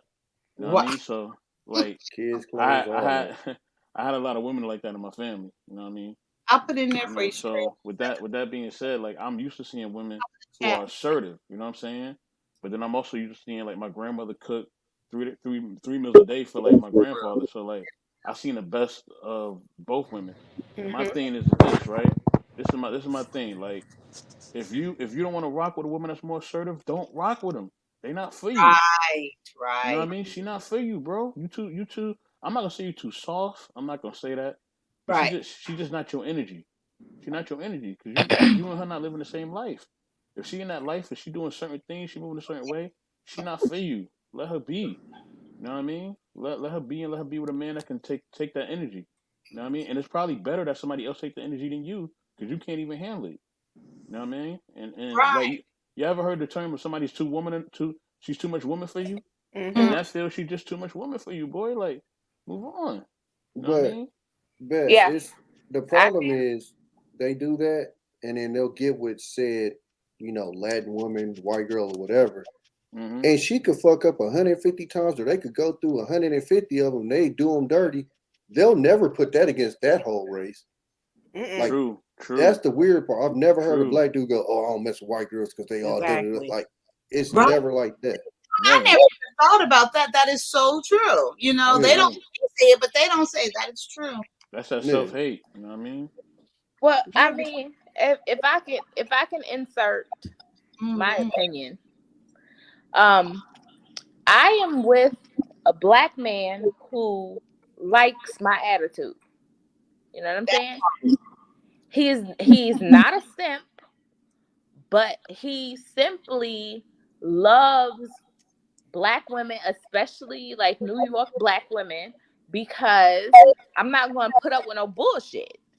And I love that shit because I marry a laid back dude if I'm rah-rah in his face, I couldn't be with like another New Yorker. And that's no diss to the men who are from my city, because I love all my black kings, but I could not be with another a New Yorker because it would just be two people rah-rah in the face all day. You know what I'm saying? I marry a man who is laid back. If I'm rah-rah in his face, he like, okay, you finished? and that's just what it is. And that is what I love about him. Men who are not strong enough to handle me, fine. You're fine. I'm not gonna belittle you. I'm not gonna make you I'm not gonna emasculate you for not being able to handle me. But if you're gonna go date women of other races because they're easier to deal with, then do that. But you do not have to bash a black woman to have your preference. I have an episode of my podcast that's Don't Yuck My Yum. If you want to be with that, is Don't Yuck My Yum. Okay. If you want to be with that other person, then you go ahead and be with that other person. But do not deny the fact that your mama is black. Yeah, but Sharice, where you lose me at, and where a lot of black women lose a lot of the men at, is the handle. You're an adult. I shouldn't have to handle you. Exactly. Wait, well, no. Hold on. Let me pause you there. I'm not talking about a person handling me. I'm talking about a person, handle is the wrong word. I will admit it. I'm talking about a person who is able to appreciate and keep up with who I am. It's not about handling me, because listen, my husband doesn't have to handle me. My husband, when he say something is something. But there's a lot of men who can't deal with if you say something is something and a woman says, but listen, they can't deal with that. No, I know exactly, because I'm one of the guys in this space that, and I had these conversations with a lot of these dudes. Is like, I don't have the issues that a lot of these dudes have, because like what it sounded like your husband sounds like, is because I carry myself a certain way, so I'm going to be respected. So yes, you can voice your opinion, and you might even get sassy sometimes, but at the end of the day, you know what it is. And I think a lot of dudes in this space, they don't carry themselves like that. And they will easily get punked by a female that, simply might push back a little bit or something like that. But, and you said you mistakenly used that word, but it's a lot of women that use that word on purpose. And when you say that, that's equal to me not coming home to a peaceful house. And that's the biggest problem, is a lot of people don't want to come home to a house where it's not peace. And most of these women, and I'm not saying you because you said you didn't mean that word, but a lot of these women that use that "you can't handle me" is, yeah, you can't handle coming into a house that's not peaceful. And it's not even a fact of me not being able to handle it. It's I don't want to fucking come home to my house after I've been at work all day to a chaotic ass house, with somebody screaming and yelling at me and this, that, and the other. And I think that's where a lot of now, mind you, I typically don't deal with stuff like that, but I know a lot of these dudes that's kind of not built that way to even deal with female. Because a lot of times when I hear some of these dudes talk, it sounds like they just want like a mannequin, or like a Exactly. robot. That's And what just it's exactly. do whatever the fuck Exactly. they say do or whatever. If that's what they want, that's what they want. Me, I couldn't deal with that. That shit would drive me nuts. Like, you got to have a fucking brain. But it's a difference between having a brain and, again, me walking.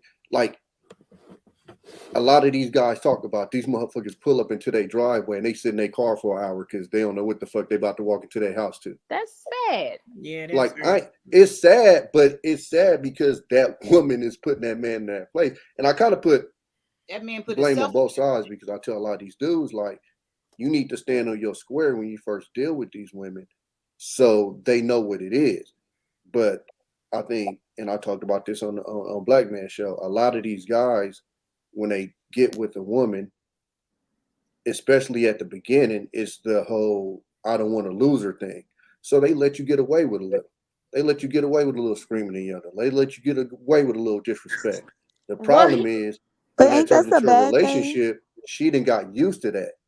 And now you got it. It's almost like a kid. You can't not discipline your kids, and then when they get older, start disciplining. No, you got to start that from the. So when you start off a relationship, you got to set your boundaries. Nah, this is what it's going to be. This is what it's going to be. And if you do that, and she rock with you through that, then you don't end up sitting in your driveway for an hour because you don't want to deal with some shit because you already let her know what you're dealing with and what you're not dealing with. And that's the problem, is a lot of these guys, because, and I think a lot of people do that, men and women, when you first get with somebody, you let people get away with little shit, because you kind of got that fear of, oh, if I step on their toes, they might leave. The problem with, like, when I deal with somebody, I push my line from the beginning. Period. Like, if you do some shit that's out, I don't give a fuck if it's our second date. Nah, that ain't it. That ain't it. And it's respected. And that's what a lot of these dudes don't understand, is that's where the respect comes from. Oh, he stands for this. Oh, he don't take this. It's not even a controlling thing. It's just a respect. Okay. Oh, he's standing on his square. And I'm basically laying out the guidelines of how this shit gonna go from the beginning. I got a homeboy right now. It's no way I could be in his relationship, because now he crying about all this shit that old girl do. But I'm like, you let her get away with that shit all these years. What the fuck you gonna do about it now? You built that monster. So, but question. you teach people how to treat you. Yeah, well, they gonna treat you the way that you let them. And I tell that to men and women. They're only gonna let you do what you let them do. I'm sorry, Sherelle. I didn't mean to cut you off. It's okay. Hello, everybody. Hi. Tommy, how you got? What up, Wode? What's up, best? Yo, Tommy, how you got over here so fast? Oh shit! Hey, First I'm on of the all, computer. Tommy, I said, Tommy, you come in the car with me? I know you're not going to sleep. He said, yeah, I'll meet you over there. I click one button and he on the panel. What is what? But he this had it set up. He had it set up already. Yeah. So Tommy, this is what I'm saying. I understand. Screaming right now. Huh? Okay, go ahead, Sherelle. We had did that girl, her. Go ahead, Sherelle. I'm gonna see if I can find it. No worries. But I understand what you're saying, right? Because you're saying, like, hold your boundaries. I feel like everybody should hold their boundaries, because absolutely, this is what I hate. Like, I hate for me to be able to feel like I'm comfortable and a man is comfortable with me being who I am. And then all of a sudden, when he feel like he has some type of leverage over me, like, he's not scared of me leaving. He feels like I'm in love, I'm attached, I'm invested. Now it's time for him to set his boundaries because I'm invested in it. Now I have something to lose. I feel like I hate it when that happens, because now I feel like you're trying to play games. You see what I'm saying? Let me know shit in the beginning, because you didn't let me throw a second line in here, and then now you're talking about I'm too loud. It's like now you want me to change essential things about me. It's like we should have got that together at the gate. Like, if you could let me know I don't like loud chicks at the gate, I'm gonna let you know, yo, I'm loud, we ain't gonna make it. You can be my homie, because I'm not gonna lie to you. But sometimes I feel like this. If I meet you, I'm like, Tommy, this is what I don't like, blase. Now I'm not allowing you to be who you are. You're gonna be a chameleon till you can get what you want. You see what I'm saying? You can still get that leverage because I'm telling you, I don't like niggas that wear red, and you gonna never wear red around me until I'm in love and I'm your baby mama. Now, what I'm gonna do? You gonna wear red? Can I get rid of you? No. So my thing is, I allow people to be them. I want you to do what you rather do. So I could, you know what I'm saying? I want you to do what you want to do so I can see what you would rather do. Because before I change you, you a grown ass man. You see what I'm saying? We not kids no more. We dating in 30s, 40s. You see what I'm saying? So it's like, this is who you are. And my boundaries is just that once I let you play yourself and see who you are, I'm going to cut you off. I don't want you to change. I don't want to change you. I want you to be who you are. And I want you to find somebody that can accept that. Because if you feel like you don't brush your teeth at 40, you probably just not the type of dude that brush your teeth. You know what I'm saying? That's not something I need to teach you. You know what I'm saying? You don't wear deodorant. I think you're 40. I think the problem with that though is like you'll get some people, whether it's men or women, and they were used to being a certain way with somebody. So it's not even necessarily that's them. They were just like I said, a friend of mine, like his chick, if they was to ever break up, she been with this dude so long, she knows how to maneuver with him. So if she get with somebody else, it's gonna be certain stuff that she would do that a dude had to be like, hey, nah, we don't do that over here. And because most of the time when you get in a relationship, you pretty much get formed around that person. You know, you learn their likes and dislikes and stuff, and you form yourself around that person. So if you used to being with a dude that, let's just say you run him, then you get with a dude like me, like, nah, that ain't about to go. So that's gonna have to be explained at first, and then I'm gonna let you make the decision on whether you want to stay with that or not. But like you said, the problem is a lot of guys, whether it's because they trying to get what they want or because they scared of losing this person, they'll just be mute to it and secretly be hating that shit. And then next you know, you end up in a relationship and now you dealing with this shit and you complaining about it. It's like, you built this monster. You could have stopped that at the beginning and either not went this far with it or had her change her actions. But instead, because you was too scared that she might bounce or something, you let this slip and you let this slip. And once you start letting shit slip, people get comfortable. Once they get comfortable, you can't then try to change how they act. And when you didn't set that boundary from the beginning, right? Because it feels like an attack, right? It feels like if I'm 6 months down the line, and then you start, and then you know when a man is fed up and he didn't let it ball up, he gonna hit you with everything. I don't like the way you dress. I don't like the way you wear your hair. I don't like the way.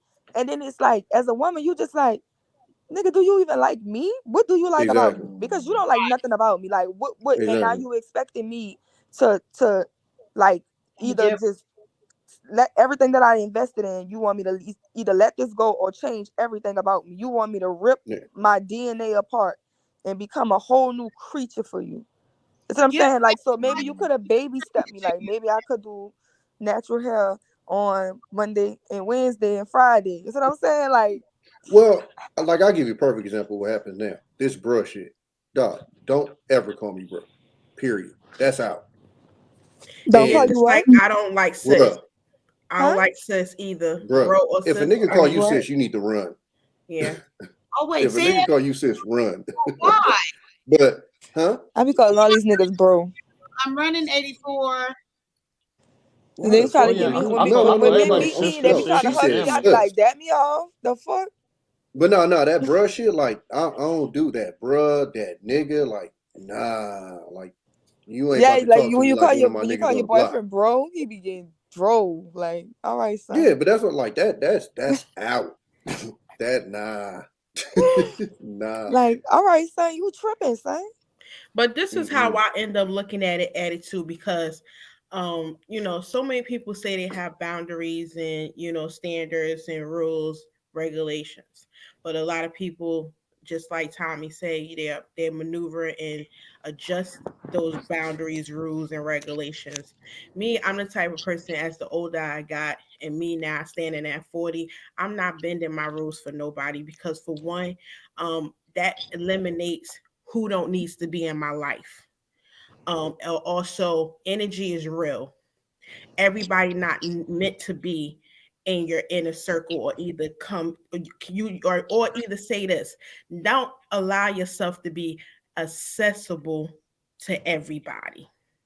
And then also, I don't want to snatch those rules. I don't want to snatch that option for that man or that woman to say, okay, Q got this rule, this her boundaries, this her boundaries. So I'm gonna give you all this, and you look at this piece of paper, so you know if you could apply by these and you good. I'm not trying to change you.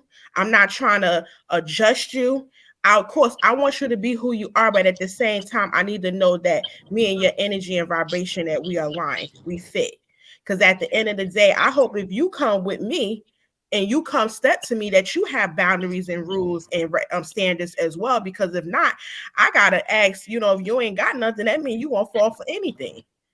So I gotta question that. So I think, to me, boundaries and standards and rules, it basically just shorten off the bullshit, the supply of what we need to continue to add unnecessary people into our lives. Because again, people come in our lives for a reason, season, and a lifetime, and a lesson, right? So we have to end up choosing. We can't extend expired situation for too long if it don't need to be there. Okay, like even Tommy said, if within 2 days, if my standards doesn't apply to you, or vice versa, I don't like something, I'm out. Like, I can't do this. Nice to meet you, but have a good life. I appreciate it. That's it. My thing, we ain't gotta wait no 3 to 6 months to sit in and say, okay, now we going to our girlfriends, or y'all going to your boys, like, oh my God, this the time I wasted it. But I'm glad I knew early. You already knew 2 days ago, but you decided to sit there and to ignore. That's literally the conversation I have with a lot of my female friends. And you know what? It comes with so much age and wisdom. Huh? Yeah, let me say this real quick, family. You know what I mean? Just real quick. Real quick, before you say that, and please go right back to that. I just wanted to say, while I'm thinking about it, since you guys have joined us on Thursday at 9 p.m., please go over to Facebook Live, where our wonderful lady here, hello there. How you doing?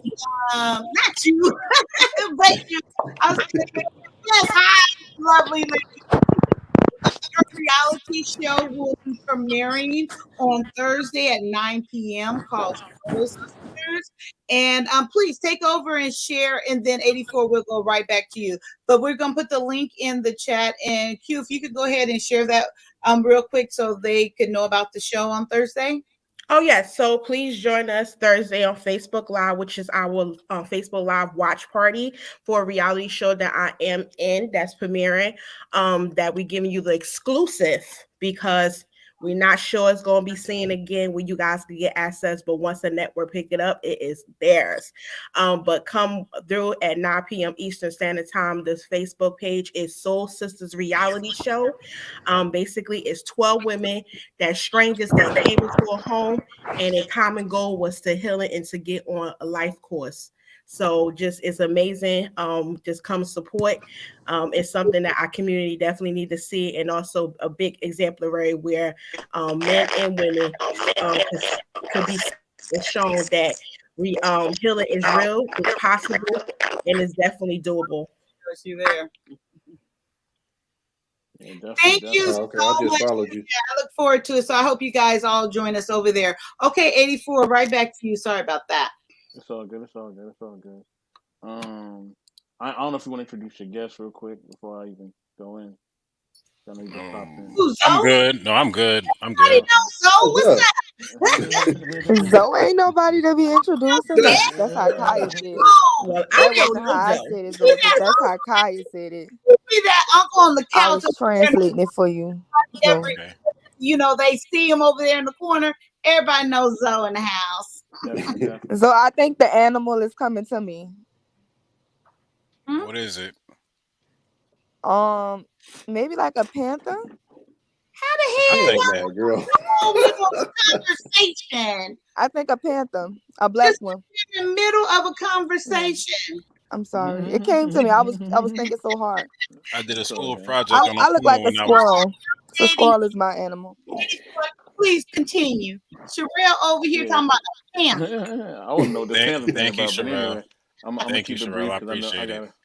My bad, bro. I'm gonna keep it brief because I know I gotta roll out. Mhm. But yeah, for me, I That every time you hear. I set boundaries, and the reason why I use certain terms, like I call women sis or sister or family, because I just want them to know, like, that's that's what you are. You ain't never being nothing else. You always gonna stay that, and that's what you always gonna be. You know what I mean? So let it be clear. You So are go you ahead. saying that to set boundaries, like, letting it kind of know in a way that, hey, I'm married, but I want us to have that type of relationship, friendship, whatever it is, and that's what it is? Is that kind of what you mean by it? I mean, it's beyond like my marital status. Hmm? It's just like on the YouTube streets, I'm doing business. Oh, the cat. So if I'm Oh doing no, business, But 84. yeah. That's different. I'm talking about like a guy calling his girl sis. That's Oh, what I okay, was okay, like. okay. Yeah. That's No, that's I weird. wasn't saying That's super in weird. general. No. I knew that's what Tommy was talking about, but I still want to go a little bit more with that, because if you're using it so generic like that, and I know you said this is business and this, but it seemed very generic that everybody you meet is not meant for everybody to do business with everybody. So just because it's a female, like, hey sis, and you're always gonna be a sis, and then I'm in here doing these business and on these streets and blah blah blah blah blah. So it seemed like there's no discernment there. It's just like, just because she's a female, she's a sis, or if it's a male, it's a bro. And it just seemed very like not authentic. And I would, I kind of don't rock. I mean, I don't rock that way. When I say something, especially when there's a title on it, it means something to me, and just to throw it out there, that's just like that queen and king stuff. That pisses me off. What queen, huh? And it's like, so yeah, what Well, the thing is that I'm gonna always show you the utmost respect until you show that you don't deserve that respect. You know what I mean? Wow. So No, I I'm always I'm gonna give you the red carpet until you don't deserve the red carpet no more.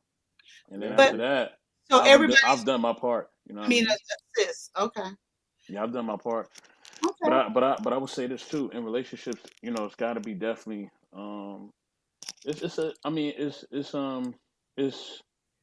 I think where we stand has got to be not just simplistic, but we just got to stand on where we at. But sometimes with our emotions, sometimes in our emotions, we may at times let our emotions get the best of us.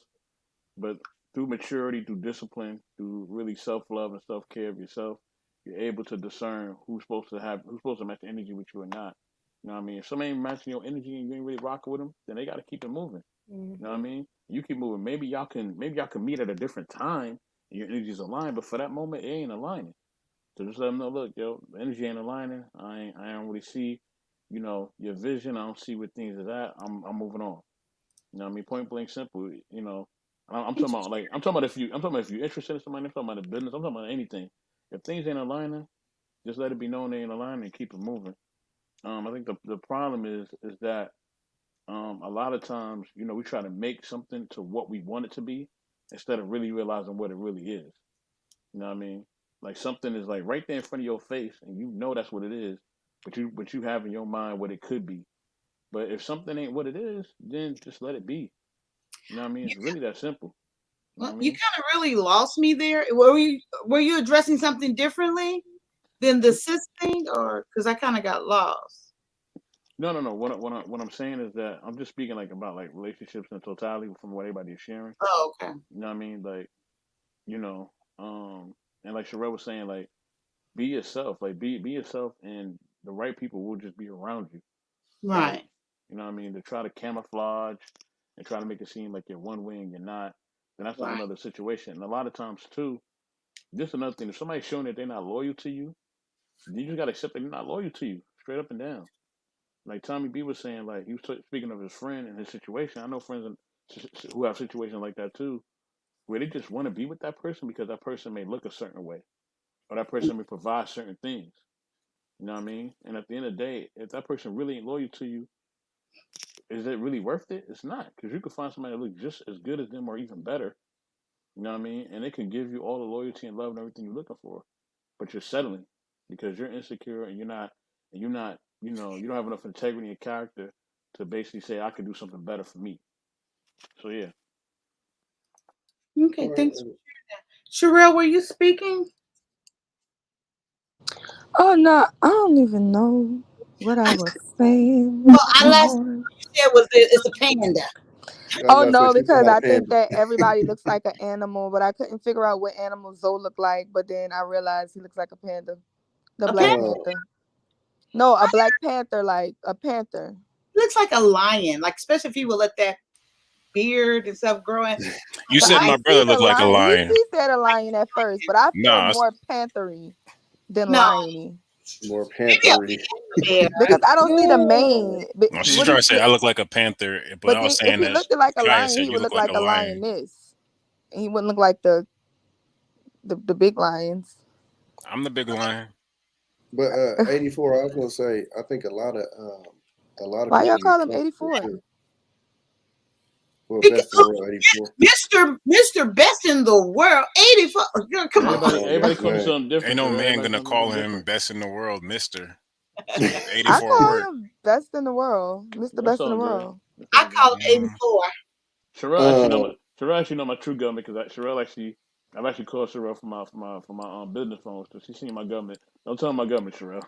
It's probably I got you. like Robert. Damn, you actually called him, Sherelle? Damn. Me and Mr. Best in the world have each other's contact. Lord have I did an But no, interview over there I on his think a lot show. of You should go people, check it out. It's Yeah, the she got one of top the highest interview. interviews. Word. I think a lot of people get comfortable, and Okay. and that's I told y'all like that. Even with the marriage, that's one thing that scared me about the marriage thing, and I said it I've said it on 2 shows now. But looking at the cast that's on here that's married, that be giving out advice, nigga, you on here for 11 hours. You got a whole ass wife in that house, and you're on this motherfucker for 11 hours. Ooh. No, I'm saying Even the it be wives, married because people on here. I be like, y'all hoes married, but Yeah. not to call them hoes, but y'all married and y'all on here all night long. Girl, go rub on your Kaya, man or I'm something. saying Ain't no way I got a man in my bed married. and I'm on YouTube. I'm just let y'all know if y'all ever see me disappear, y'all know where I'm at. I got a man, and YouTube is not gonna be the priority at all. Like Kaya, I'm going. When the fuck do y'all go on dates? Y'all on this shit every weekend, all night. Every weekend, every day. Yeah, so I'm like, so in my head, I'm going, y'all pushing marriage, but if that's marriage, I don't want it. Like, I'm good. That ain't marriage. That's for sure. No, I know, but I'm just saying, because if I got a girlfriend, I ain't about to be on this motherfucker all night. Right. You know what I'm saying? So, but and if it's, I get some of the people that are content creators, I get that, but I'm saying the people that's on here for free. And if you at work and stuff like that, I'm talking about the people that's sitting at home, yes, on their damn computer all night with a whole ass wife in the back. Like, this the last thing I'm Stop gonna say. talking about E-Man, son. Get off that man back. Nah, it ain't just him. This is the last thing I'm gonna say, y'all. This is the last thing I'm gonna say. I think that people just gotta stop putting like you said, people pushing marriage. People gotta stop pushing their standards on other people. If marriage is for you, then it's for you. You know what I mean? That don't mean it's for everybody. That's just for you, homie. Like, let people rock the way they want to rock. Some people don't rock with this. I like that 84. Yeah, I like that. Still, but I like that. Yeah, so I think that's really the problem. You know what I mean? That's really the problem, Tommy B. Is that these people get on here and then they do this whole Messiah complex. Like, come to me. I have all the answers for every relationship. Like, ooh, shit. Well, no, because 84. Like, so when I first got over here and I sat back for a minute, I started listening to them talk. Like, the first thing that I noticed is they think every single, baby mama, baby daddy situation, if that's what you would call it, is just chaos. Yep. And so I'm telling them, like, bro, I get along with both of my BMs perfectly fine. Get my kids whenever I want to. I ain't on nobody's child support. Ain't on nobody's visiting schedule. None of that shit. Chilling. My shit's solid. They can date who the fuck they want to. I'm not in nobody bushes, windows, and none of that shit. Like, we good. Like, they have this vision of, if you have kids out of wedlock, it's this big chaotic drama-filled thing, and it's like, nah, it ain't like that with everybody.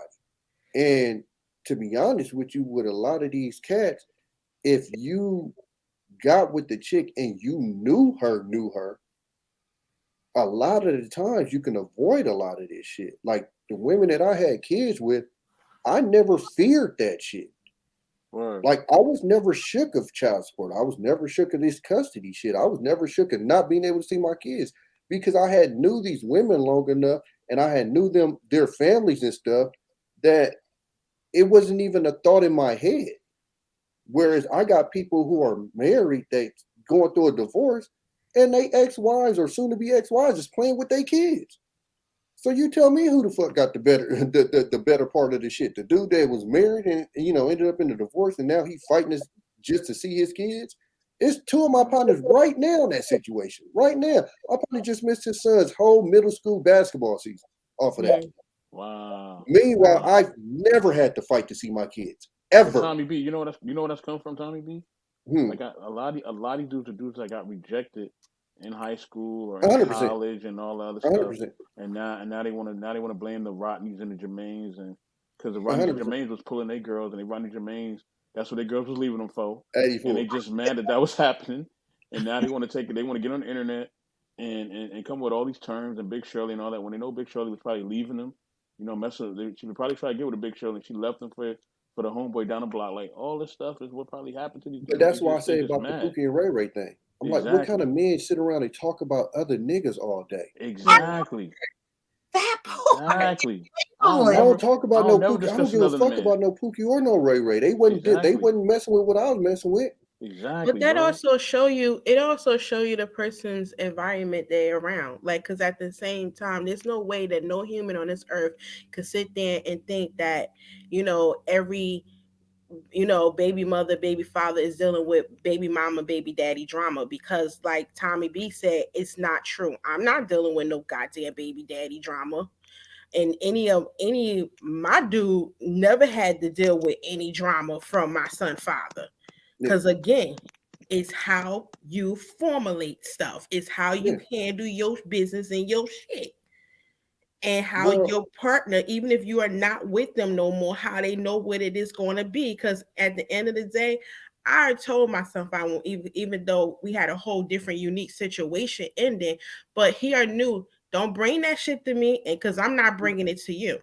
I don't care who you lay with, who you dealing with. But at the same time, to me, that shows that the people mind and mentality is very small, and that you on the earth, and this is how small your environment is. Like, come on, you got to expand your mentality. You got to expand your environment to know that it's so much more out here than that, because you on the block on the 43rd Street, you thinking that's the only way the whole world is, just how it is. It's not environment though. Hey, Q, Tommy, a lot of these let me say cats this ain't one even last from thing, that. Tommy.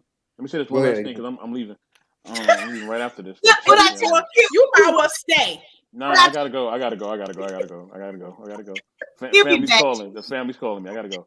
Now, the thing. B9, what's going on, B9? No, man, he eating too. Let me say this real quick. Let me say the last part. A lot of these people that's doing this and that's portraying this, a lot of these dudes, and I told my team this at Knowledge and Relationships. Everybody check out my channel. Everybody check out everybody's channel on here. Like, subscribe. B9 Nizzle, Tommy B, everybody. Just go. Just Kai. I gotta do my shameless plug. That's what I do. You know that. Okay? So with that being said, a lot of these people, and I tell my team this, I say create content, don't be the content. A lot of people want to be the content because they don't have no life. You know what I mean? Yeah. They're really losers. Their social life sucks. You know what I mean? They really don't have no friends. Don't nobody like them. You know what I mean? They can't really pull no chicks or no men. And this is really where this is coming from. You know what I mean? These are losers. And I hate to use that word. I really hate using that word. But I just gotta call it what the fuck it is. They're losers. A thing. I'm gonna give y'all 15 more minutes, man. I'm gonna give y'all 15 more minutes. Because I hear what you gotta say. It's gonna be number 4, right? The number 4. But Q. 2 a.m. I'm out. Q, like he said, it's the lames. And so I say that because it's not the environment, because they're not even in that environment. It's hearsay. A lot of the shit that these motherfuckers in these YouTube streets talk about is fucking hearsay. So basically, they mimicking off of what they hear. So they're not even experiencing it. And no. So basically, they speaking on somebody else's situation. It's part of what they hear, but it's also part of what they want to believe. Right. So they want to believe that every quote unquote Pookie and Ray Ray's going through all of this drama because it makes them feel better. Because like 84 said, them Pookies and Ray Rays is the ones that was knocking their bras down, or the reason why they couldn't get a bra. But it's a reason when you see grown men steadily talking about other niggas, it's a reason why. Yep. Just like I've told people, you've never seen me on one of these panels arguing with a female. Ever. That Raising part my right voice to there, any or of you that. see a grown ass man arguing with another grown ass woman, but then you want us to sit there and look at you as leadership.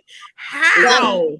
And then you get mad and want to call my passion aggressive. No, baby, just the fact that you don't have the energy to soothe me, to make me feel soft and bring out my femininity.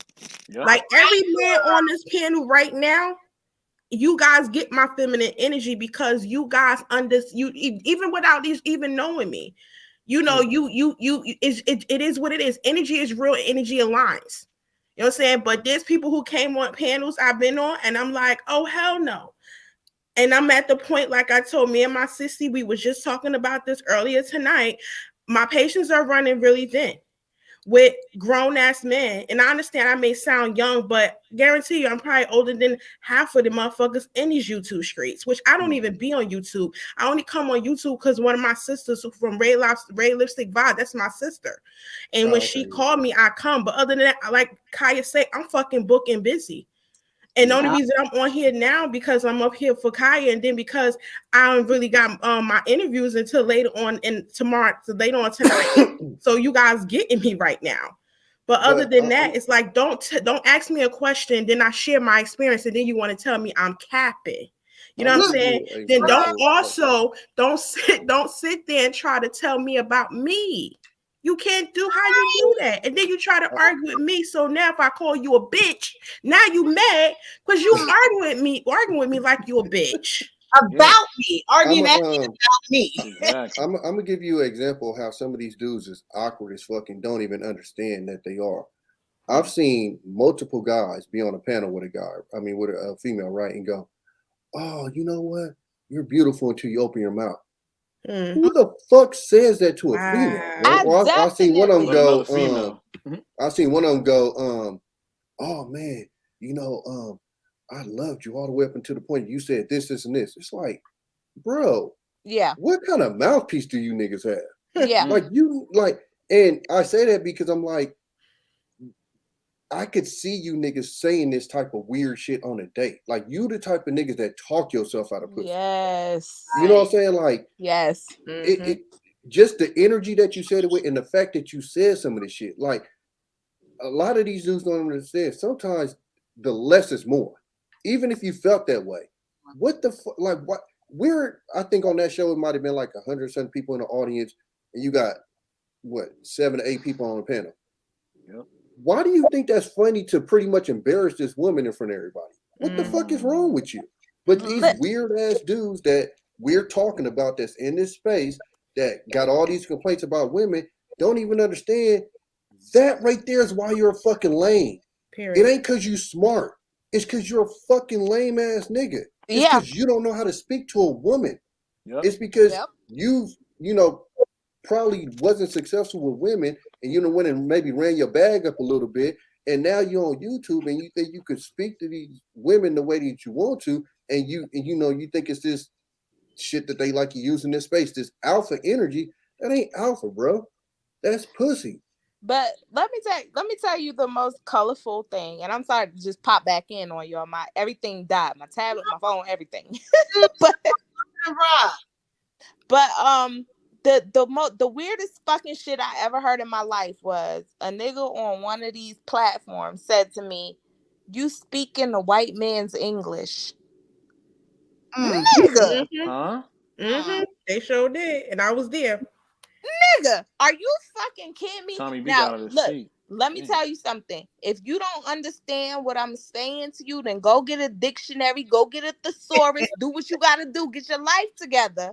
But I'm speaking regular fucking English. I'm not about to sit on here on this platform and speak to you in Ebonics because I think that I need to meet you where you are. Go get a dictionary if you don't understand.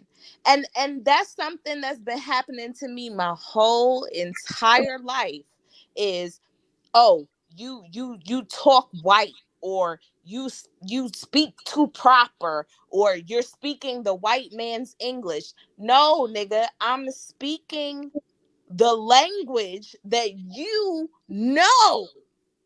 You know this language, and yet still you want me to bow down to you and lower myself to your language, your level, because you don't understand me. I'm not gonna do that.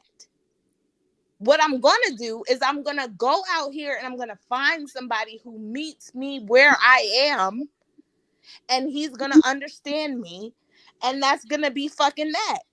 And that's one of the things that bother me in life is go out here in these streets, in these dating streets, and find somebody that you like already and be in a relationship with that fucking person. Yep. Stop going out here and trying to find people who, oh, he fine and I can make him into who I want him to be, or he got a big dick and I can make him into who I want him to be. Go find somebody you already fucking like, stupid. Yep. A lot of these people on these panels too, a lot of these dudes, man, they just, like I said, they can never be the man nowhere else, so now they want to come on here and be the man. They can never be that They nowhere lames. else. Yes. They're lames, bro. And- Just call it what it is. They fucking Yeah, lames. straight up, and I hate to say that, but that's just straight up what it is. And at the end I of the don't. day, They like- lames. I was in high school calling them lames too. At the end of the day, like, and it's no matter. And I've done interviews with all different types of the women that they argue with, or the ones they say they're boisterous or they're too masculine, whatever. Me and my network have done plenty of interviews with them. We ain't never had none of those problems. Why? Because we don't have that little man energy. That's all I'm gonna say. We don't have that little man energy. You know what I mean? We just don't. You know what I'm So saying? 84. So go They for it, say bro. I ain't gonna throw names out there, but I Say got what you into gotta the say. space. Oh, say so we can figure it out though. So I Yeah, can I'm figure here. it out. No, you ain't gonna figure it out. I promise you. But it's so when I got into the space, Uh-huh.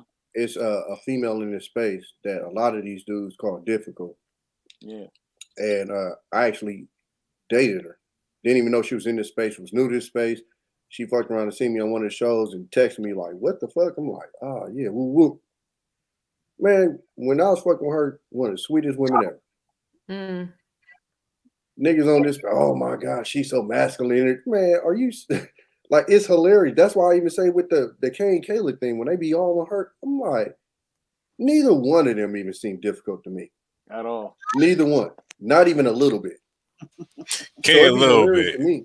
I'll Huh? give Kay a little bit of difficulty just because the way that she argues, she Nah, do try bro. to argue a certain type of way, Zoe. but No, they Zoe, both no. not an Zoe. issue to me. I'm telling you. Y'all see me on the panel with them. Let's be real, Zoe. y'all. Let's be real, y'all. It's JR and Anton that make Kay and Kayla difficult. Okay, they the bosses. They always talking about it's their show. It's always, y'all seen me call in as a man, and they'll check me like, "Hey, B9, that's behind the scene business. B9, hey B9, we gonna squash that topic. B9." They don't ever squash nothing that Kayla or Kay do. So you gotta understand that this is a business. And the only reason I'm up here is because y'all talking some real shit tonight, and I feel at home. And I told Q and Sharice this the last time that I was on with them on Red Lipstick Vibe. Realness is always going to attract realness. Yeah. And I was going to go to bed and put it, and then I heard this real shit. I was just like, damn it. Thank you, E-Black. And so it's just like we got to realize that everybody here got an agenda, y'all. And we smart enough to know what it is. We understand what Fresh and Fit is here to do. We understand what Kevin Samuels is here to do. Yep. And we also understand what I'm here to do. We also understand what Kai here to do. We also understand what Best in the World and thinking, man. But Everybody. B9, Yes, that's sir. where I'm lost at because I don't have an agenda. And that's why I started my sports channel, but that's why I've been having trouble starting my personal channel because I don't have an agenda. I just got real shit to spit. Yes. That's what makes you That's it. But that makes me different, Tommy. My channel is my agenda. My channel is about stocks, crypto, real estate, investing, money talk. Yeah. When I come on other people's platforms, you know, I can talk 5-6 hours and I never bring up anything financial. I'm Yeah, never pushing my own agenda. But there's nothing wrong with that either, because Yeah. I'm best in the world. But best in the world is a true businessman, and he understands the business of this. So he'll take every 5-10 minutes and say, hey, subscribe to B9, subscribe to me, subscribe to me. So he understands what's going on from his perspective. Kaya gives him pushback because Kaya has a different perspective. Kaya's like you, Tommy B. Yeah. We just talk. I don't give a fuck if you like me or not. I don't give a fuck if you align with me or not. It's the best in the world is a businessman. He's like, I'm not gonna burn no bridges because who knows where we gonna be 5 years from now? Who knows where you gonna be 5 years from now? Both work, but we have to understand that that's the whole point of this whole YouTube social media thing that everybody's missing. You're not here to recruit. You're not here to campaign. You're not here to get votes. You're here to open your mind and learn about others. And that's why I wasn't gonna come up tonight, because y'all know I be up in here listening. And y'all know most of the time when I come up, it's only because I've heard something. But as much as everybody talks about how much B9 talks and all Lord B9 talking, all Lord, where's the stopwatch? What? Nobody talks about that. 90% of y'all show I'm listening. 90% of the show, I don't even want to be on your panel because I just want to hear what's going on, because that's where the learning takes place, by shutting the fuck up and listening. Right. But also, if I can piggyback on B9, Tommy, the thing about it is that people will talk about an agenda and who don't have one and who has one and this, that, and the third. But everybody who is podcasting, regardless if it's audio, visual, whatever it is, everybody has an agenda. Even if I'm like, for me, I never talk about sports, but you want to talk about the best sports person of the 90s, I'm here. Illy Al from Philly Dow all day. You know what I'm saying? You might not be going at it with an agenda, but when you are heard, when people listen to you, when people tune in, when people value what you have to say, then you have an agenda, is if you want it or not. And what I pride myself on is, if I'm going to be forced into having an agenda, then that agenda is going to be fucking good. Every bullet point, everything I say is going to be something that you want or need to hear. Because I went into podcasting not having no agenda. I'm the type of person, I don't want to give advice. I don't want to give relationship advice. Fuck that I've been in my marriage for 20 years. I don't want to give advice. I don't want you to come to me and think that I'm on some type of pedestal. But if you come and you listen to my shit, I want you to say, oh, well, I've never thought about that way. Let me consider it. Right. You know what I'm saying? Right. And the ignorant people who can't do that, who can't accomplish that, fuck you. Exactly. Yeah, Let me say this too in a business aspect. You know what I mean? Because I think sometimes, even though I love to do business, I love to have fun, I love to create dope content. You know what I mean? Please understand, there's nothing soft about best in the world. Please understand that, people. Oh no, absolutely. I barely speak to my parents a handful of times a month. You know what I mean? My father and my mother really raised me to be a savage and just be cutthroat, but I choose not to be. But there's a monster inside every man. You know what I mean? If I gotta show that monster, it ain't nothing for me to do it.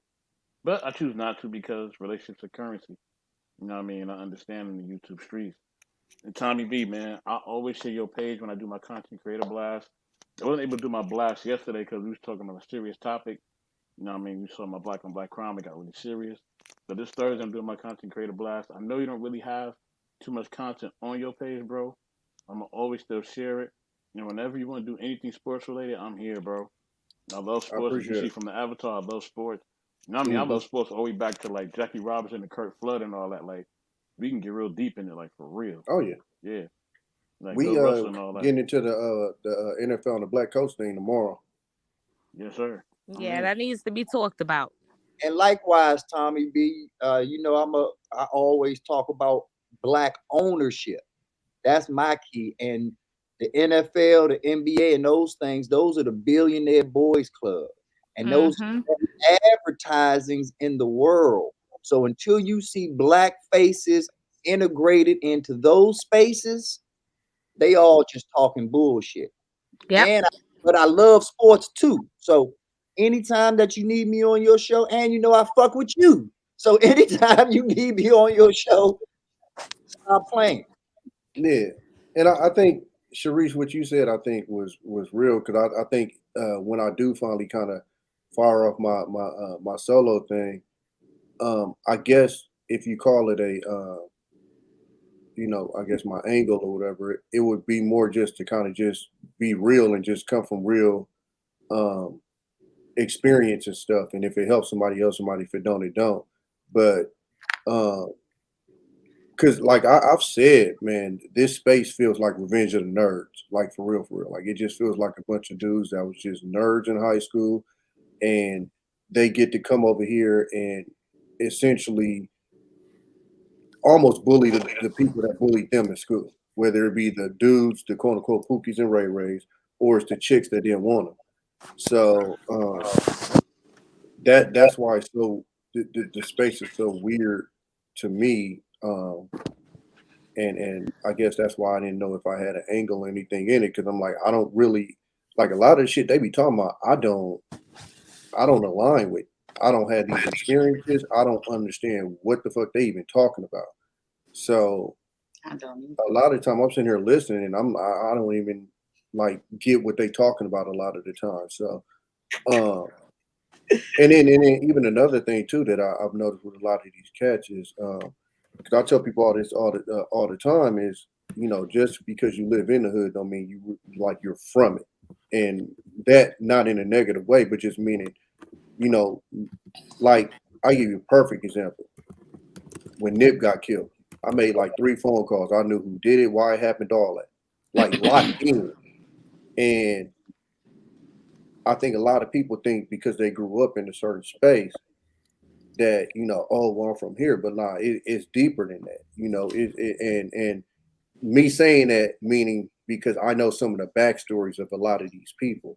So a lot of these people, you just see them on the news after they didn't smoke somebody or after they didn't this and this. But I grew up with a lot of these cats from riding big wheels and skates and stealing bikes when we was kids and stuff. So I know the backstories. Like I told a lot of these cats, I got a partner. Well, I used to open my front door and his mama used to be hoeing right in front of my house.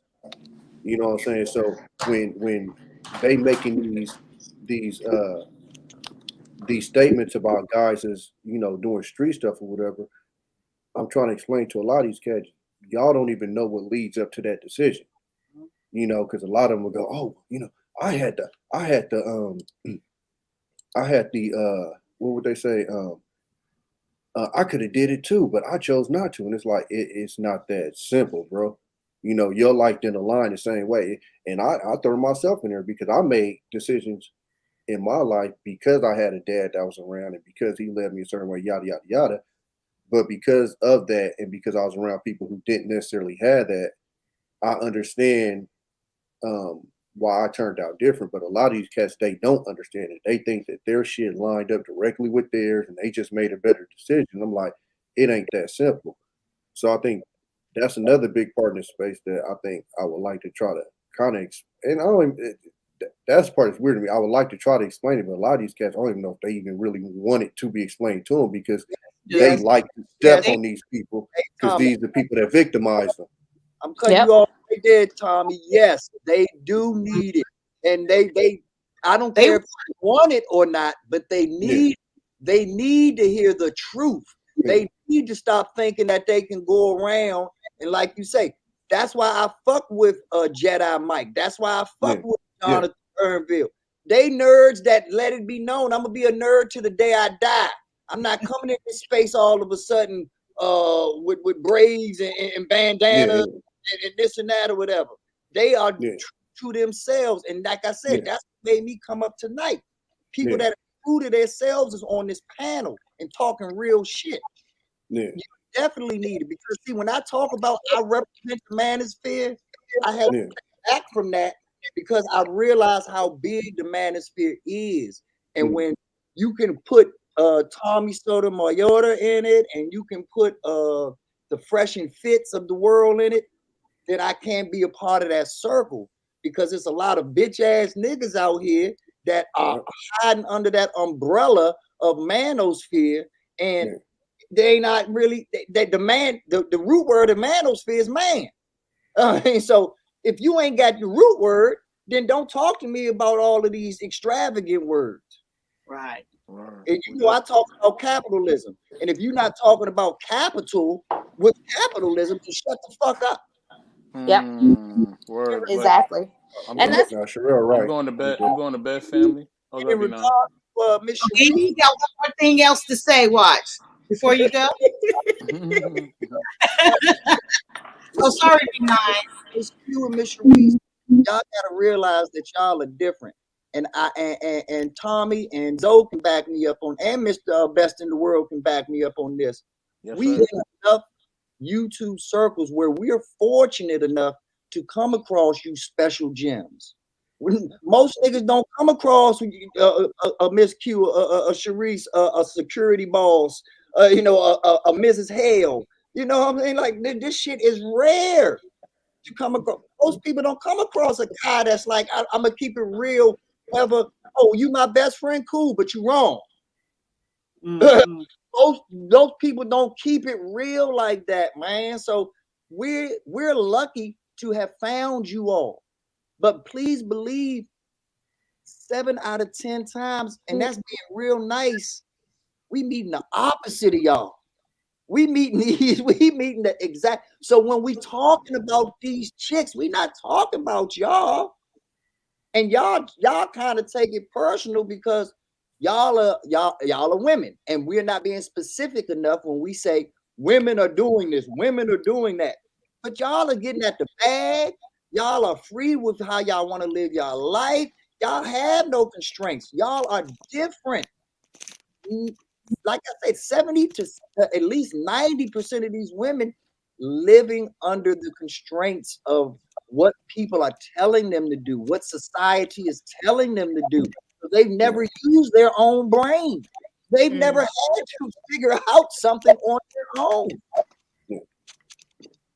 So which I definitely could believe that, and I understand that. The thing is, I never get passionate about the fact that that's you guys experiencing, you guys majority, because again, the same thing for women who may run into and saying that, yo, these guys ain't shit out here, that because that's their experience. So vice versa with the men who are talking about, you know, the 90% of the women. The thing is that I just don't want men thinking that that's a repertoire and representative of the whole race of women.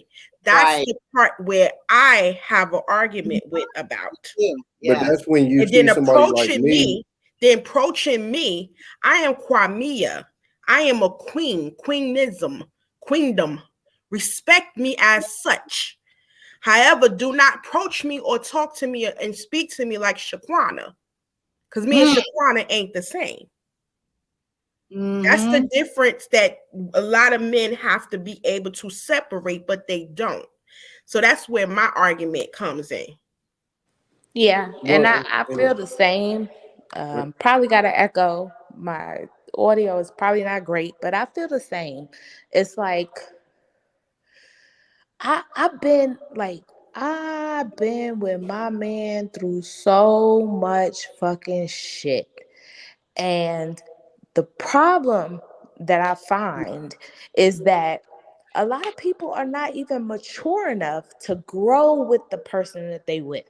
They don't have the patience to wait for this person to become who they are going to be. Shit, I was one of them. Hey, Sharice, come on, girl. You done already separated yourself. Now you just ran in.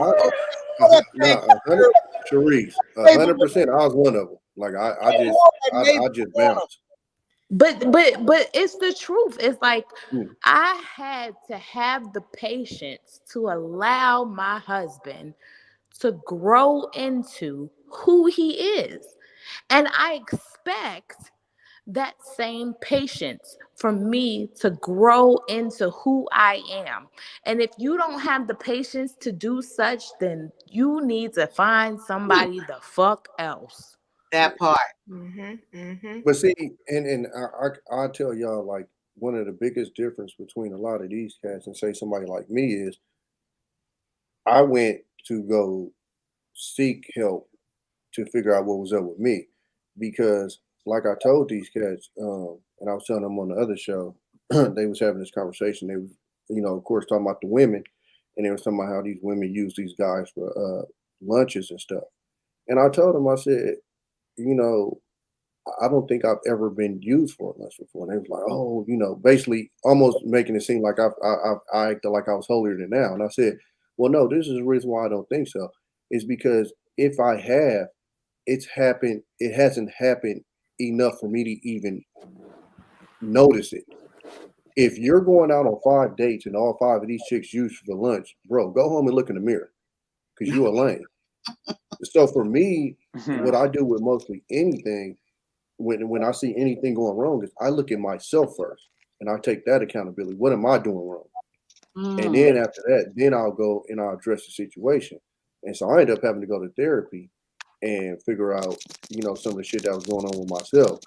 And that's when I figure out, some of my tics and shit. And then I kind of related that back to a lot of relationships I was in and why I would leave so fast and stuff like that.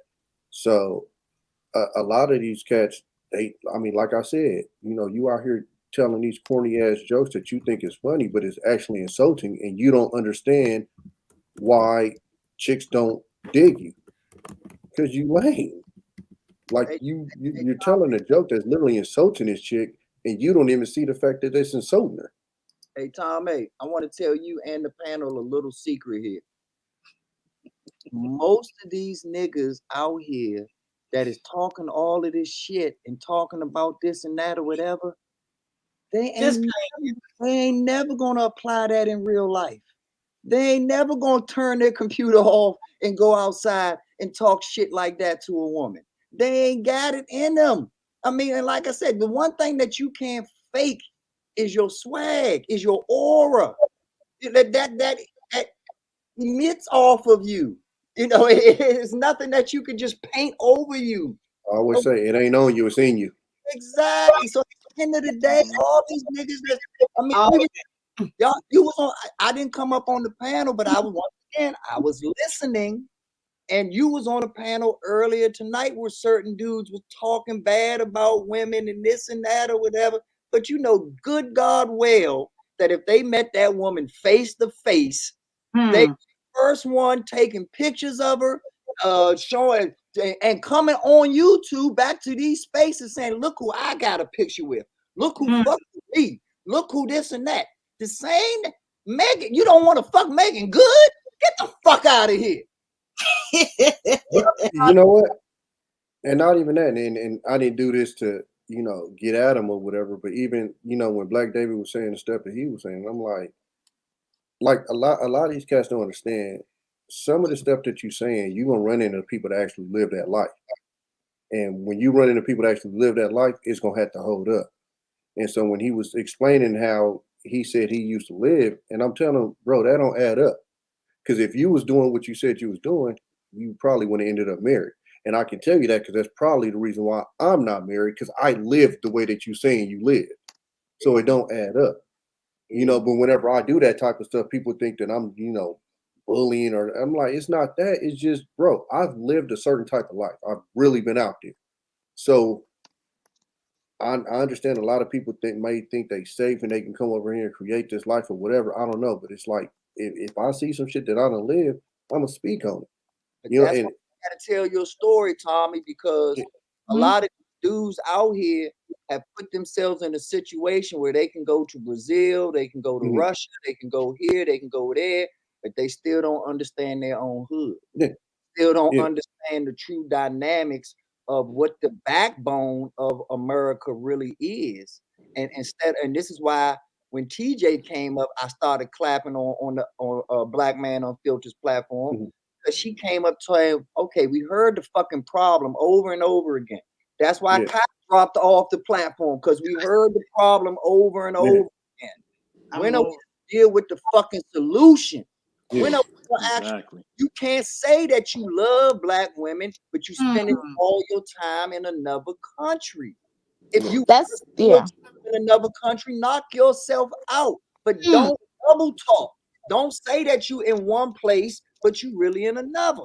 Don't tell me that you care about the hood while you looking over it from Hollywood Hills. Miss me with that bullshit. There's nothing wrong with Hollywood Hills, but be real about what you are, where in you your are, position. your perspective, because I need your perspective, but you can't tell me about the valley if you 3,000 miles above elevation. But that's the reason why a lot of and this came up earlier, that's the reason why a lot of Black women use the word handle. You can't handle me. You can't deal with me. It's because you do not have what it takes. It doesn't mean that I need to be handled. It means that you do not have what it takes to be in a relationship with me. I'm not gonna hide or dismantle who I am to be in a relationship with you. The question is, can you rise to the fucking occasion? Because I'm gonna rise to the occasion to be with a Black man. I'm gonna rise to the occasion to be able to talk to the police for my Black man. I'm gonna rise to the occasion to be able to make a doctor's appointment for my Black man. I'm gonna rise to the occasion of what it means to go out and actually defend my Black man. But are you going to rise to the occasion of what it means to accept when a person is telling you something that you don't necessarily want to hear? Are you going to rise to the occasion of being able to say, I am with a Black woman because, or say, I'm not with a Black woman because, and have that answer be something that doesn't belittle Black women? Because if you are not with a Black woman and it's because of ... you got to reconcile the fact that your mama is Black. Say something to answer that question that doesn't insult your fucking mama, and then we got a relationship. We got something to talk about. We got something to build on. I don't give a fuck if you with a white woman. Take the white woman if that's your type. If you just like pink pussy, okay, fine. But do not tell me something that insults your mother and expect me to live with it. I just want people to get this angry Black woman ideal out of their heads, because listen to me, I am the opposite of an angry Black woman. When my husband comes in this house from working 12 hours, 13 hours, guess what? We got breakfast. We could sit down. We could talk. We could talk about 80s cartoons. We could talk about your day. We could talk about whatever the fuck you want to talk about. But I'm not an angry Black woman. Guess when I get angry? I get angry when a motherfucker does some shit that I don't fucking like. And if you do something that I don't like and I talk about it and you can't handle me talking about it, that does not make you a Black man who prefers women of other colors. That makes you a pussy. Let me say this. I think that And this is really the last thing for real. I'm not joking. You know what Number I mean? We don't believe you. We You don't. gotta believe me. Please believe me. This is really it, family, for real.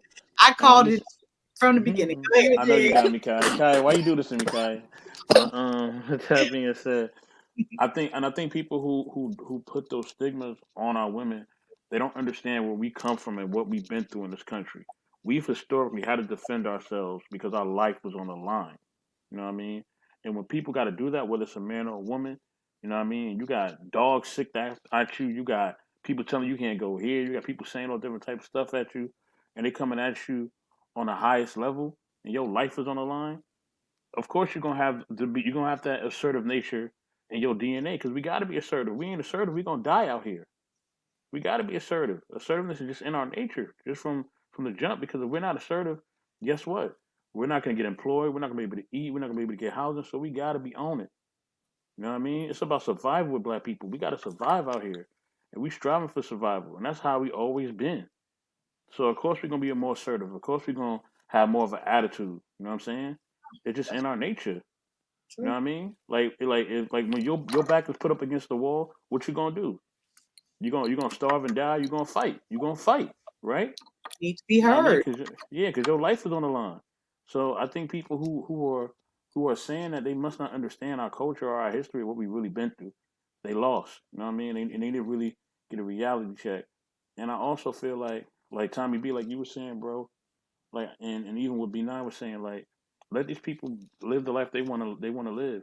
I was watching. I've been getting so much of an uproar because some brother said that he wants to he likes to pay for women to do certain things to entertain him. Well, that's the lifestyle that he wants to live. That's his choice. He's paying for it. He's willing to deal with the consequences. Why are you so concerned with another man is doing as another man? Bingo. You know what I mean? He's not messing Bingo. with he's not messing with your mama. He's not messing with your sister. He ain't messing with your auntie or your cousins. Why are you so concerned, bro? It ain't got nothing to do with you. But You know what I hold mean? on, I'm Now, gonna take it to a deeper level real quick. Or best in the world. Not I only got. why Go you ahead, worried Bina. about what the dude is doing, why you worried about where his dick is going? Why you Exactly. worried about Exactly. if he's fucking a white girl or an Asian girl or a black girl? Like I said, do you just don't double talk.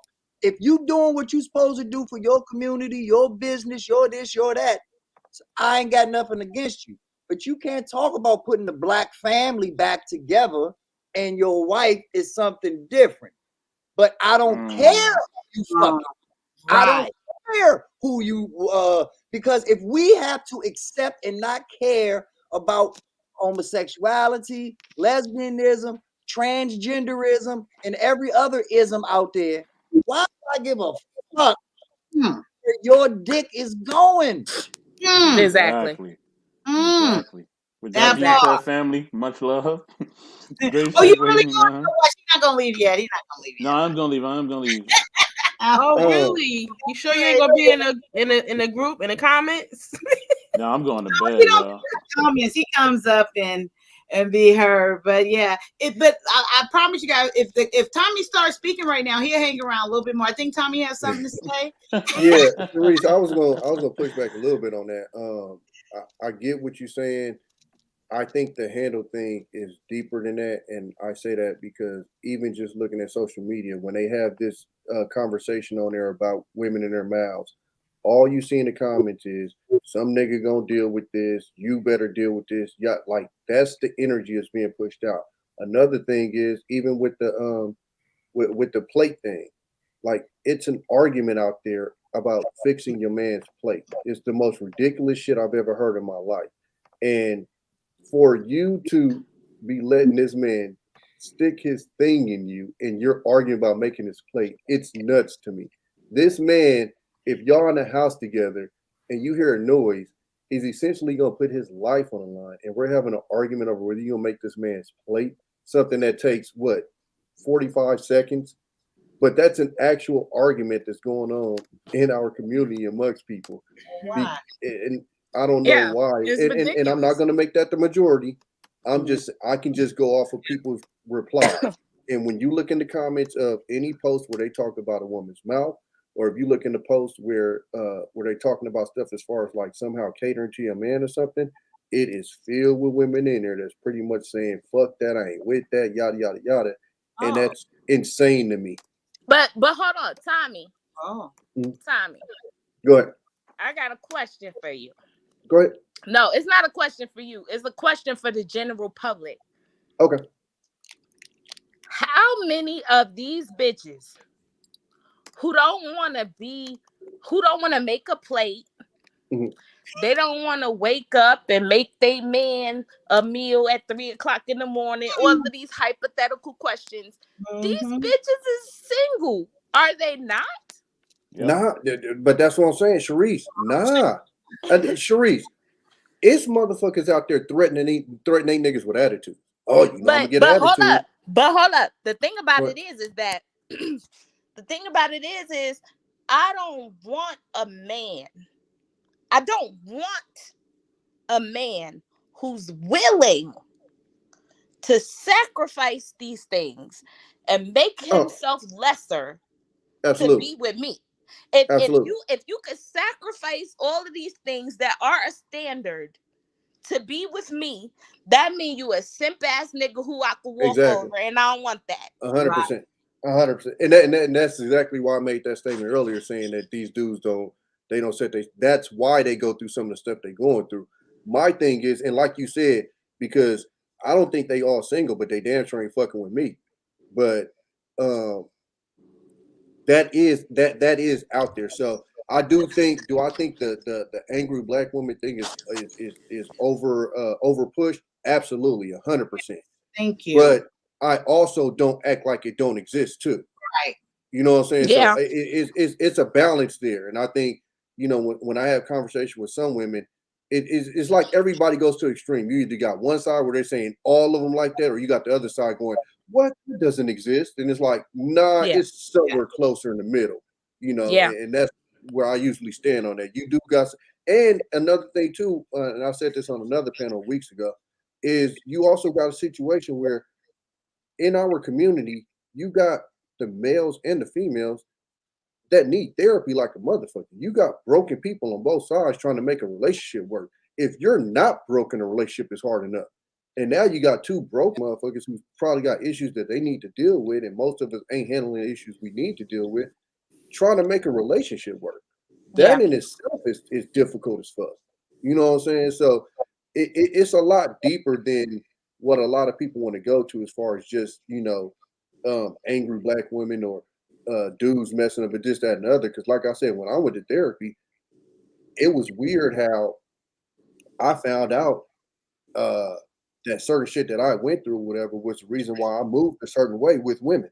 I had no idea. Never would have put it together that that's the reason why my relationships ended up this way, this, that, and the other. So I think that's a big thing with a lot of our community. And I wouldn't even just, you know, because I hate generalizing our community. I think in our country alone, a lot of people need therapy like a motherfucker. Because I mean, when me and my first BM broke up, when I started dating, I was amazed by the amount of women that had stories about being touched. Like that shit blew my mind. Yeah. And I would say if I went on 5 dates, 3 to 4 of them had a story. Like it was that crazy. And I'm like, yo, this is wild. And you know, most of them not getting therapy for that type of shit. Yeah. Now we started hearing a story about dudes that, you know, kind of had the same thing. I wasn't touched, but I was exposed to sex at a very young age. With my older brother, he would sneak to go watch pornos, and I was probably like 8, 7, and he would make us watch because, you know, if he got in trouble, we got in trouble. So I've been knowing how to handle up since I was like 7 or 8 and didn't even really know what the hell I had going on down there, you know. But it's stuff like that later on when you start seeing your actions that, oh yeah, I was thought and this, that, and that. Oh, well, maybe that's why, because I knew about some shit way before I should even fucking knew about it, you know. So it's on both sides. That's why whenever I speak, I never point to one side or the other. I think it's on both sides. But I think a huge part of the problem in our community is we just, motherfuckers need to get therapy to at least even make the relationship easier to even handle. Because we don't even know how to handle our own shit that we got going on in our own heads, let alone dealing with another person in their shit. So I think that's a huge part of it. But I think I think the mentality that comes with it, you can't handle me, is what, for me, it kind of irks me, because again, I used to tell like my cousins and all this shit, because they used to say that type of shit. I'm like, I'm not looking to handle no grown ass motherfucker. Like when I have kids, and this when I was younger, when I have kids, I'll handle my kids. I ain't looking for no grown ass motherfucker to have to handle like that. That shit just it's and maybe people don't mean it that way, but it's just a way that comes off. It's an aggression that comes off. It's almost like because you're gonna go through shit in a relationship. It's almost you're what do you call that? Like you prophesizing problems that I'm gonna have with you. You know, it's like, why would you even put that energy in the air? But you know, the fact that I've been on panels with men, Quad, you could totally identify the same person who told me I was using a white man's English. I have been on panels with men who cannot verbalize their problem with that phrasing in the way that you just did. Gotcha. And so I can't do nothing but respect, appreciate, fucking admire the way that you're able to verbalize the fact that you find that phrasing problematic. You know what I'm saying? And I can totally understand it. I like where I come from, the women that I come from, the reason why my marriage has worked the way that it has worked is because both me and my husband have done what we can do to be the opposite of what we've seen. Right? Yeah. We have, in our relationship, we have prided ourselves on knowing what not to do in a marriage. And so to have another Black man come to me and say, this is why this phrasing is problematic, I can't do nothing but fucking be like, you know what, dude, you are 100% correct. But the I don't know. It's like there's like a juxtaposition there, because I feel like I'm being handled because society makes me feel like being a Black woman is so rough and aggressive just on its own. All I have to do is be dark skinned and be Black and be from Brooklyn. That on its own, me being a Black woman is something that has to be handled. It doesn't have to do with Black men. It doesn't have to do with my children, if I had any. It doesn't have anything to do with you per se. It's just that society, no matter how big my smile is when I leave my house, makes me feel like, oh, if you're a Black woman, you have to be handled and maneuvered in order to be tolerated. Well, I think it comes from. But that's Go ahead, Bina. That's advertising right there, Sharice. That is television, radio, and all other media putting that narrative out there. That's why I'm so happy that Q is doing what she's doing, because she's get to go out with and take the evilness head on and literally change the narrative through the same vessels that they created this false narrative with. And the problem with that is that you're absolutely right, but your man, and not you personally, but just women in general, because what you described, millions of Black women feel that way. Yeah. But this is what separates you. Like you said, you've been married 20 years. You don't bring that society pressure to your husband. That's why I would bet money that you're going to be married another 20 years plus. But most women bring that society pressure to their man, and their man is like, hey, I didn't put all this on you. So I shouldn't have to deal with it. It's no different than how when you sitting next to a man driving and someone else in another car does something stupid, but he's cursing you out or talking to you like the person in the other car can hear what's going on. You the only person hearing all of the bullshit and this and that, and you like, man, shut the fuck up. I'm in the passenger seat. But that's just how it works. And I want to go back to something that you said earlier, because you was right on point earlier when you were talking about not liking the word handle, because the way you described it, all I was thinking of was qualify instead of handle, because at first you were talking about what it took to get with you. And so it wasn't about handling you, it was about qualifying for you.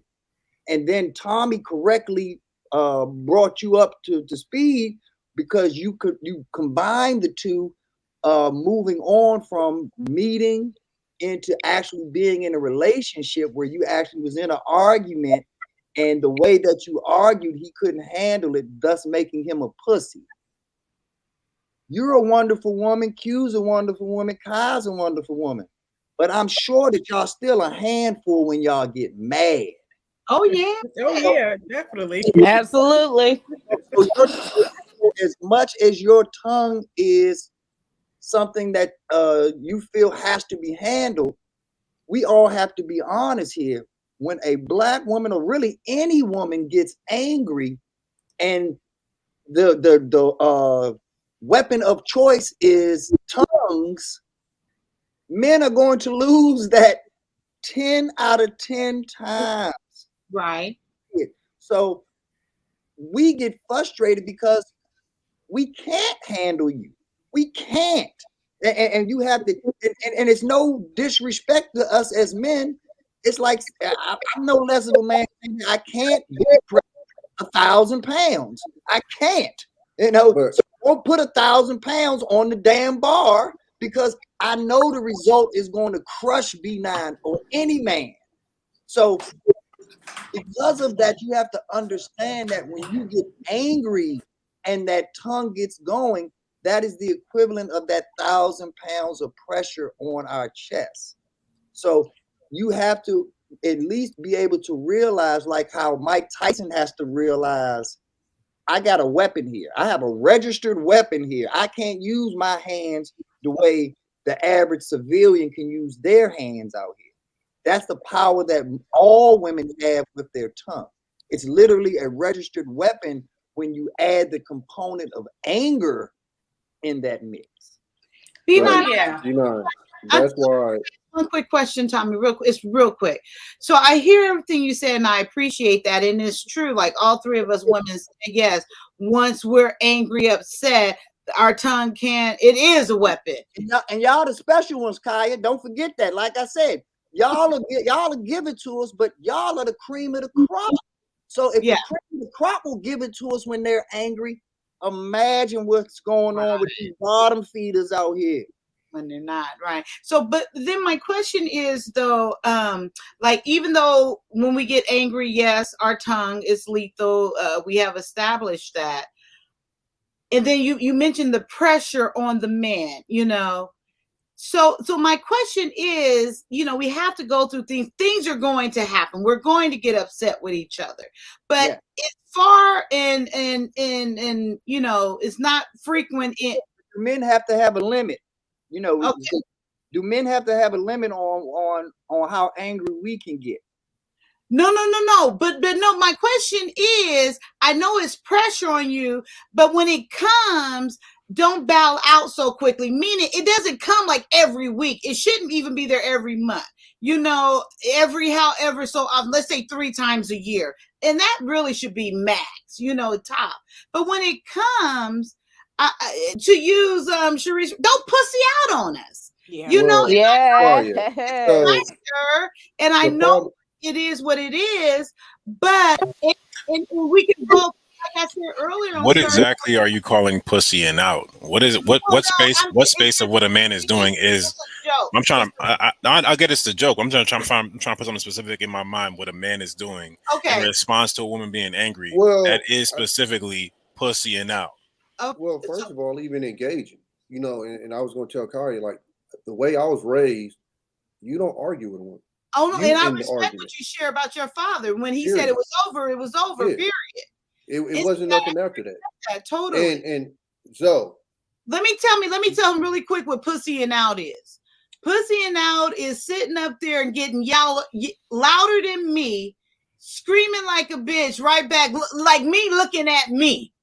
That's pussy and out to me. I don't know what I'm arguing with my sister. Like if I'm sitting there arguing with a whole nother woman, like so I'm like, you acting like a fucking pussy. Just like Sharice just said, when she do get, you know, in her mood, her husband don't sit there and feed into that energy. At the end of the day, you have to you pray to God, you end up having somebody to balance you out.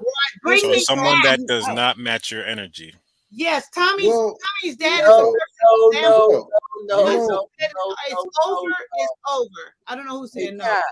Ty, what you got to realize is that I see this all the time being a school teacher. I see this all the time where I see very, very aggressive moms have sons, and their aggression is not going anywhere. So because that child has to coexist in that house, by default, that child has to be passive because someone is already taking the aggressive position in that family dynamic. And it works while you're raising that child, but that same mother that is aggressive and has made this child passive, and not a child, but her son passive, the second her son starts dating an aggressive woman, the mother does, and 9 times out of 10 doesn't like that woman because she's dominating her son. And the problem with that is that that's what I say when I say you have to see the train 2 feet before it's in front of you. That's what got me in trouble with OG saying, put it away. Yeah. Because you have to give these men the leeway and the runway to fly, to actually be men, and it's not just women on an individual basis. It goes back to what Miss Reese was saying. From a societal standpoint, society has put the pressure on women to say, hey, ain't nobody coming to save you. These white women and these Asian women and these other, they can be all meek and soft and this and that. But you as a black woman, you changing your own tire if you can't afford AAA. So it creates this advertising fake psyche as if real men ain't out here wanting to change that tire for you. But like Tommy says, all we want in return is for you to bring us a plate. I know, but that's a fair exchange. No, it totally is. Totally. But going back to what Zoe and all of this other stuff, like I said, I'm saying a max 3 times a year is something. Well, and when he asks about matching that energy or what that pussy looks like, that like you look like a bitch back to me. And then like I was saying with Tommy, he gave this example a couple of times with his dad, even though I'm yeah. And I'm sure, and I think in his story he can share it, his dad will let you go so far. You know, you gotta let her get some of it out. Let her get some of it out. And then, okay, I done heard enough. It's been enough. And then he put it like, that's it. It's over. Even if she keep going, I believe his dad walked away. It's over. It's done. You know, but he was assertive and did that.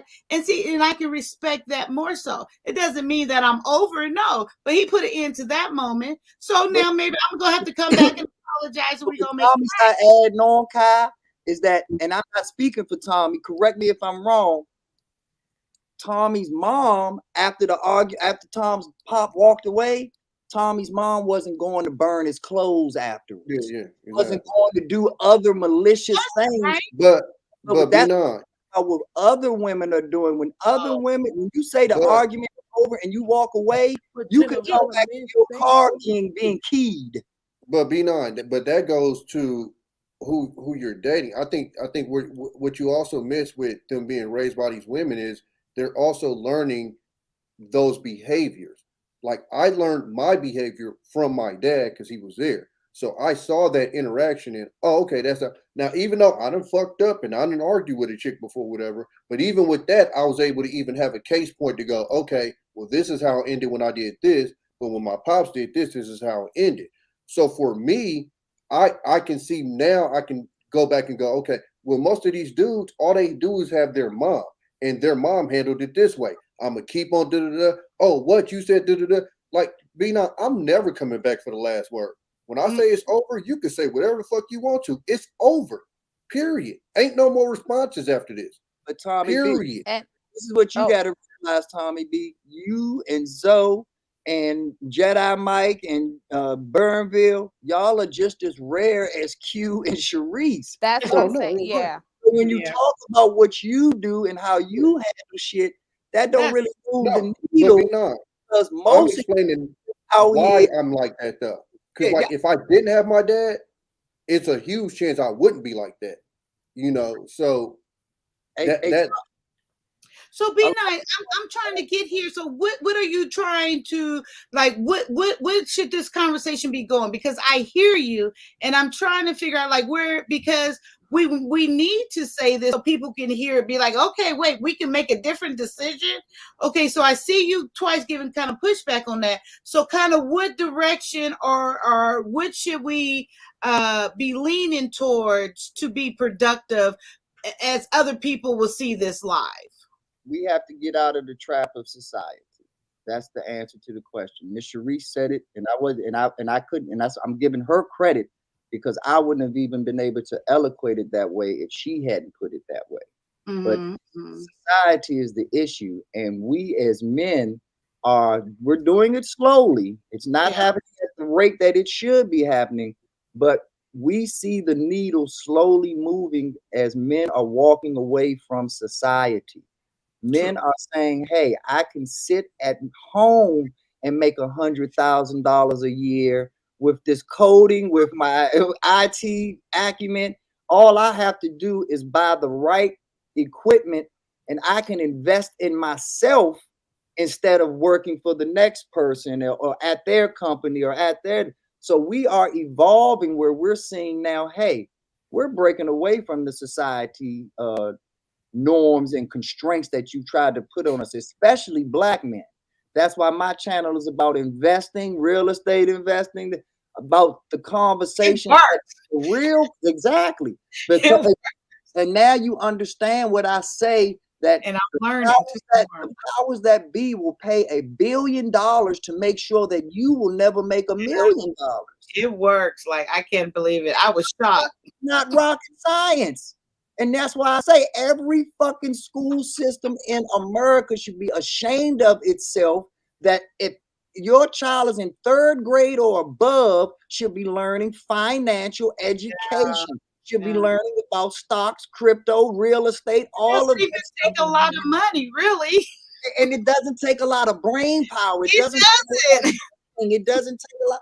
All you have to, if you have time to read Harlequin romance novels, you got time to read an S1 report being turned into the SEC filings. It's that simple. And which one is going to take you to a better place in life? But back to the point of what our topic is, we have to get away from society. And unfortunately, it's harder for women to get away from societal constraints than men are, because we've already been shunned by society. We already had, that's how rap music was created, by us saying, hey, there's a pocket of the world that nobody's paying attention to. And if y'all don't pay attention to us, we about to scream this shit out. And it came out through fuck the police and this and that or whatever. And that's how it happened. And we're saying that, hey, women, we don't want you all to hold it in and volcano it out and erupt it all out, because they're going to deal with you all the exact same way they dealt with us. And because we're your protectors, we don't want you to go through the same shit that y'all just seen us go through. And you all think that being attached to society is going to protect you from that. It's not. It's not. The most evil thing about greatness is being good. Because good, it's so complacent. It's so comfortable. You don't ever say, "Hey, well, I can get this PhD." Every woman that comes on Kevin Samuels says she has a master's degree, but he still plays the PhD music. They could have gone that extra step, but good felt so comfortable. Fuck great. We have to achieve greatness. We have to be able to understand that we have to meet each other in the middle. Any man that puts his hands on a woman, no matter how angry he is a bitch ass nigga. There's no way, shape, form around it. It's either true or false. There's no gray area there. Period. And it's the same thing. And women need to start applying that same thing with their tongue. I don't care how mad you get. I don't care how angry you get. You have to understand that tongue holds and yields the same power, if not more, than a man's fist. Because that fist, that fist comes with healing. That tongue lasts forever. There's guys out, especially when we're talking about these young relationships and these impressionable guys out here. You mess up a 19-year-old, 20-year-old's mind, he's gonna be fucked up at 60. Yeah, he's not gonna know how to treat a woman at 60 because he did not learn at 19, 20 when he was supposed to learn how to properly deal with a woman and know himself. So everything that I learned from a woman. And one more thing that I want to point out, women have to understand, and men too, we all have to understand that we're different. A woman looks at a man from her father's eyes. She wants that when a man is chopping wood or putting gas in the car, cutting the grass, she's like, oh, that's a turn on. Oh, that's sexy because you've seen your dad or your uncle or someone else handling business. We as men don't think like that. If you want to make my dick soft, start talking about my mama. That's the easiest way to fuck up the mood. Even though you might have a lot of the same traits as my mama, that's the last person that needs to be on that. Yeah. And so our goals are different, you all. And a lot of women, not their fault because a lot of them did not come up with real men, don't understand that they can't put their estrogen, their science-based estrogen, on science-based testosterone. So true. Sharice, you've been trying to say something? Yeah, I've been trying to say a couple of things. Well, go for it, girl. It's all yours. So like I was saying earlier, it was a couple hours ago now, but Susan B. Anthony ain't shit, right? She's probably gonna be on one of my Suck a Dick and Die Sundays because wait, who is she? I feel so out of the loop. Hold on. I need to go channel. That's Hey, Sharice, please don't. I love my wife. I know you love your husband, but I love you. Oh my God. Isn't she? B9, I'm even going to give you a pass with her because I love her so much too. Oh, thank you. I'm going to get on you, B9, for loving my cheeks hurting. That's my sissy.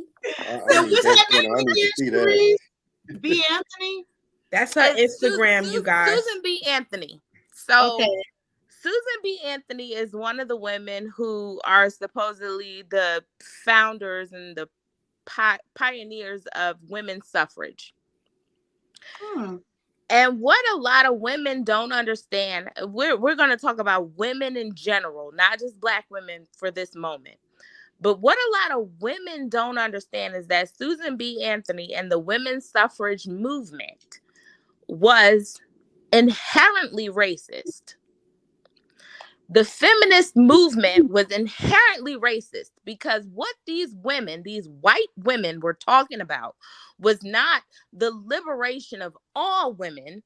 They were talking about the liberation of white women, and they still wanted Black women to be their mammies and their servants, and they wanted the Black women to stay in their households doing all the things that Black women did, producing breast milk out of nowhere to feed their children so that their breast wouldn't get flat. And so when we talk about feminism, we are talking about a bunch of racist women who were not considering Black women feminists. What they were considering was, oh, white men should be able to do what they want to do, and white women should be able to do what they want to do, and then we'll worry about the Black women last. Right? We about to cook. So this is the reason why when I think about the woman, the first woman who said, oh, women should be able to go to work, I want to find her and I want to punch her in the fucking face. Because guess why? Because I don't necessarily want that independence. My husband leads my household because I want my husband to lead my household. I am not an independent woman. I need my husband. I need my Black man. He does the shit around my house that I don't want to fucking do.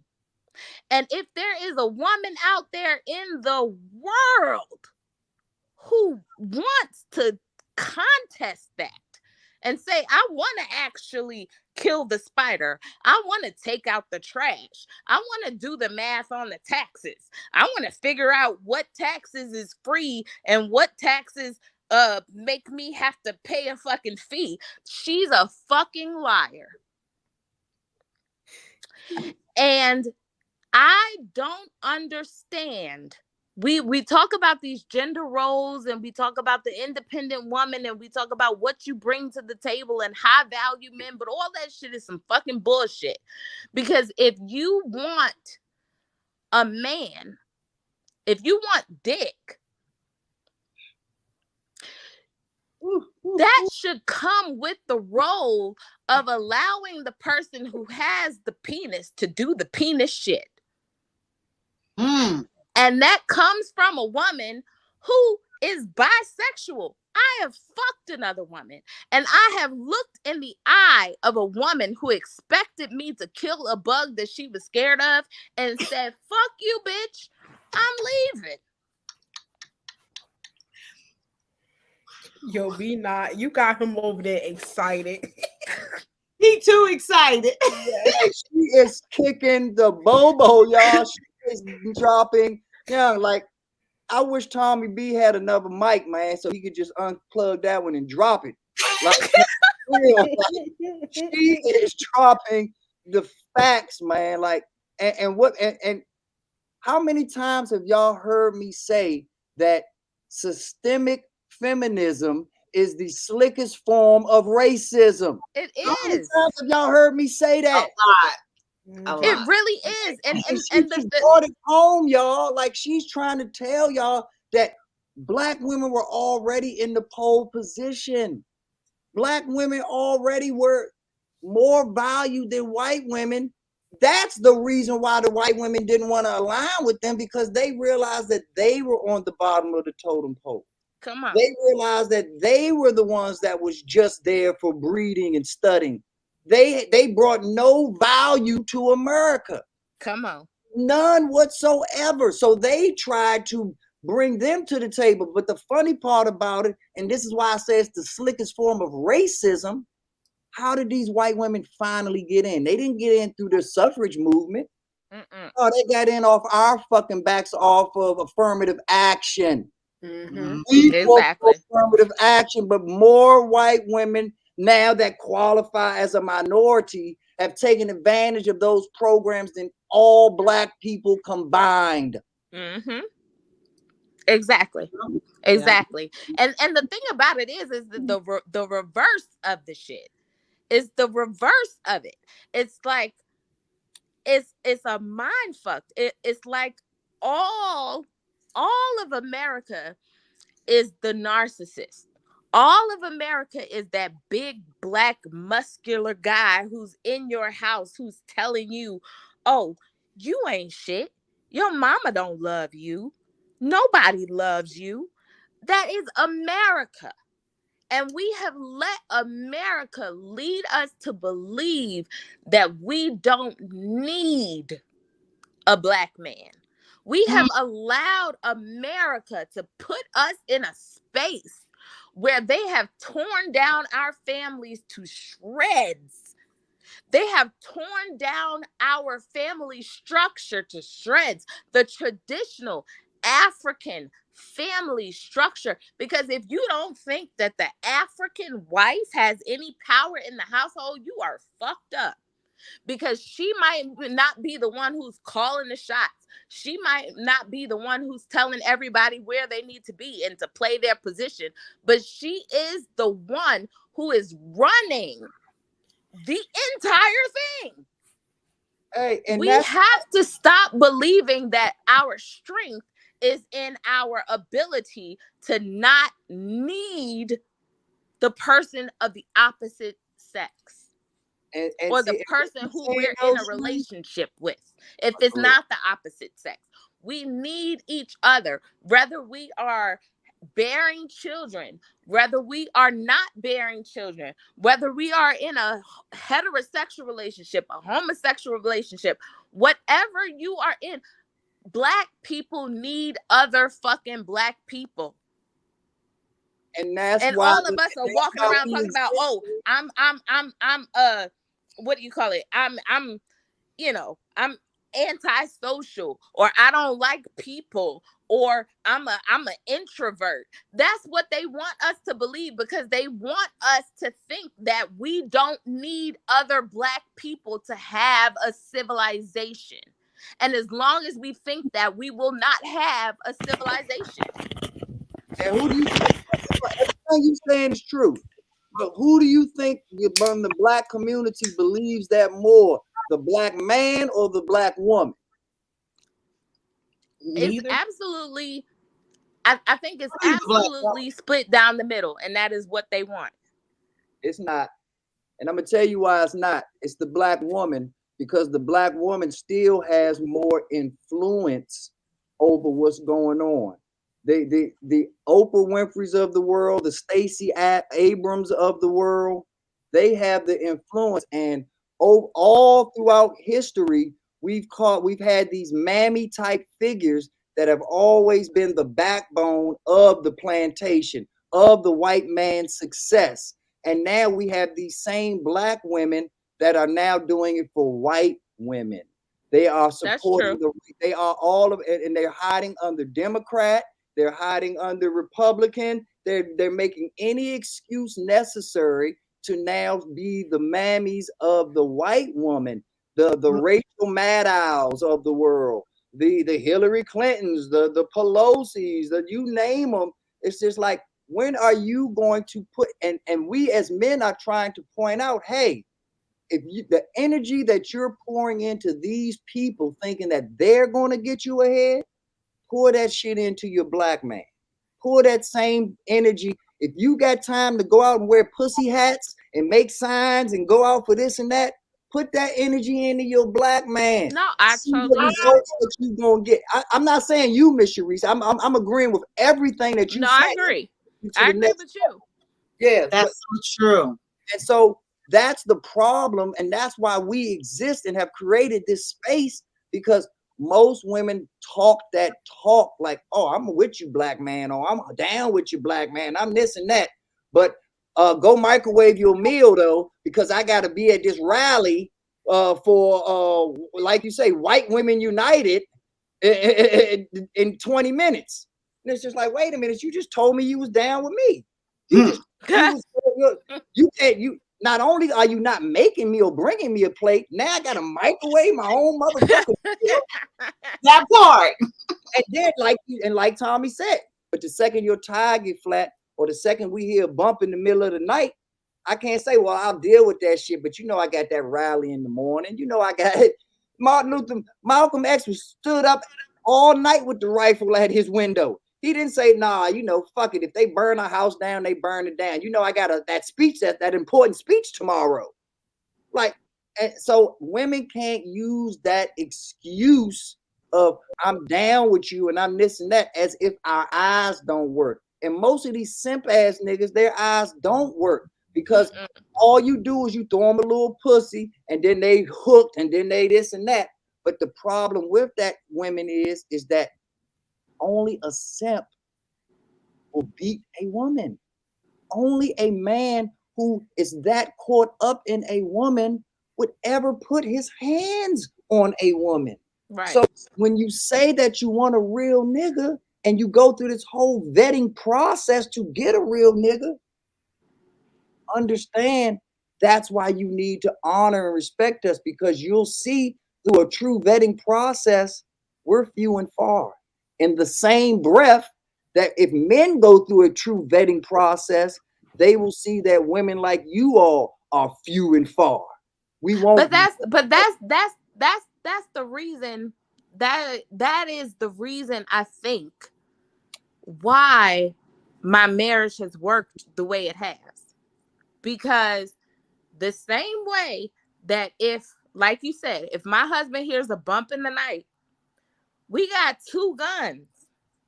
You know what I'm saying? Yeah, you gonna go downstairs and check it out, but guess who gonna be in the bedroom with the shit on the door? You know what I'm saying?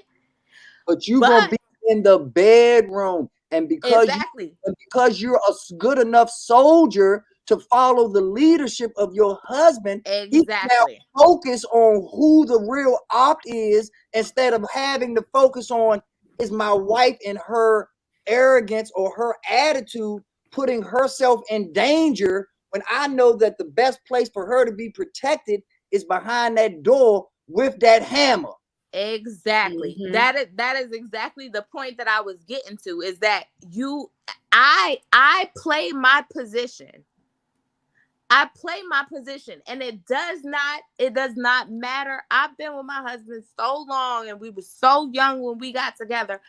I've been with him when he was broke. I've been with him when he got money. Vice versa. But the biggest key to all of that is it doesn't matter if you have $1 in your pocket. Can you protect me? Can you be a man? You can be a man and be poor. There are homeless men in tents who are able to be men. And that is the problem with our society today, is that women think that, oh, because you got money, that makes you a man. Listen, it's some of these niggas out here that I don't give a fuck about. I don't care if you come up to me on the fucking street and if I don't give a fuck if you got butterfly doors. Nigga, I can beat you. Nigga, I can get the best of you because you're a bitch. I don't give a fuck if you got $1 million in your fucking bank account. You're a bitch, and I will shoot you if you act wrong. You can be broke as fuck. You can have less than $1 in your fucking pocket and be a real fucking man. And that is what is wrong with these girls out here today, is they equate money with somebody who can fucking protect them. And by the time that you realize that you are wrong, you got a nigga with no money who don't give a fuck about protecting you, or you got a nigga with all the money who wants to bash your fucking face in. And the perfect example of what you're saying is the Hispanic community. That Hispanic man comes home, he gets respect irregardless of what that paycheck says. He's going, there's a meal waiting for him and a foot rub waiting for him. And that's their culture. And you are shunned on as a woman, a daughter, a sister, a mother, if you do not act accordingly. And once again, it goes back to society. Their society is different. That's why they don't even want to learn English. They don't even want to assimilate to a lot of the shit that we got going on. They proud to do their own thing because that own thing don't just come with language, it comes with culture, it comes with standards. And those are the things that we have to get back to, ladies and gentlemen. We created everything. Everyone, it's Black History Month, so we can talk ad nauseum about all the shit that other cultures have stolen from us. When are we going to get smart enough and start stealing something back from them? We have to eat off of their papers on the things that they're getting right. The same way they cheated off of our papers, and not only cheated off our papers, but then act like they wrote the motherfucking paper. In the same way how they sit there and they actually want to use our culture, our melanin, and our strength to sit there and create Black Lives Matter. Ain't no motherfucking black person own that shit. That's a white man and so many other things. But we sitting there going around chanting that shit so bad, where the fact is we need to create our own matter. I wanted to say, maybe I just missed something when Cherie said that, you know, you can be broke and still be a man. Because I don't know, I feel like I don't know any men that's broke that feel like they're men when they broke. That's because, but that's the reason why they're broke men who don't feel like they're men when they're broke is because they can't find a black woman to love them even though they're broke. All right, that part right there, girl. That's it. Let me tell you something. I don't need you to be rich, because guess why? Because I am so magnificent in my ability to be an educated, successful black woman. I am magnificent at it. I don't need you to have a dollar. What I need you to do is protect me, protect my household, uplift me, provide for me, and not provide for me in a way of paying my bills, but provide for me the confidence I need to go out into the world. I don't need you to give me a dollar. What I need for you to give me is security. And when a real black woman says security, she does not mean money. Exactly. She means all the other shit. So yes, you can be broke and give me everything that I need. I have lived through having a black man who was broke, who gave me everything that I need. And guess what? I stuck with him. I stuck behind him. I stuck through shit. And now that he's not broke anymore, he is willing to give me any fucking thing that I ask for. And what we do together is we give each other every single thing that the other person asks for. If it takes teamwork, then it takes teamwork. If it doesn't, then we give it on our own. Just give it. But I don't need your money to make me feel like I'm somebody in this fucking relationship. And that's all that I ask for. All you have to do is show me that you are not a complete dick, that you're not a complete asshole, that you ain't gonna put your hands on me, that you're gonna try your best every day and you're not gonna lean on me to give you shit that I'm not supposed to have to give you. And I will ride with you to the ends of this earth. And I did that, and I got a man who will give me he'll give me the last chicken wing, the last slice of pizza, his last dollar, the shirt off his back. He doesn't ever say no to you for nothing? He doesn't ever say no to me for anything. If I tell my husband, oh man, these Air Maxes look nice. These Air Maxes, they dope. Oh, he the only way that he'll say no is, oh no, we can't do it right now, baby. And then in a week and a half, them Air Maxes is in the mail, and I don't even know that they was coming. But guess what? To get the very best of him, all I had to do was give him the very best of me. That's And it. see, you Girl, pay you the ball, man, and that's what people aren't realizing. Like, I've seen what you look like. You've cammed up before, so I know that you look good. But everybody that don't know, what women have to realize is that it don't matter if you got 3 eyeballs in the center of your head like a traffic light. The words that you just said, you fine as a motherfucker. The words that you just said is sexy as shit. The words that you said, you won't last. If I know you're going to be married another 20, 30 years, because if you wouldn't last 20 minutes on the market with that attitude, you would not last. You know how many Ubers would be waiting to pick you up? Like, you would not last walking down the street for 20 fucking minutes with that attitude. And so all these women that is worried about what color their toes is, or what color their hair gonna be next week, or they gotta have this Yaki number 5, this, that, whatever.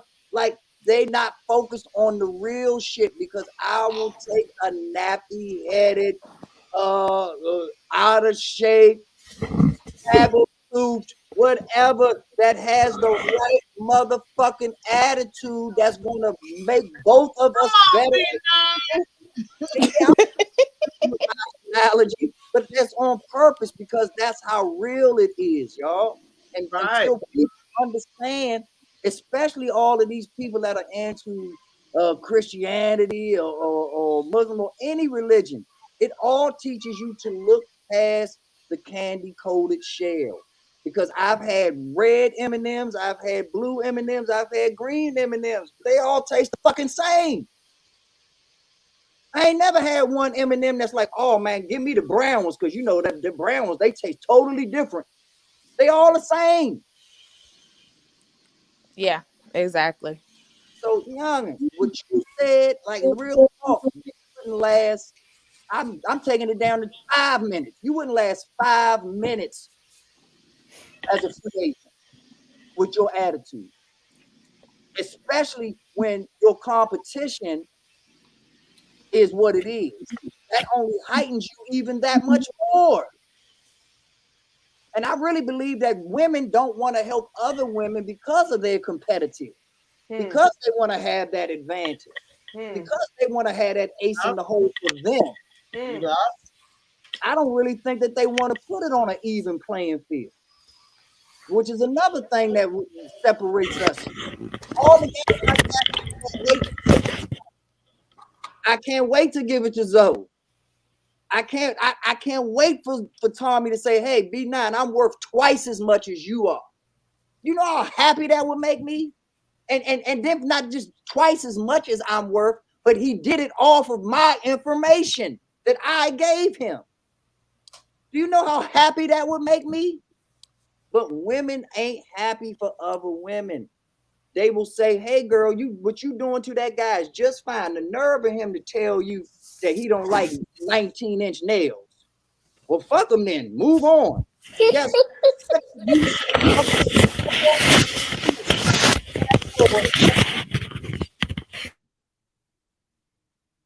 Period. So God bless you, darling. God bless you. I can't.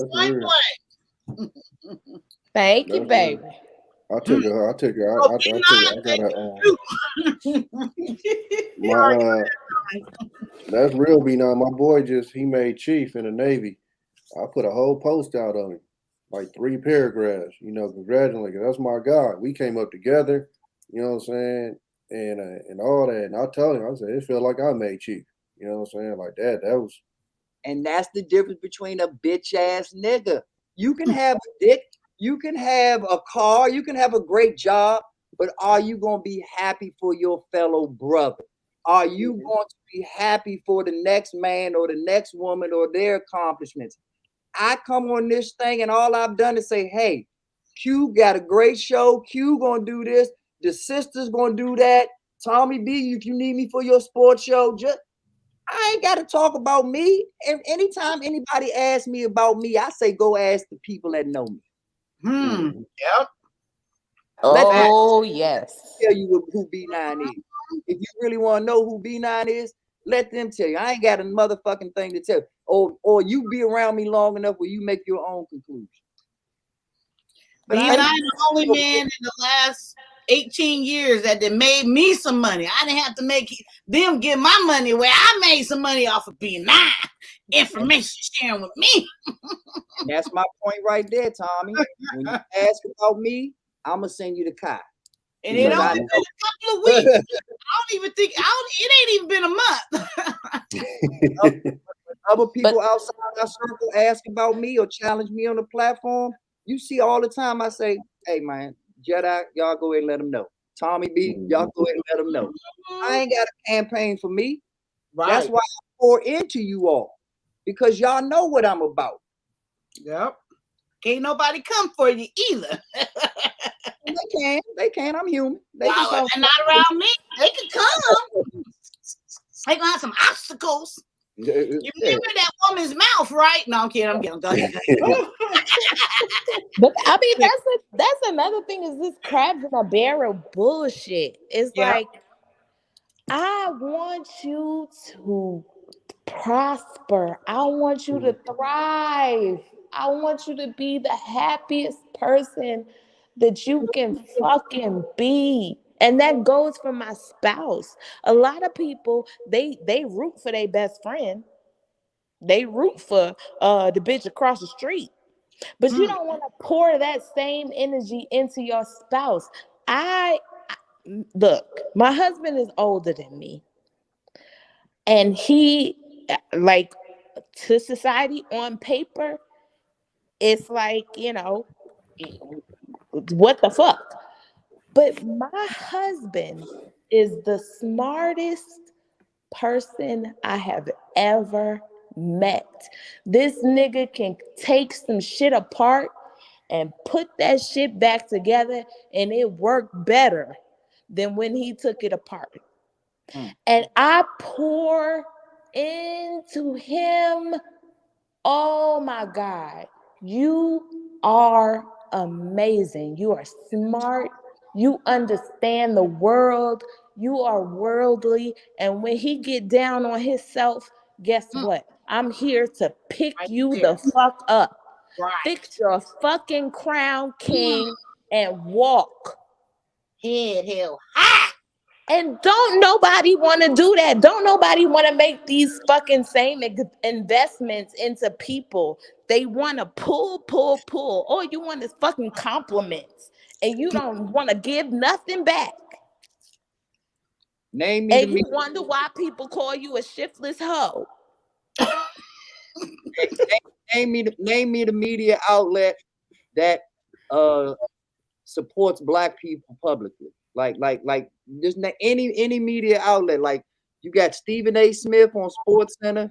He's the #1 Black anchor, but he's that because he has no problem talking about Black players that smoke the weed or do this or do that, even though it's legal, even though it's part of their collective bargaining agreement. And he understands business, but he still land-based the Black athletes, the Black millionaire players.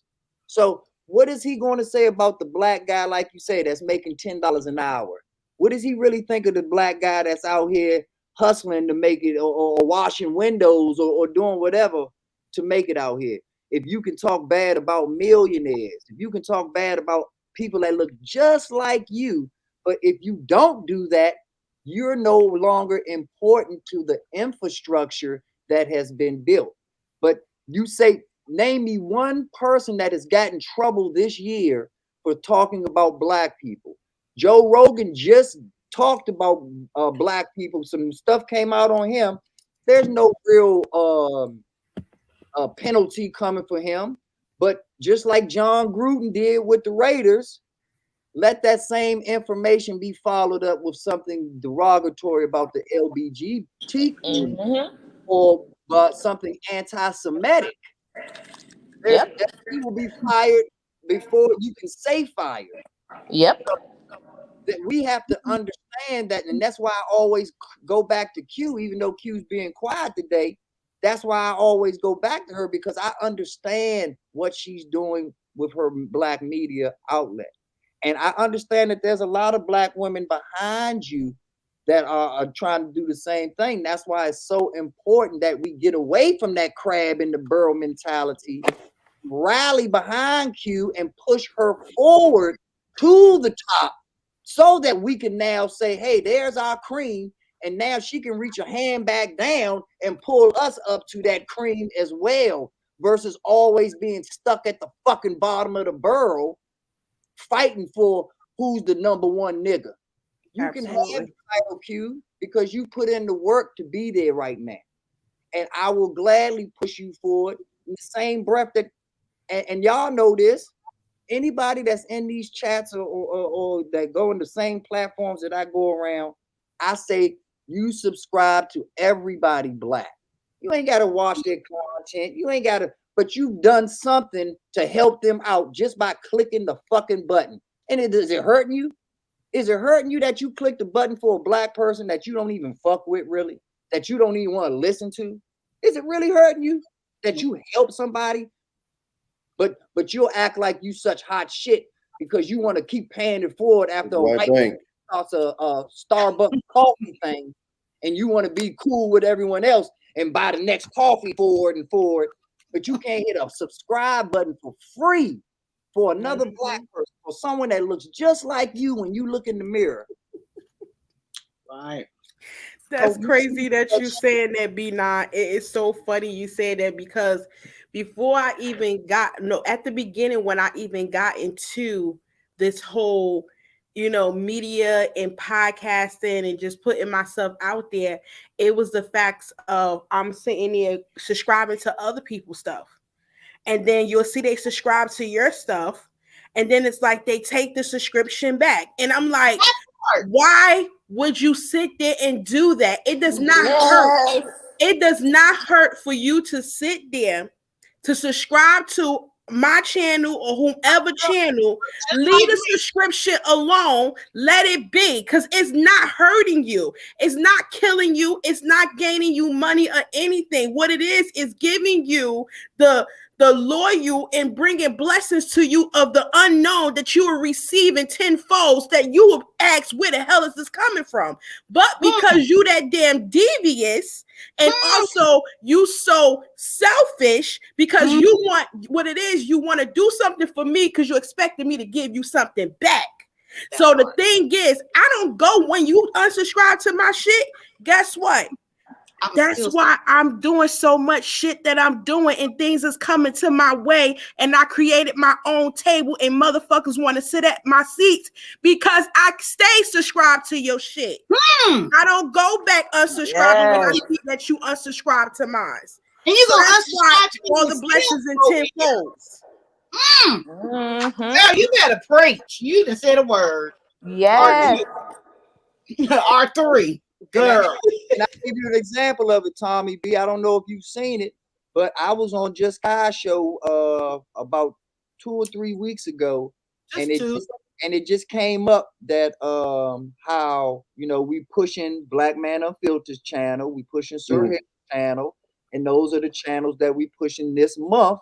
And then once they get to 1,000, we'll push the next people's channel that's in our circle to make sure that they get to 1,000. We actually, instead of talking that talk, we actually trying to strategize, even on the smallest of levels, just to say, hey, it's not just talk. And so when I found out that Gail didn't have 1,000 subscribers, I said, you know what? Isn't it funny that Gail moderates for TLA and Mr. Palmer and some of the biggest YouTubers out here in the Black manosphere, yet she's struggling to get 1,000 subscribers. And it's just like, and Sherelle, you know how Sherelle comes on, she's like, man, I moderate for so many people, shit, I better get 1,000 the first hour. I'm just like, you know what? Everybody would laugh at Sherelle, but Sherelle is right. Sherelle has paid the cost to get her 1,000 subscribers just by her selfless acts for other people's channels to build and grow and not get YouTube strikes and things of that nature. Yeah. So she's right when she says she should have it like that, but she won't. She won't because our people are our people, unfortunately. Pettiness we talk, but when it's time to step up and do something that's for free, yes, they use the excuse for years that, hey, I would shop at your store versus the Asian store, but your prices is too high. Okay, I'm a financial guy, so I'll accept your price thing, even though it's bullshit. I'll accept it. How can I accept it when it's free now? How can I accept that you're not supporting somebody when it's now free to do it? So that lets me know that the price never mattered in the first place because you wasn't going to do it if it was free. Yes. Feed the only feed the homeless person when the fucking cameras are around. That's black owned, independent black owned shoes. I ain't bought a pair of Jordans since I seen this dude. And like I said, I'm gonna give you my information because I'll rock with him too. You know, I'll put it in the back chat. But the reality of it is that I've been going around putting the pressure on TLA. I don't give a fuck about TLA because even though TLA is a great person, he gives some great information. He's got a great channel. I ain't got nothing against him. Right. But it takes 10 minutes for his subscribers to go and subscribe to Gail's channel. If he gives Gail 1%, 1% of his channel subscribers, she's monetized. And he'll come in and he'll talk about inviting this guest up and doing that and join my Patreon. And the whole time, Gail is right there holding the whole chat down. And not one time he mentioned Gail has her own page. So true. And you see the way Kevin Samuel says, hey, my likes ain't good enough. I'm going to play this bullshit music to y'all. Give me what? TLA the same thing and say, hey, I'm taking 10 callers today, but I'm only taking these 10 because, you know, everybody's pressed to suck his dick anyway. And so if he says I'm taking 10 callers, but I'm only taking these 10 callers after Gail gets her 1,000 subscribers, she'd have her subscribers in 10 fucking minutes. That's how easy it is. But with the power that you have, you don't want to use it. And then TLA pops into other people's chats and literally reads everyone's comment in the chat except mine. He will read the comment before mine. He will read the comment after mine. Because it has Gail in the comment. My comment says help Gail. So so all of a sudden he knows speak of the English. But why would he do that? Hey, once again, we all grown people. I'm Yeah. not gonna tell you what the answer is. But I'm gonna be honest with you, like just for me. That's my dude right there, Tommy. Yeah. That's so I bought my son. My son was like, my son on him hard. I'm about 3 bands in on that dude, probably about 4 right now. Like you don't ask for a discount, right? The homie hook. And you don't I pay full price. I don't do that. If he choose to bless you, he'll do it on his own. Yeah, because he out here. He in the Bay. But he from New York. But see, this is how you get him to bless you. You find some non-black customers to bring to him. Right. That's all shoes on the order from him. Find some outside of our community money to bring into our community. I don't need him to bless me. I ain't got no problem because Pete, that same money I ought to gave to Nike anyway.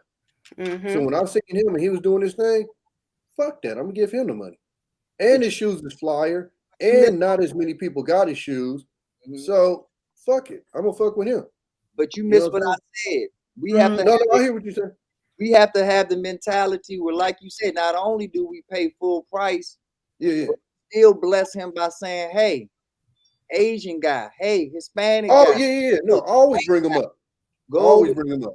This black guy. Don't just see a whole room full of people and then seek out the 10 niggas in the room and tell them to go buy the shoes. No, Make no, sure no. I'm with you.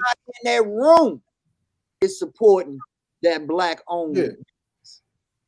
Even I got that's a black bank, One United. Mm-hmm. That's what's up. That's why I tell people I live it. And I don't talk it, I live it.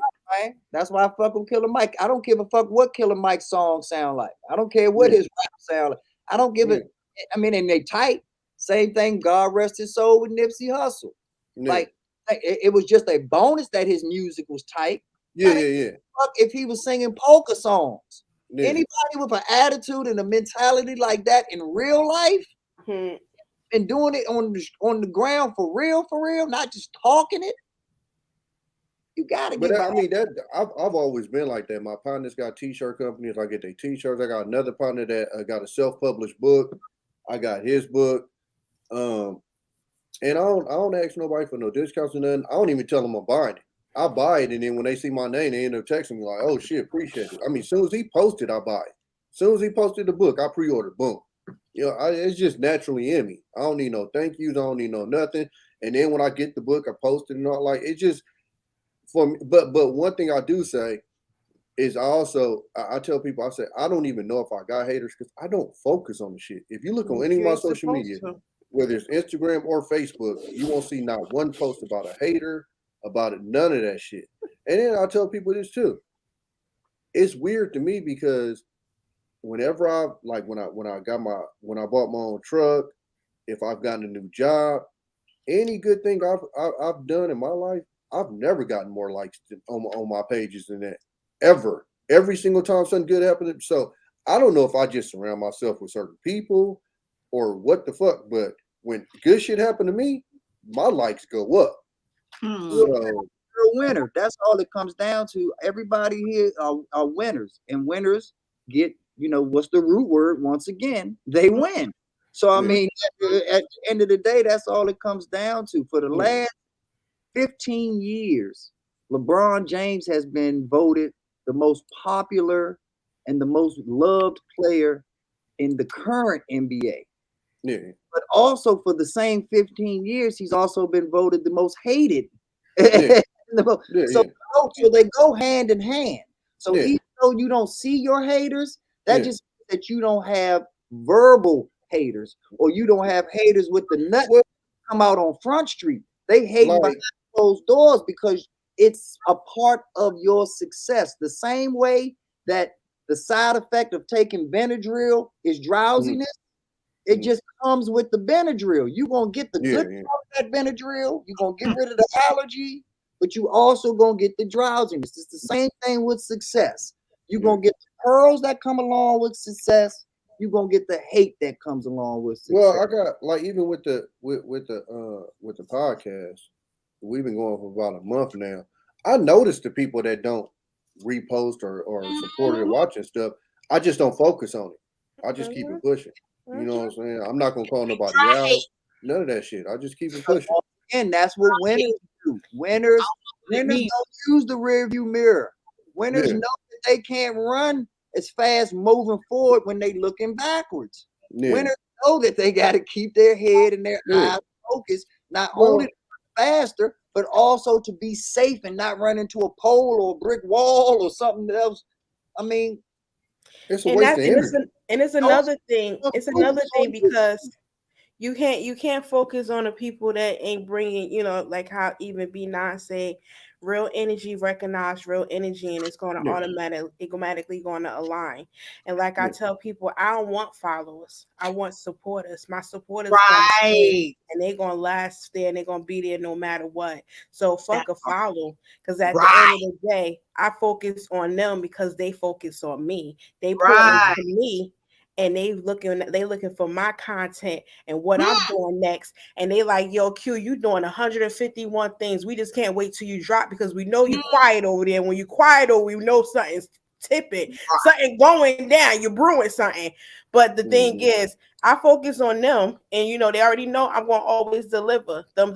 My followers and the dry haters and the people that's not sitting there or that like my stuff once in a while just to sit there and try to give me a oh yeah, I'm gonna let you know, yeah, I see you, or like, yeah, I fucks with you, but I don't fuck with you. I don't focus on that. I don't focus on them because they don't pump no fuel in me. They not, at the end of the day, they ain't helped me build and create the table that I have created and built for myself, and the additional seats that I have for anyone who's ready to sit at my table is ready.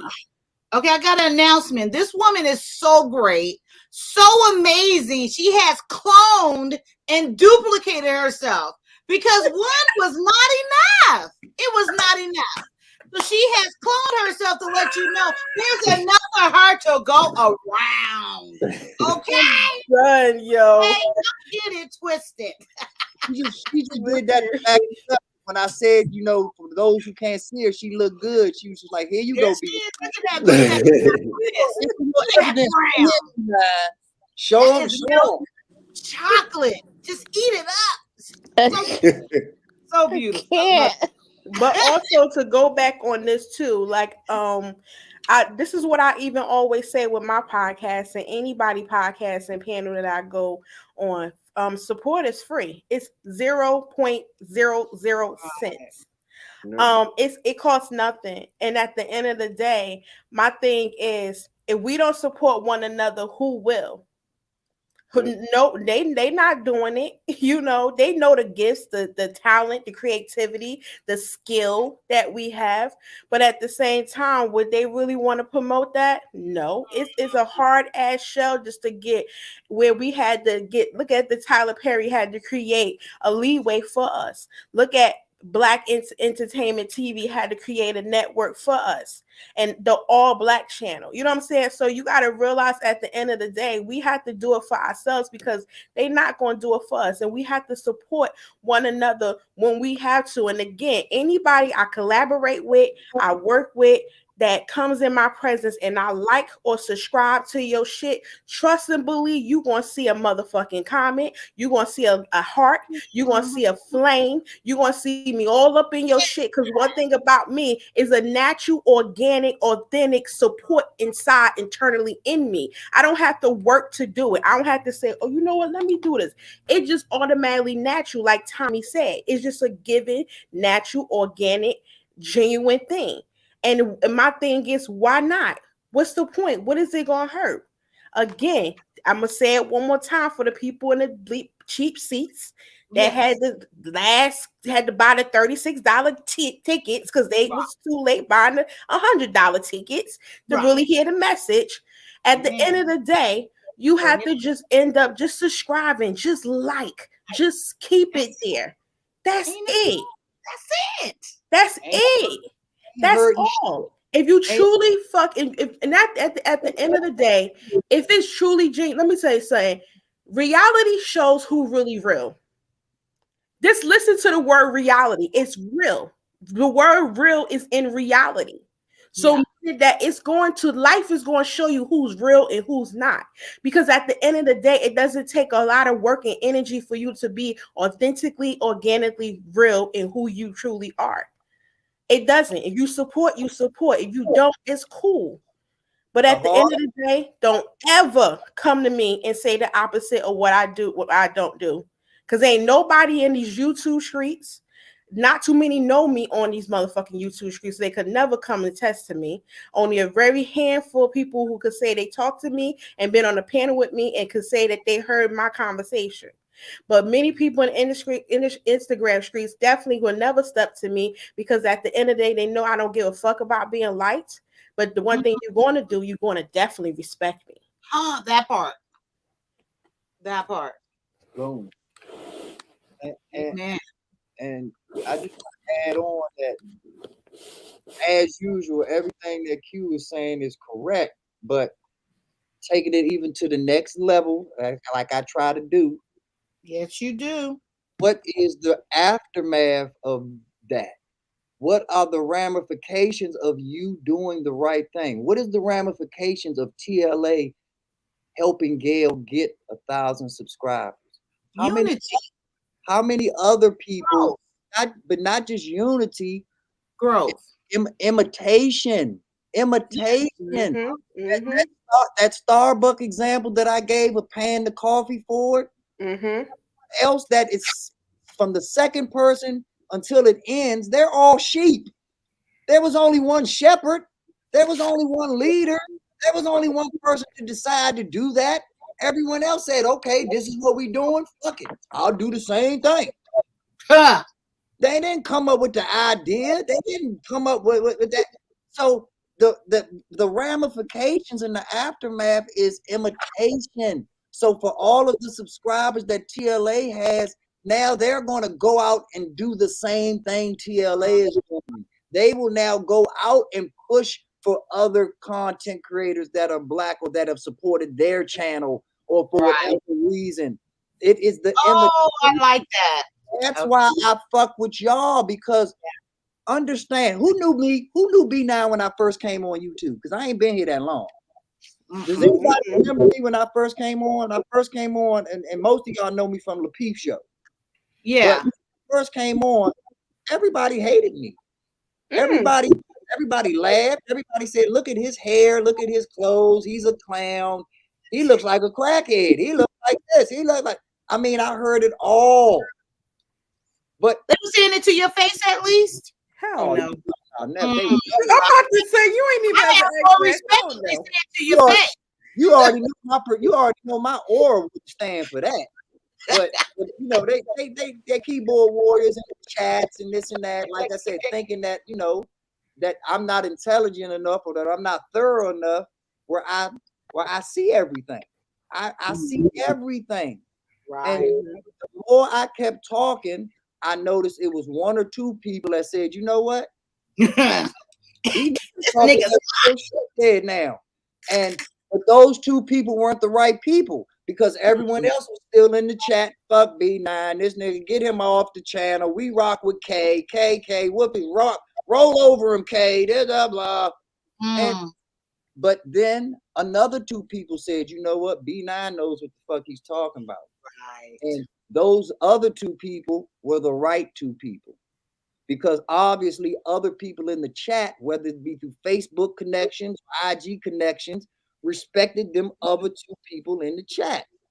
And once the other two people said it, they was just like, okay, we'll listen. We'll at least listen to B9, but he's still funny looking. You know, but I bet his breath still stinks. You know, I bet he still had, you know, to have the little jabs and then this and that. But over time, because I understand who the real shepherds are, fuck the sheep. I understand who the shepherds are. I understood that, hey, keep being me, and a Tommy B's gonna gravitate to me. Keep being a Q is gonna gravitate to me. Keep being me, and a Just Kai gonna gravitate to me. Fall in love with you.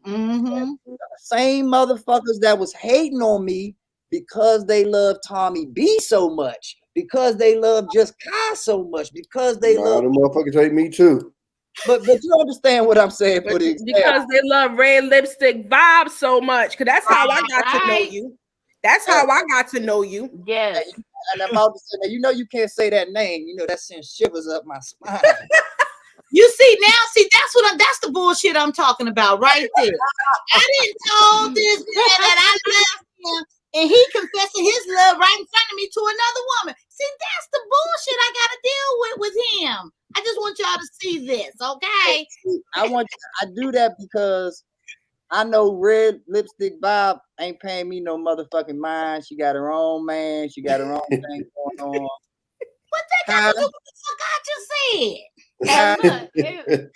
You fuck around and end up and fuck up a happy home, Kai. Like, if a motherfucker don't like you because of your hair, then they got a problem with me, because that hair is fucking luxurious. Okay. Yes. I love that hair. I said every time that hair. I love my natural people. Every time I think about chopping off my locks, I just think about getting back to where you are, B9. Thank you, beautiful. Beautiful hair. But see, the funny part about it is, it's like a football jersey. when your team is losing, the Cleveland Browns have the ugliest jerseys in the NFL. They do. But just watch and see if Cincinnati Bengals win the Super Bowl, how many people that ain't never talked about Cincinnati or the Bengals in their life is going to go out and buy Cincinnati merch, going to talk about their favorite uncle grew up in Cincinnati. That's how they fuck with them. I mean, you're going to hear all types of bullshit because once again, they sheep. All they know is, oh, the winner's that way. Oh, well, then I'm walking that way. I want to be where the winner is. We went through it, dog. Exactly. We went through it. Most of my life, we wasn't shit. We started winning, motherfucking Warrior fans on the East Coast. Where the fuck? What? They ain't never been to the Bay a day in their life. When I joined the military, we went over everybody team. When I said the Warriors, these motherfuckers laughed at me and said, why? Now it's you can't turn your head without seeing the damn Warrior fan. Jay. Everybody loves a winner. Hey, look, So let me tell you, them Splash Brothers had me on the bandwagon. Both of you guys. Wait. Go ahead, Sharice. I'm sorry. Go ahead, darling. No, I was saying them Splash Brothers had me on the bandwagon like a bitch. Hey, and don't look now, but they back. You feel me? I'm ready. But nah, B9, like they don't. It's that like I said, like whenever I do my little comments and shit, and people think that I'll be trying to throw people under the bus. It's not even that. It's just this whole jump on here and try to create the one dude that got on here. I forgot whose show he was on, and he was, I'm a player, and I do this. Like, I was there. That's the guy with the braids where I kept calling like he was Polly. I don't know if he had braids. He was the one that was talking about like his BM had cheated on him like throughout the years, and he begged for her to come back. And I'm like, hey, dog, that on the line with being a player. Oh, and then people tried to, oh no, but he got kids. Hey, dog, I've been a player. That shit on the line with being a player. Dog. It's just certain shit that you just come on, man. You know what I'm saying? And then, I got a truck here. I got a food place here. I lift weights 5 times a week, bro. You ain't even got time to be a player, bro. Like where the time at? Or even like when I had to, talk to the young boy when he was trying to push the little thing about the female, saying that it's in the female's nature to hold information to use against you. And I'm like, bro, you don't even date.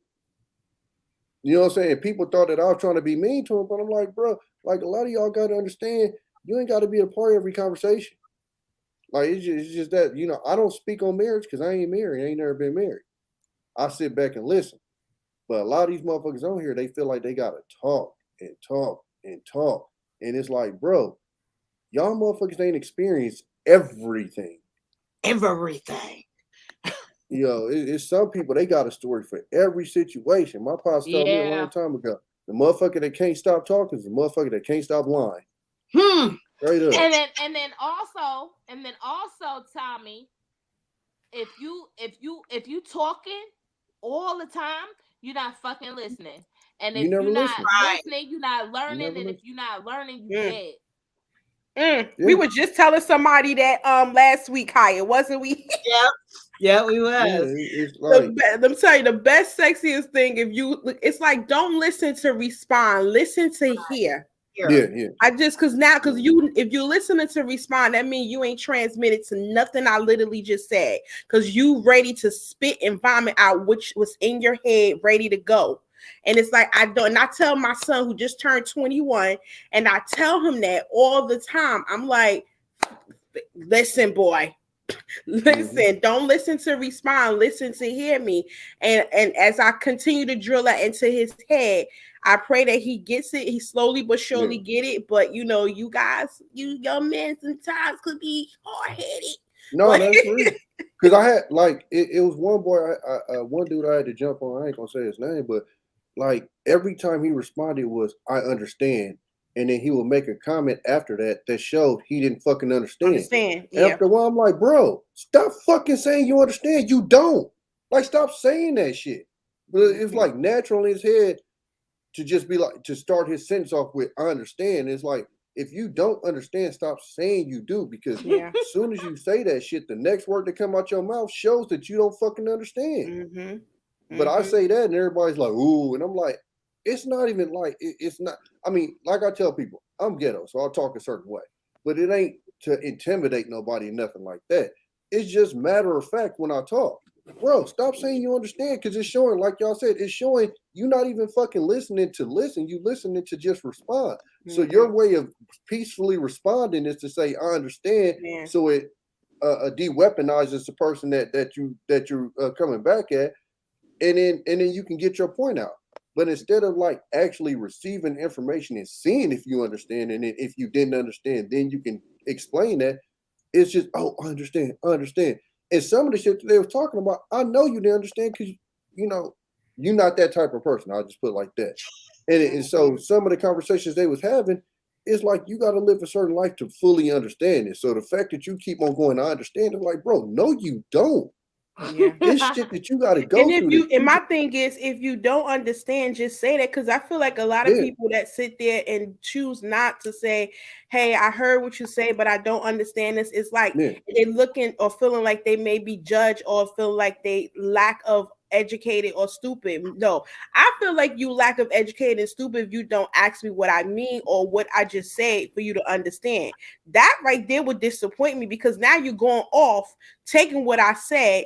Now you're going to transmit it to 12 donkeys, and as B9 say, sheeps.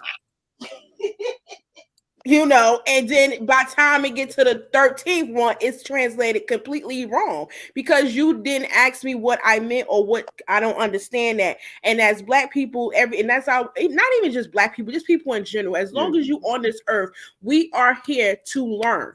You are going to learn something every day. You should be open to learn something new every day. And if you're not, I got to ask, why are you still here? And that's just my question, because I'm asking, why are you still here? Even if you're 75 years old, you still should be learning something. Yes, you are the wise and wisdom one. Yes, I'm standing on your shoulders, but at the same time, as for you to continue to stay wise and to be wise, you could end up learning. Because at the same time, the teacher don't stop being the teacher continue to be the student, because they have to keep learning stuff in order to teach the kids. That part. Well, it's, to be honest with you, a lot of it don't even be the intellectual stuff. It's shit that you have to experience. And so I had this conversation whenever they talk about, okay, so when I grew up, I tell people this all the time, like people, I could have did that, I could have did that. A lot of you niggas in the hood couldn't have really sold dope. A lot of you niggas in the hood couldn't really tote note. Like, it's not, see, I think what a lot of people don't understand is, if it wasn't a real viable option for you, in my eyes, you can't really look at that as the obstacle that you dodge. And I say that because, okay, my OG, I'm sure y'all know who Griselda Blanco is, right? No, who is that? The godmother of cocaine. She was supplying like damn. Okay. So P, I don't know if y'all seen the second documentary, The Cocaine Cowboys 2? Yes, I seen that. My son, I watched it with him. I don't know why, but my OG is Donovan Kennedy. That's my OG. Oh, okay. So that's the little short dude with the golds. That's my hood. Brookfield is my hood. So essentially, I was 2 people away from the plug. That's a different level of responsibility. That's a different choice in life when you choose to avoid that than when you just a nerd ass dude going to school. You understand what I'm saying? Like when I literally could have made 6 figures selling dope, not, spitter rocks, like real money, and choose not to do that. That's a real decision. If you a nerd and these dudes is punking you or this, that, and the other, and they don't fuck with you like that, you can't tell the hood story of how, I chose not to do. Nah, you didn't choose that, motherfucker. They chose it. You know what I'm saying? So that's what I mean when it's certain stuff that you will never understand because you were never put in that position. It's car rides that I went on that these dudes ain't gonna understand. You know what I'm saying? It's experience that you go through that you ain't gonna understand. And like I said, a lot of these cats, because they quote unquote grew up in that environment. Like I know cats in my neighborhood that grew up in my neighborhood that literally went like this around all the trouble. They ain't getting it. And salute to them. It ain't a bad thing. But their story ain't the same as my story. They ain't never drove their car back home with a bullet hole in it. You know what I'm saying? It's a different story.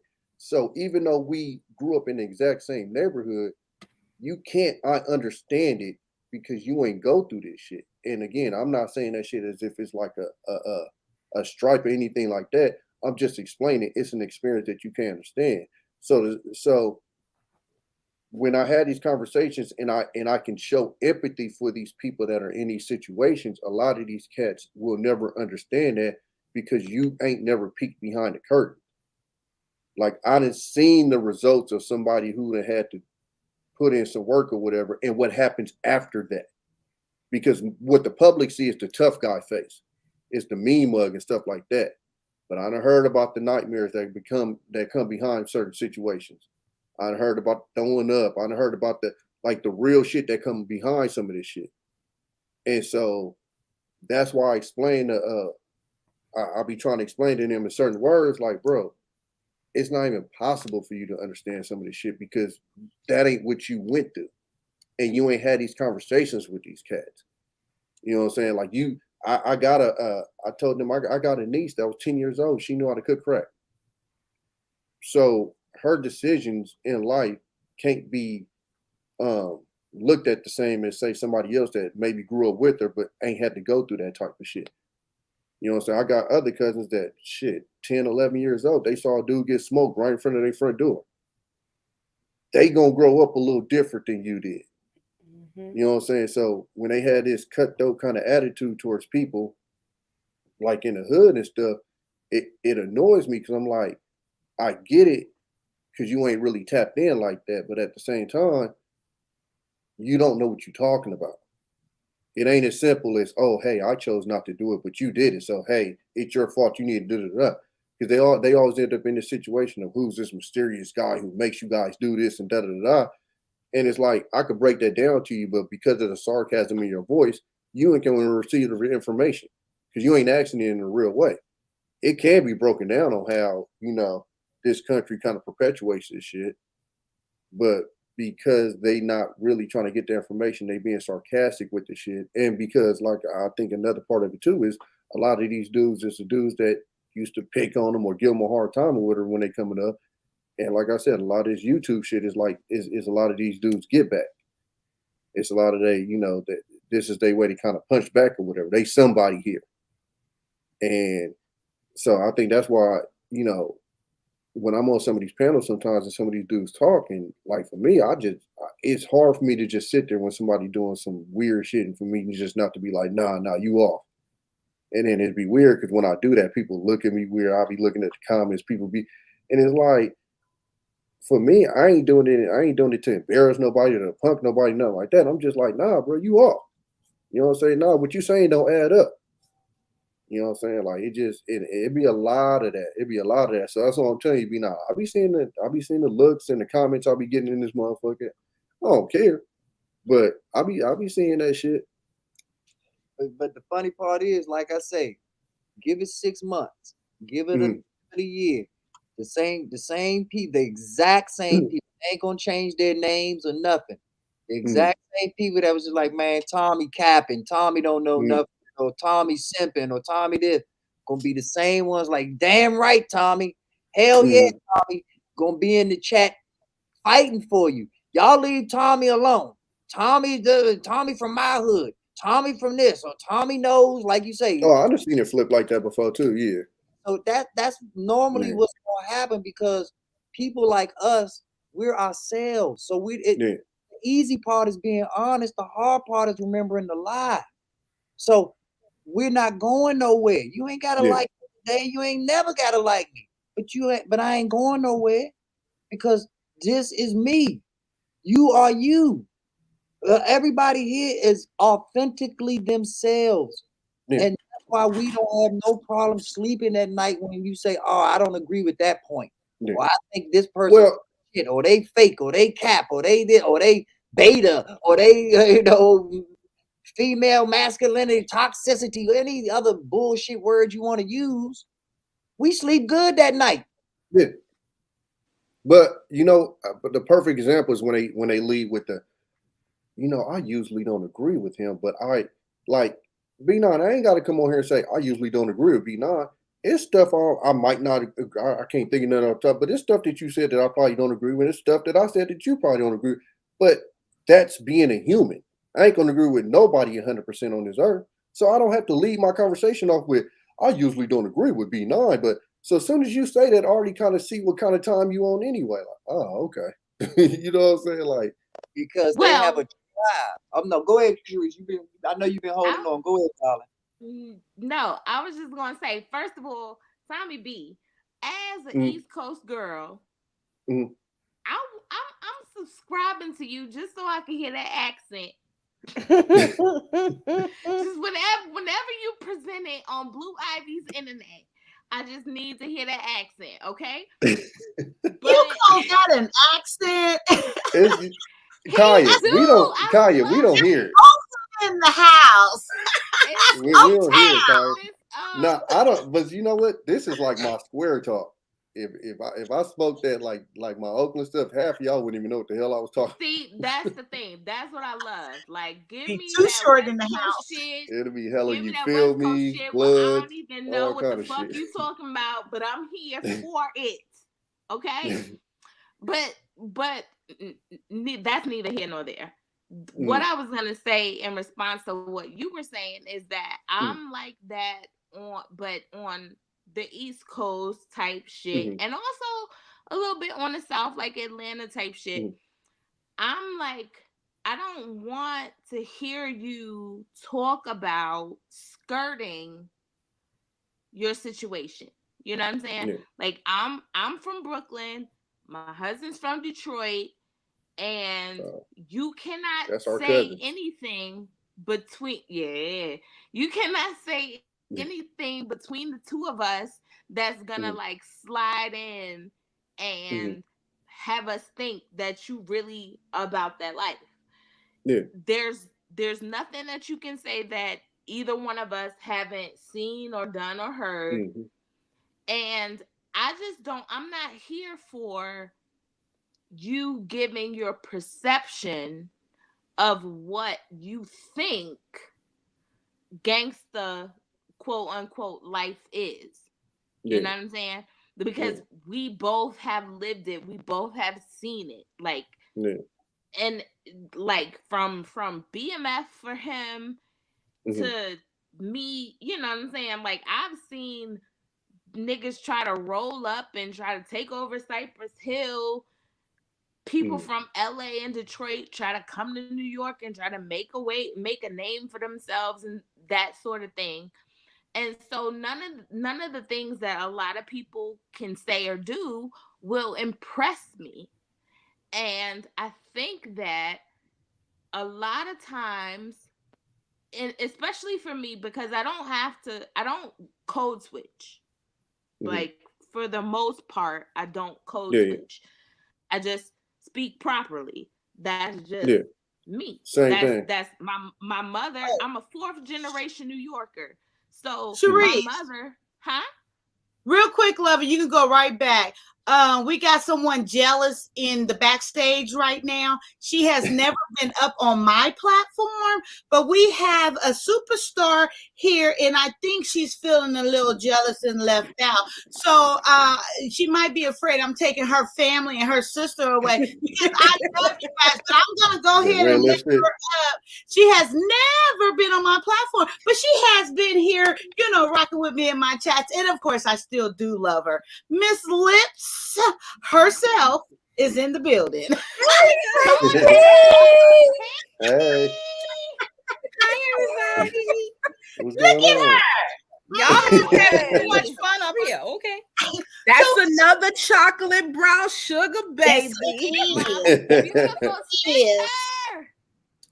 So, Miss Ty, what brings you up this lovely morning? I would like to know. I'm jealous. owning it. At least you owning it. I love it. Why you bringing this kryptonite around me, Kai? Huh? Kai, why you bringing this kryptonite around me now?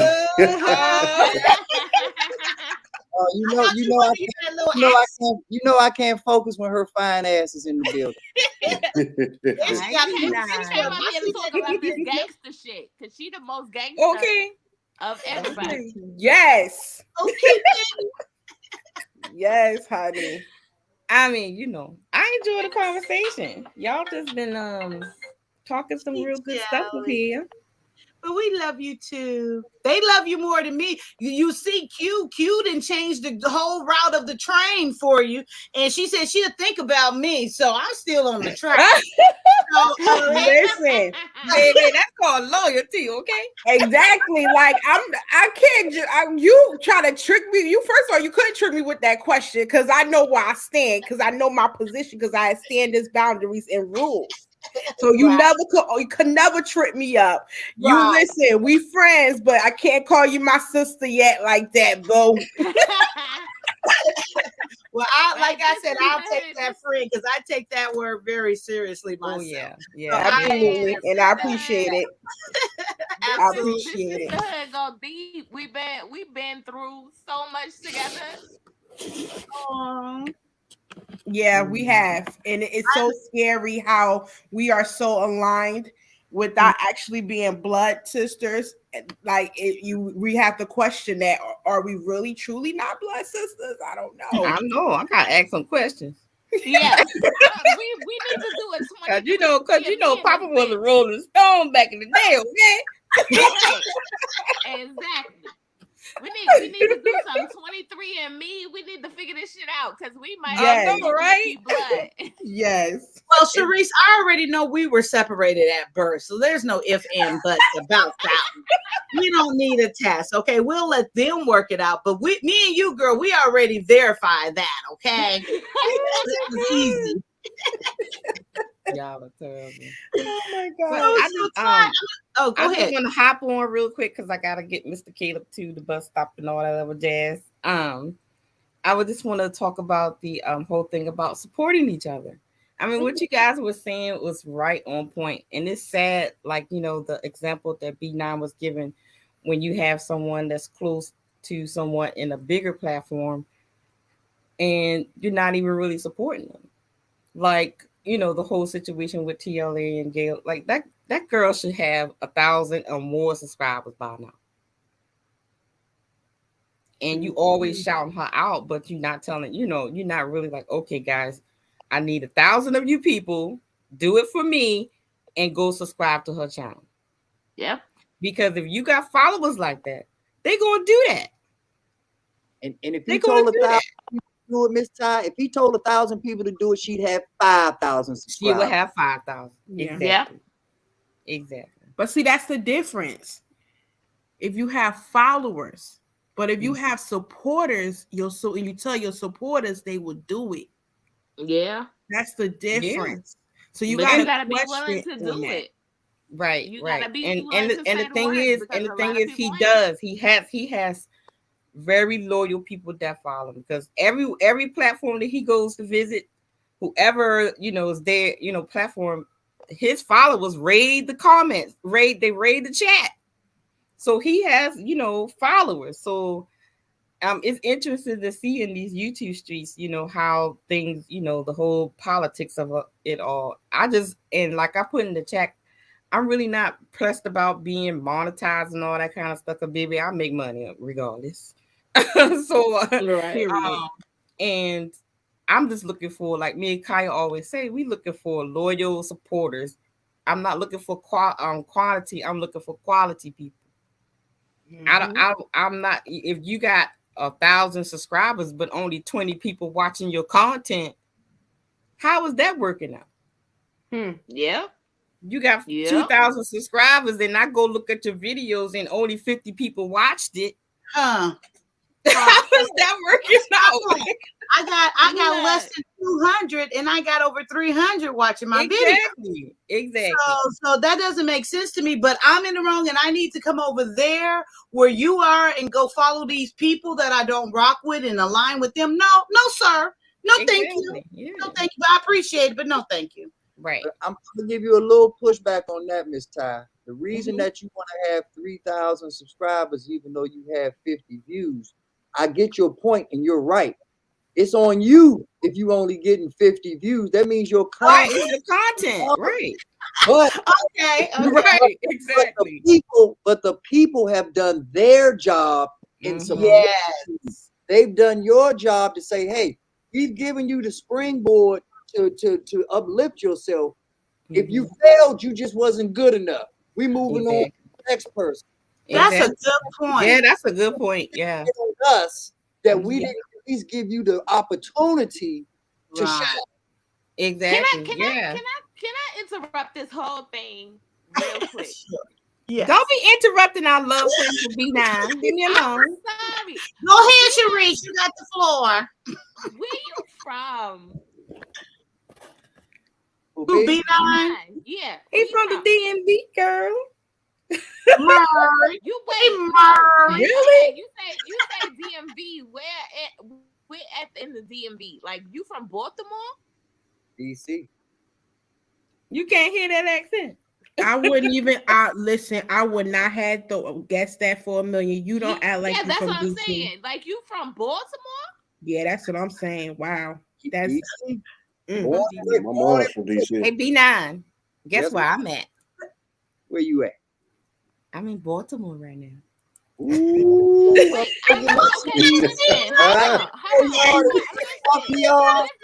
gotta get 95 North real quick. Yeah. Y'all later. Hit the 295, baby.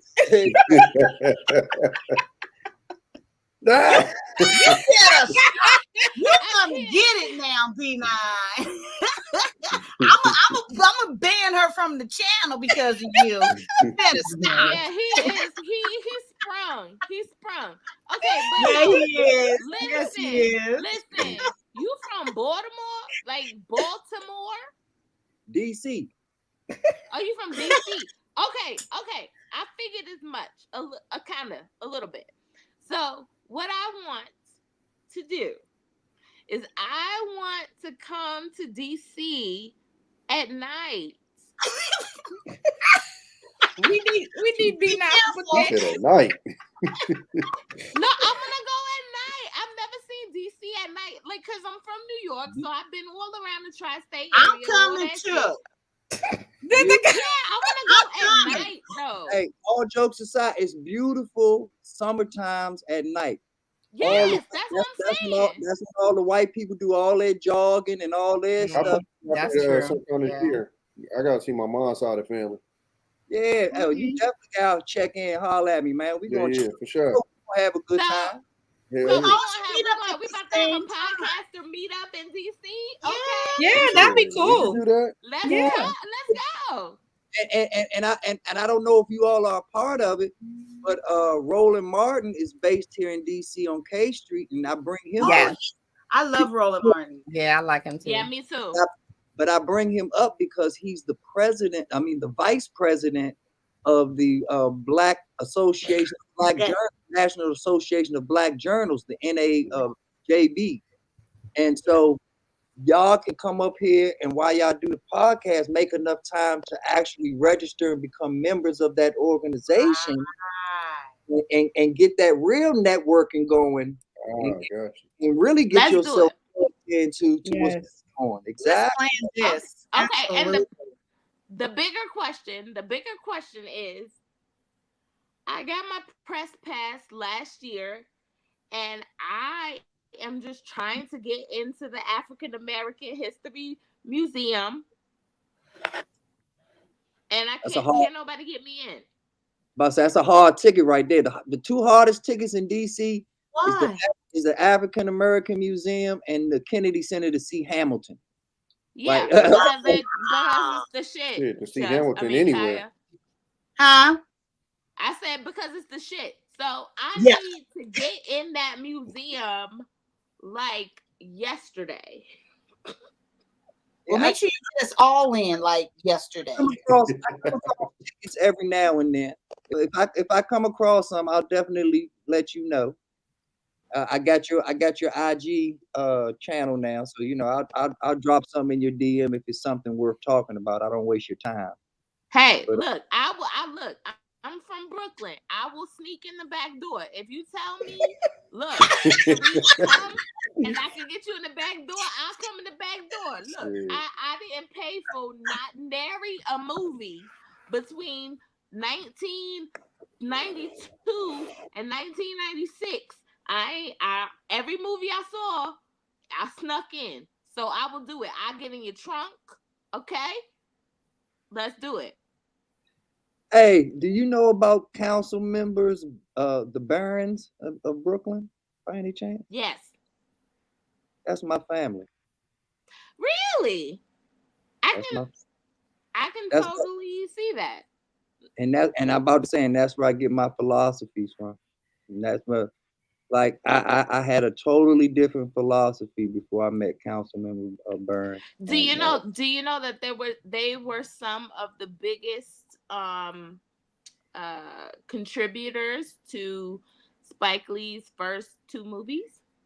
Oh, I know they also had a very integral part of bringing the Brooklyn Nets back home too, but they don't get credit for that. Yes, absolutely. Wait. Okay, let me see all this black greatness. Okay, I'm done. When I tell this YouTube world I am who I am, like I said, just give it time. It's always gonna show. Exactly. Just give it time. They say out here, game recognized game. But yeah, exactly.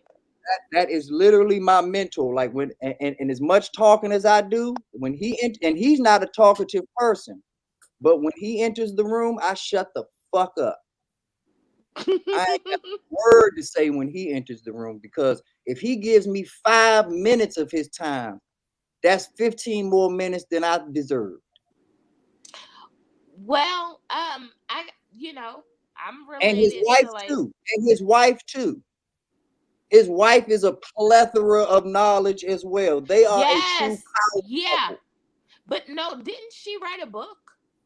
Oh, she's done many things. I thought, because I have a book, and I have to finish unpacking, but I have a book that I think it was either written by her or she was a contributor.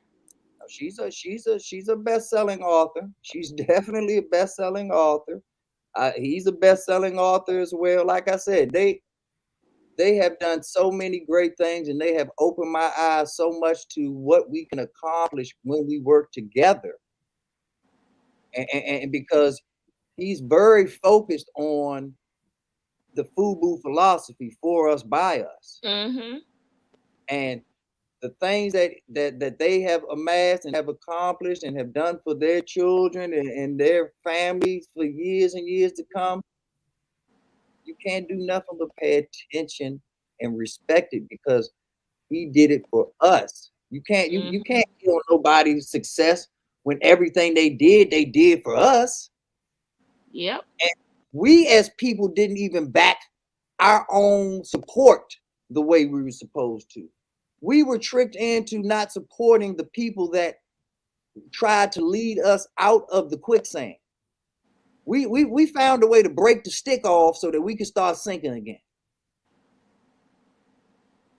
That's very true.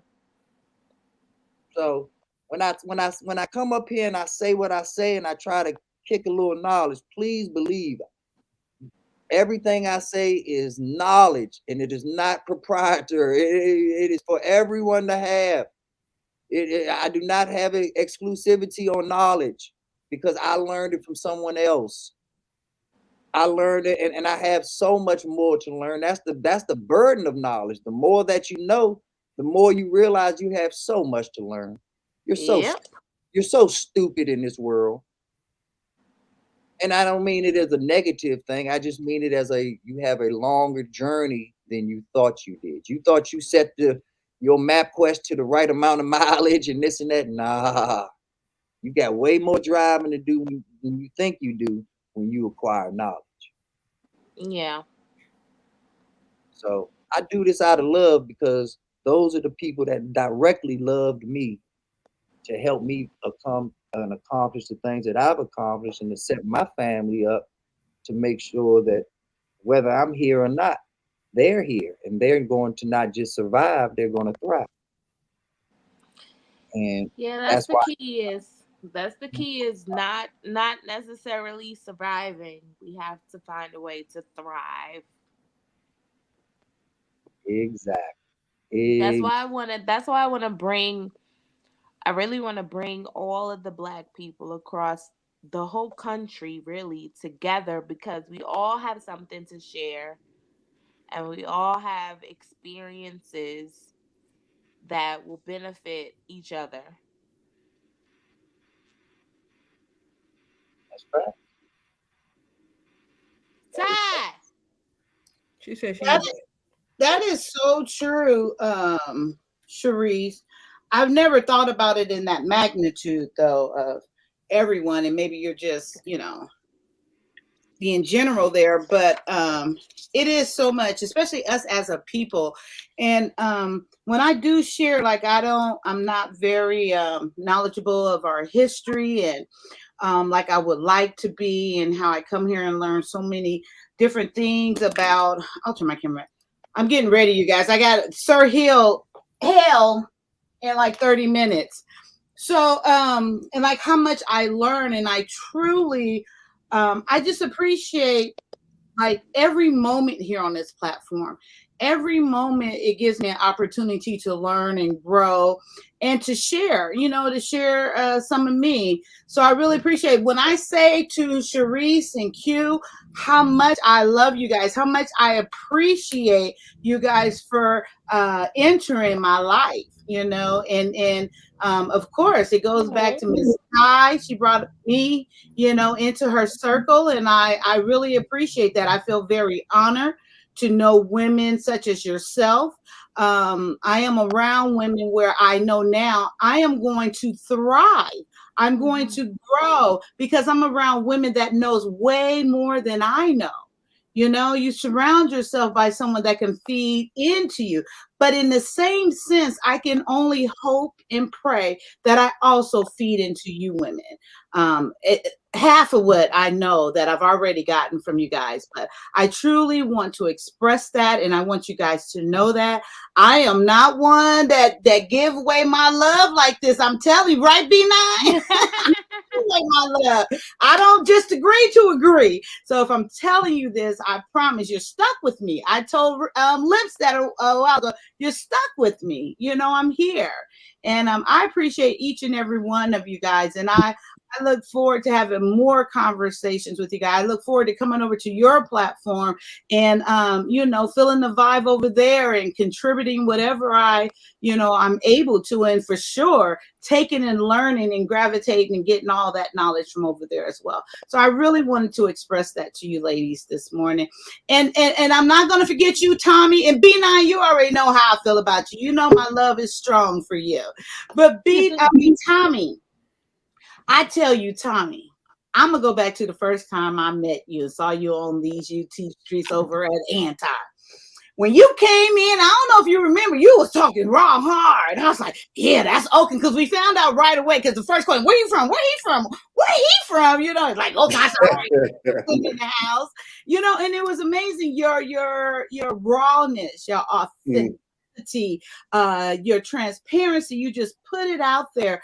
I have, from day one, you have kept it real no matter what. And I appreciate that. It feels good to be an amazing Black man. And I know some people don't like that I say Black men and Black. I love to say, I'm pointing out. I think that's very special. I want to point it out. You are an amazing Black man to me. And I am very honored to know you as well. And you are an amazing father. I don't know are you the BF then, since she's the BM? You're an amazing BF, baby. No, listen, I personally don't use those titles. I know that's why you use the initials. Yeah, I got you.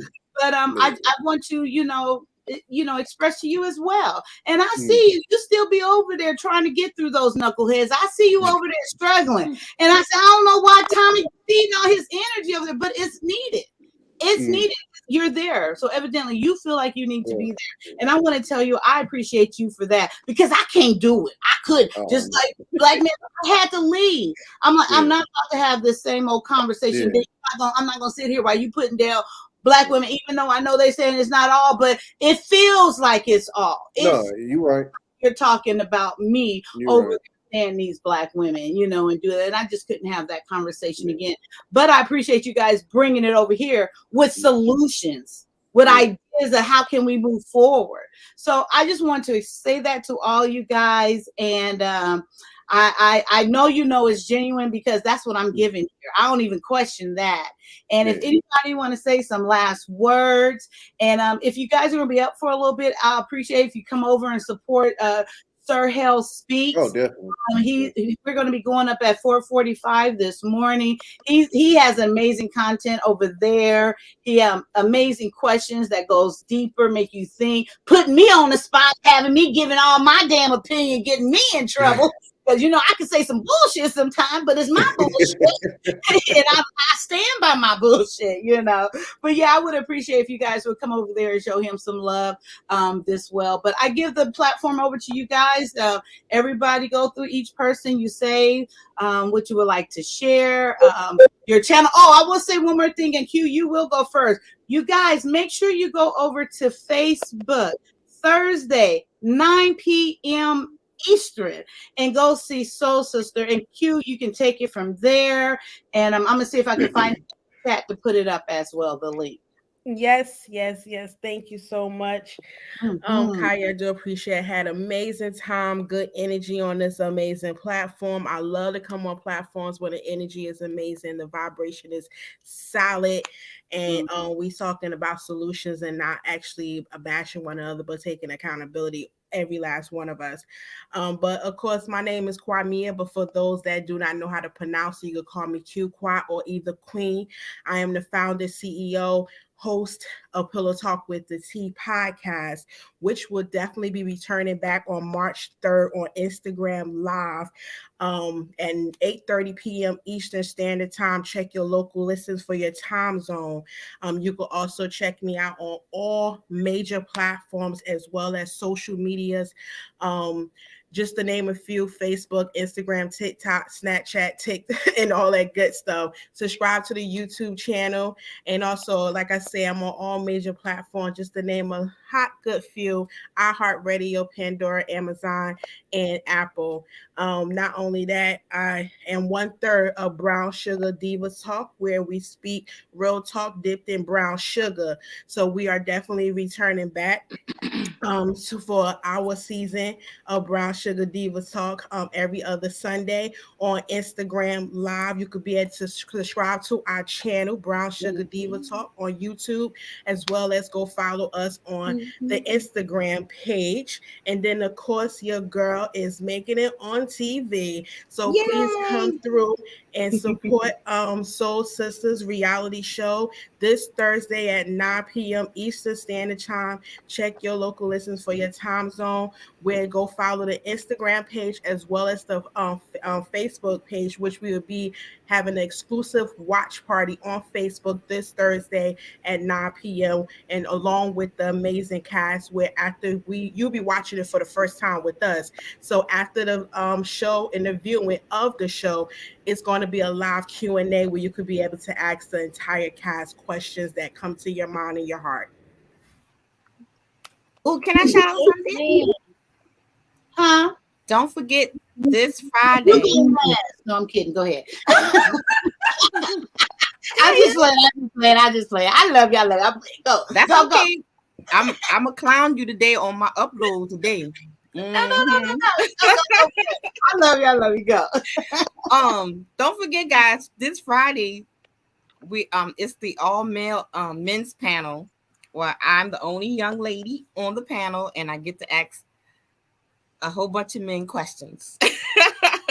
So don't forget to tune in at 8:30 at Red Lipstick Vibes, where I have a panel of men. And if you guys want to, B9, and Tommy, if you want to come up, E Black will be there. Oh Lord Jesus, help us. Oh, E Black, no alcohol until the end, and don't give over the panel to him. He loses train of thought, and he's sipping on that brown. I mean, come on. E Black will be there. Soul Touch of Poet is going to be on there. So B9 and Tommy, if you guys want to, hop on, you are welcome. And I stay on there till like 1, 2 o'clock in the morning. So if you got something else to do, just come on over whenever you're done. Most certainly. I have all of you are on notification bell all, so everything that you do, I'm at least getting notification of. So I will always check in when time permits, and I will always be there to give something if time truly permits. But yeah, I'm a supporter for life. Of all of you all. And and I'm talking to everyone on the panel. I'm talking to everybody in the chat. I'm talking to people that's gonna watch this video later. Simply, I just love y'all. Period. Amen. And make sure you go check out B9 Nizzle is in the house. He's over there giving out financial wisdom, but it is totally up to you. Don't believe a word he says. For all you know, he is a liar. You go follow up and find out for yourself if he is telling the truth or not. He welcomes the opportunity to prove him wrong. So go check out B9 on his Nizzo channel and learn about some crypto and some stocks and bonds and all those good things. And you get to see that beautiful hair. Sometimes he has it tied down and in a hoodie. Just because he got a hoodie on, don't y'all be scared now, white folks, okay? You still can go over there and check him out and get that same information. It's all good. We are here for each other, for enlightenment. Let's let Tommy go next. How about you, Tommy? Let's go on and share. Oh, no, I was going to say, I appreciate you too. I appreciate the conversation we had, even the religion and stuff. I appreciate the religion and stuff.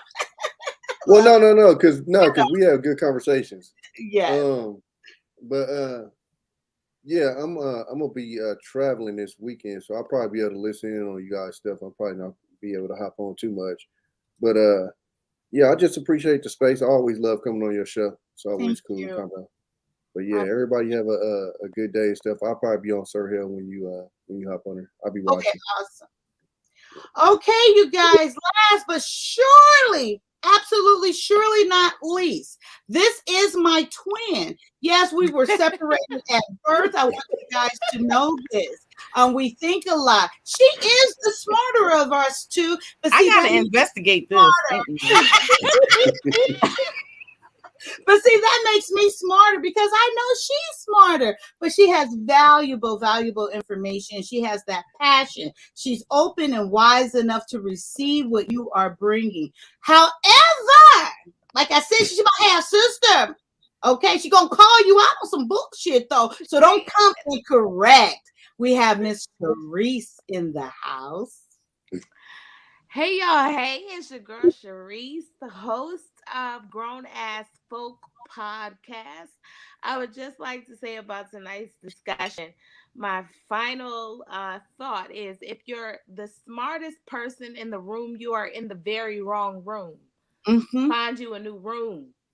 That's what I did. Always be willing to learn. If you're not learning, you're dead. I would like to say that Tommy B is one of my new favorite people. I love his accent. Look at B9 face. Yeah, keep it going. Give him some more compliments. I love his accent and his nose ring. It is all working together to give me all of the West Coast feels. Yes. B9 is always a pleasure. So I just love being up here with y'all. It's like it soothes my soul. Yes. I promise you, I'm not lying. I'm not the type of person who lies. I feel like you lied to people you're scared of, and I'm not scared of nobody. So Here I am on the internet professing my love for you two gentlemen.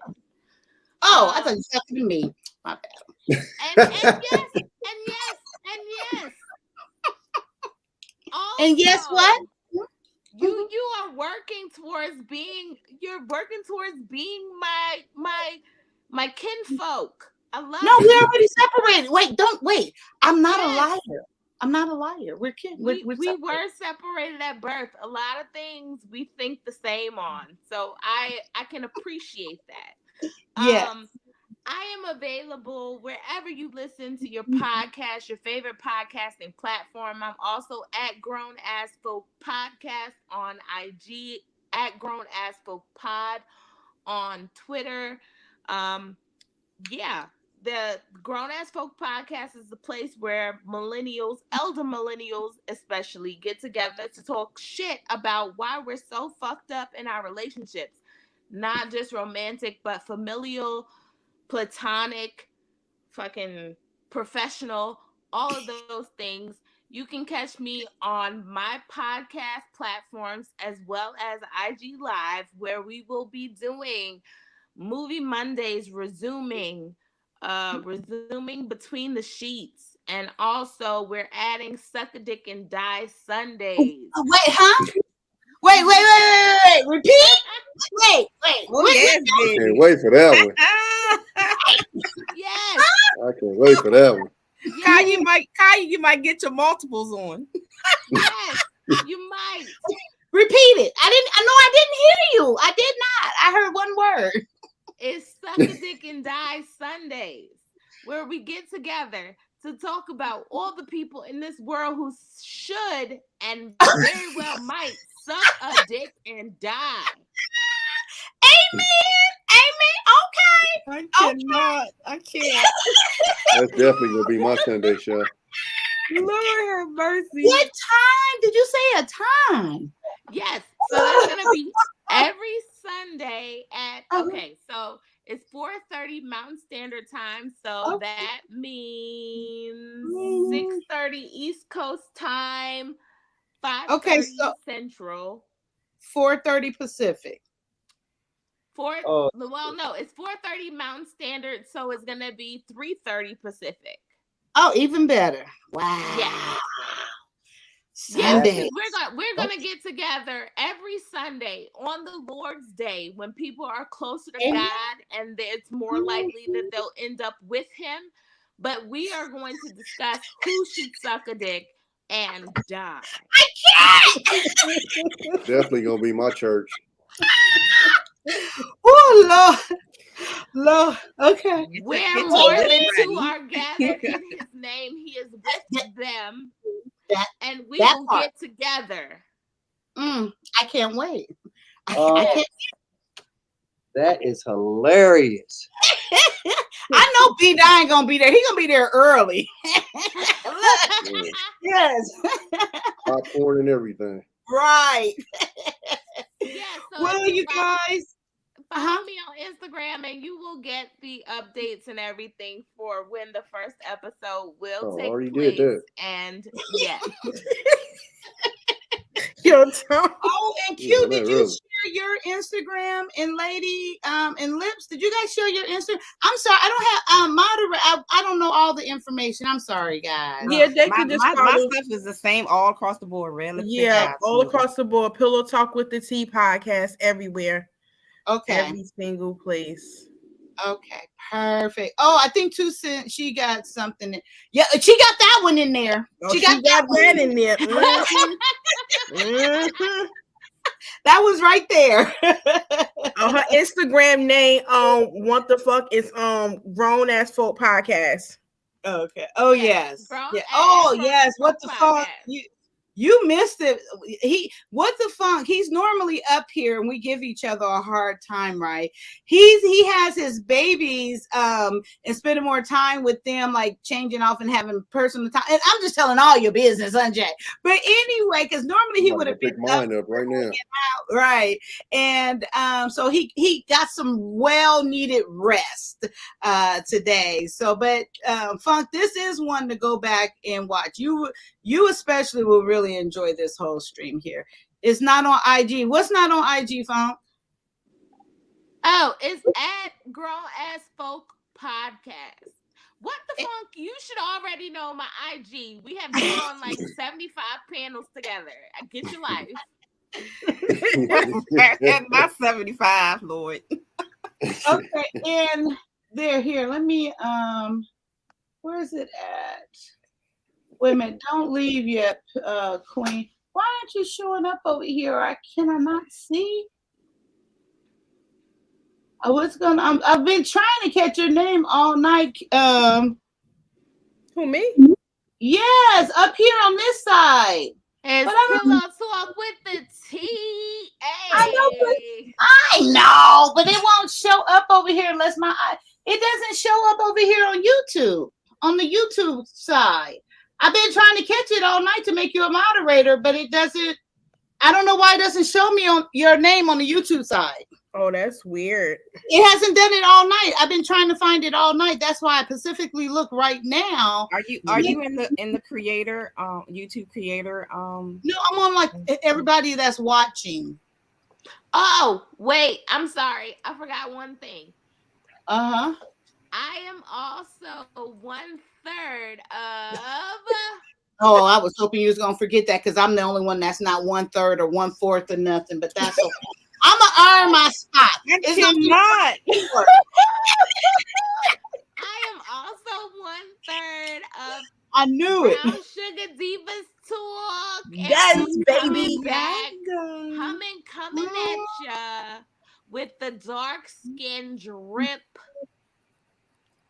I'm like, June, give me to June. Oh, who was that? Yella said it. I get real chocolatey. I really do. It blends in right in with my Okay, freckles. we'll take applications then. Yes.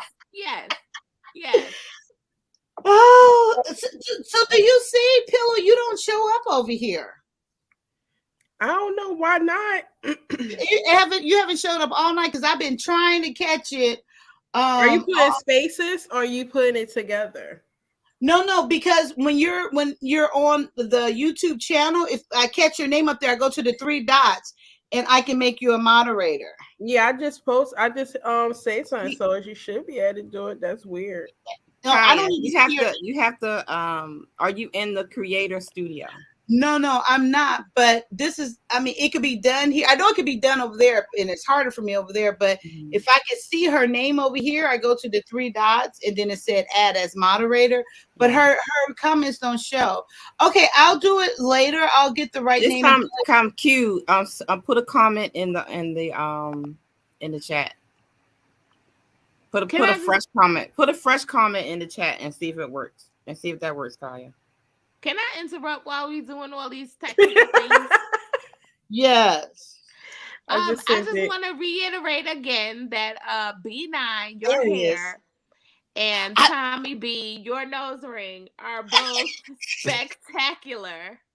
And I really appreciate you both for being 2 light-skinned Black men that I can stand behind. And I can really be like, you know what I'm saying? Like, I know 2 light-skinned Black men who are really out here in these streets, like, doing their thing. You know what I'm saying? Like, I appreciate it. I don't have time to get petty, so I'm going to let it go, even though What the Funk is in the chat. But I'm 2 cents. 2 cents. That's not my YouTube channel, 2 cents. Oh, that's not. She just dropped a link. That's not me. That's not you. Person. Oh yeah, on YouTube. Listen, I wish I had 46,000 motherfucking subscribers. Listen, I'll be getting there soon. Clink, like my sister say.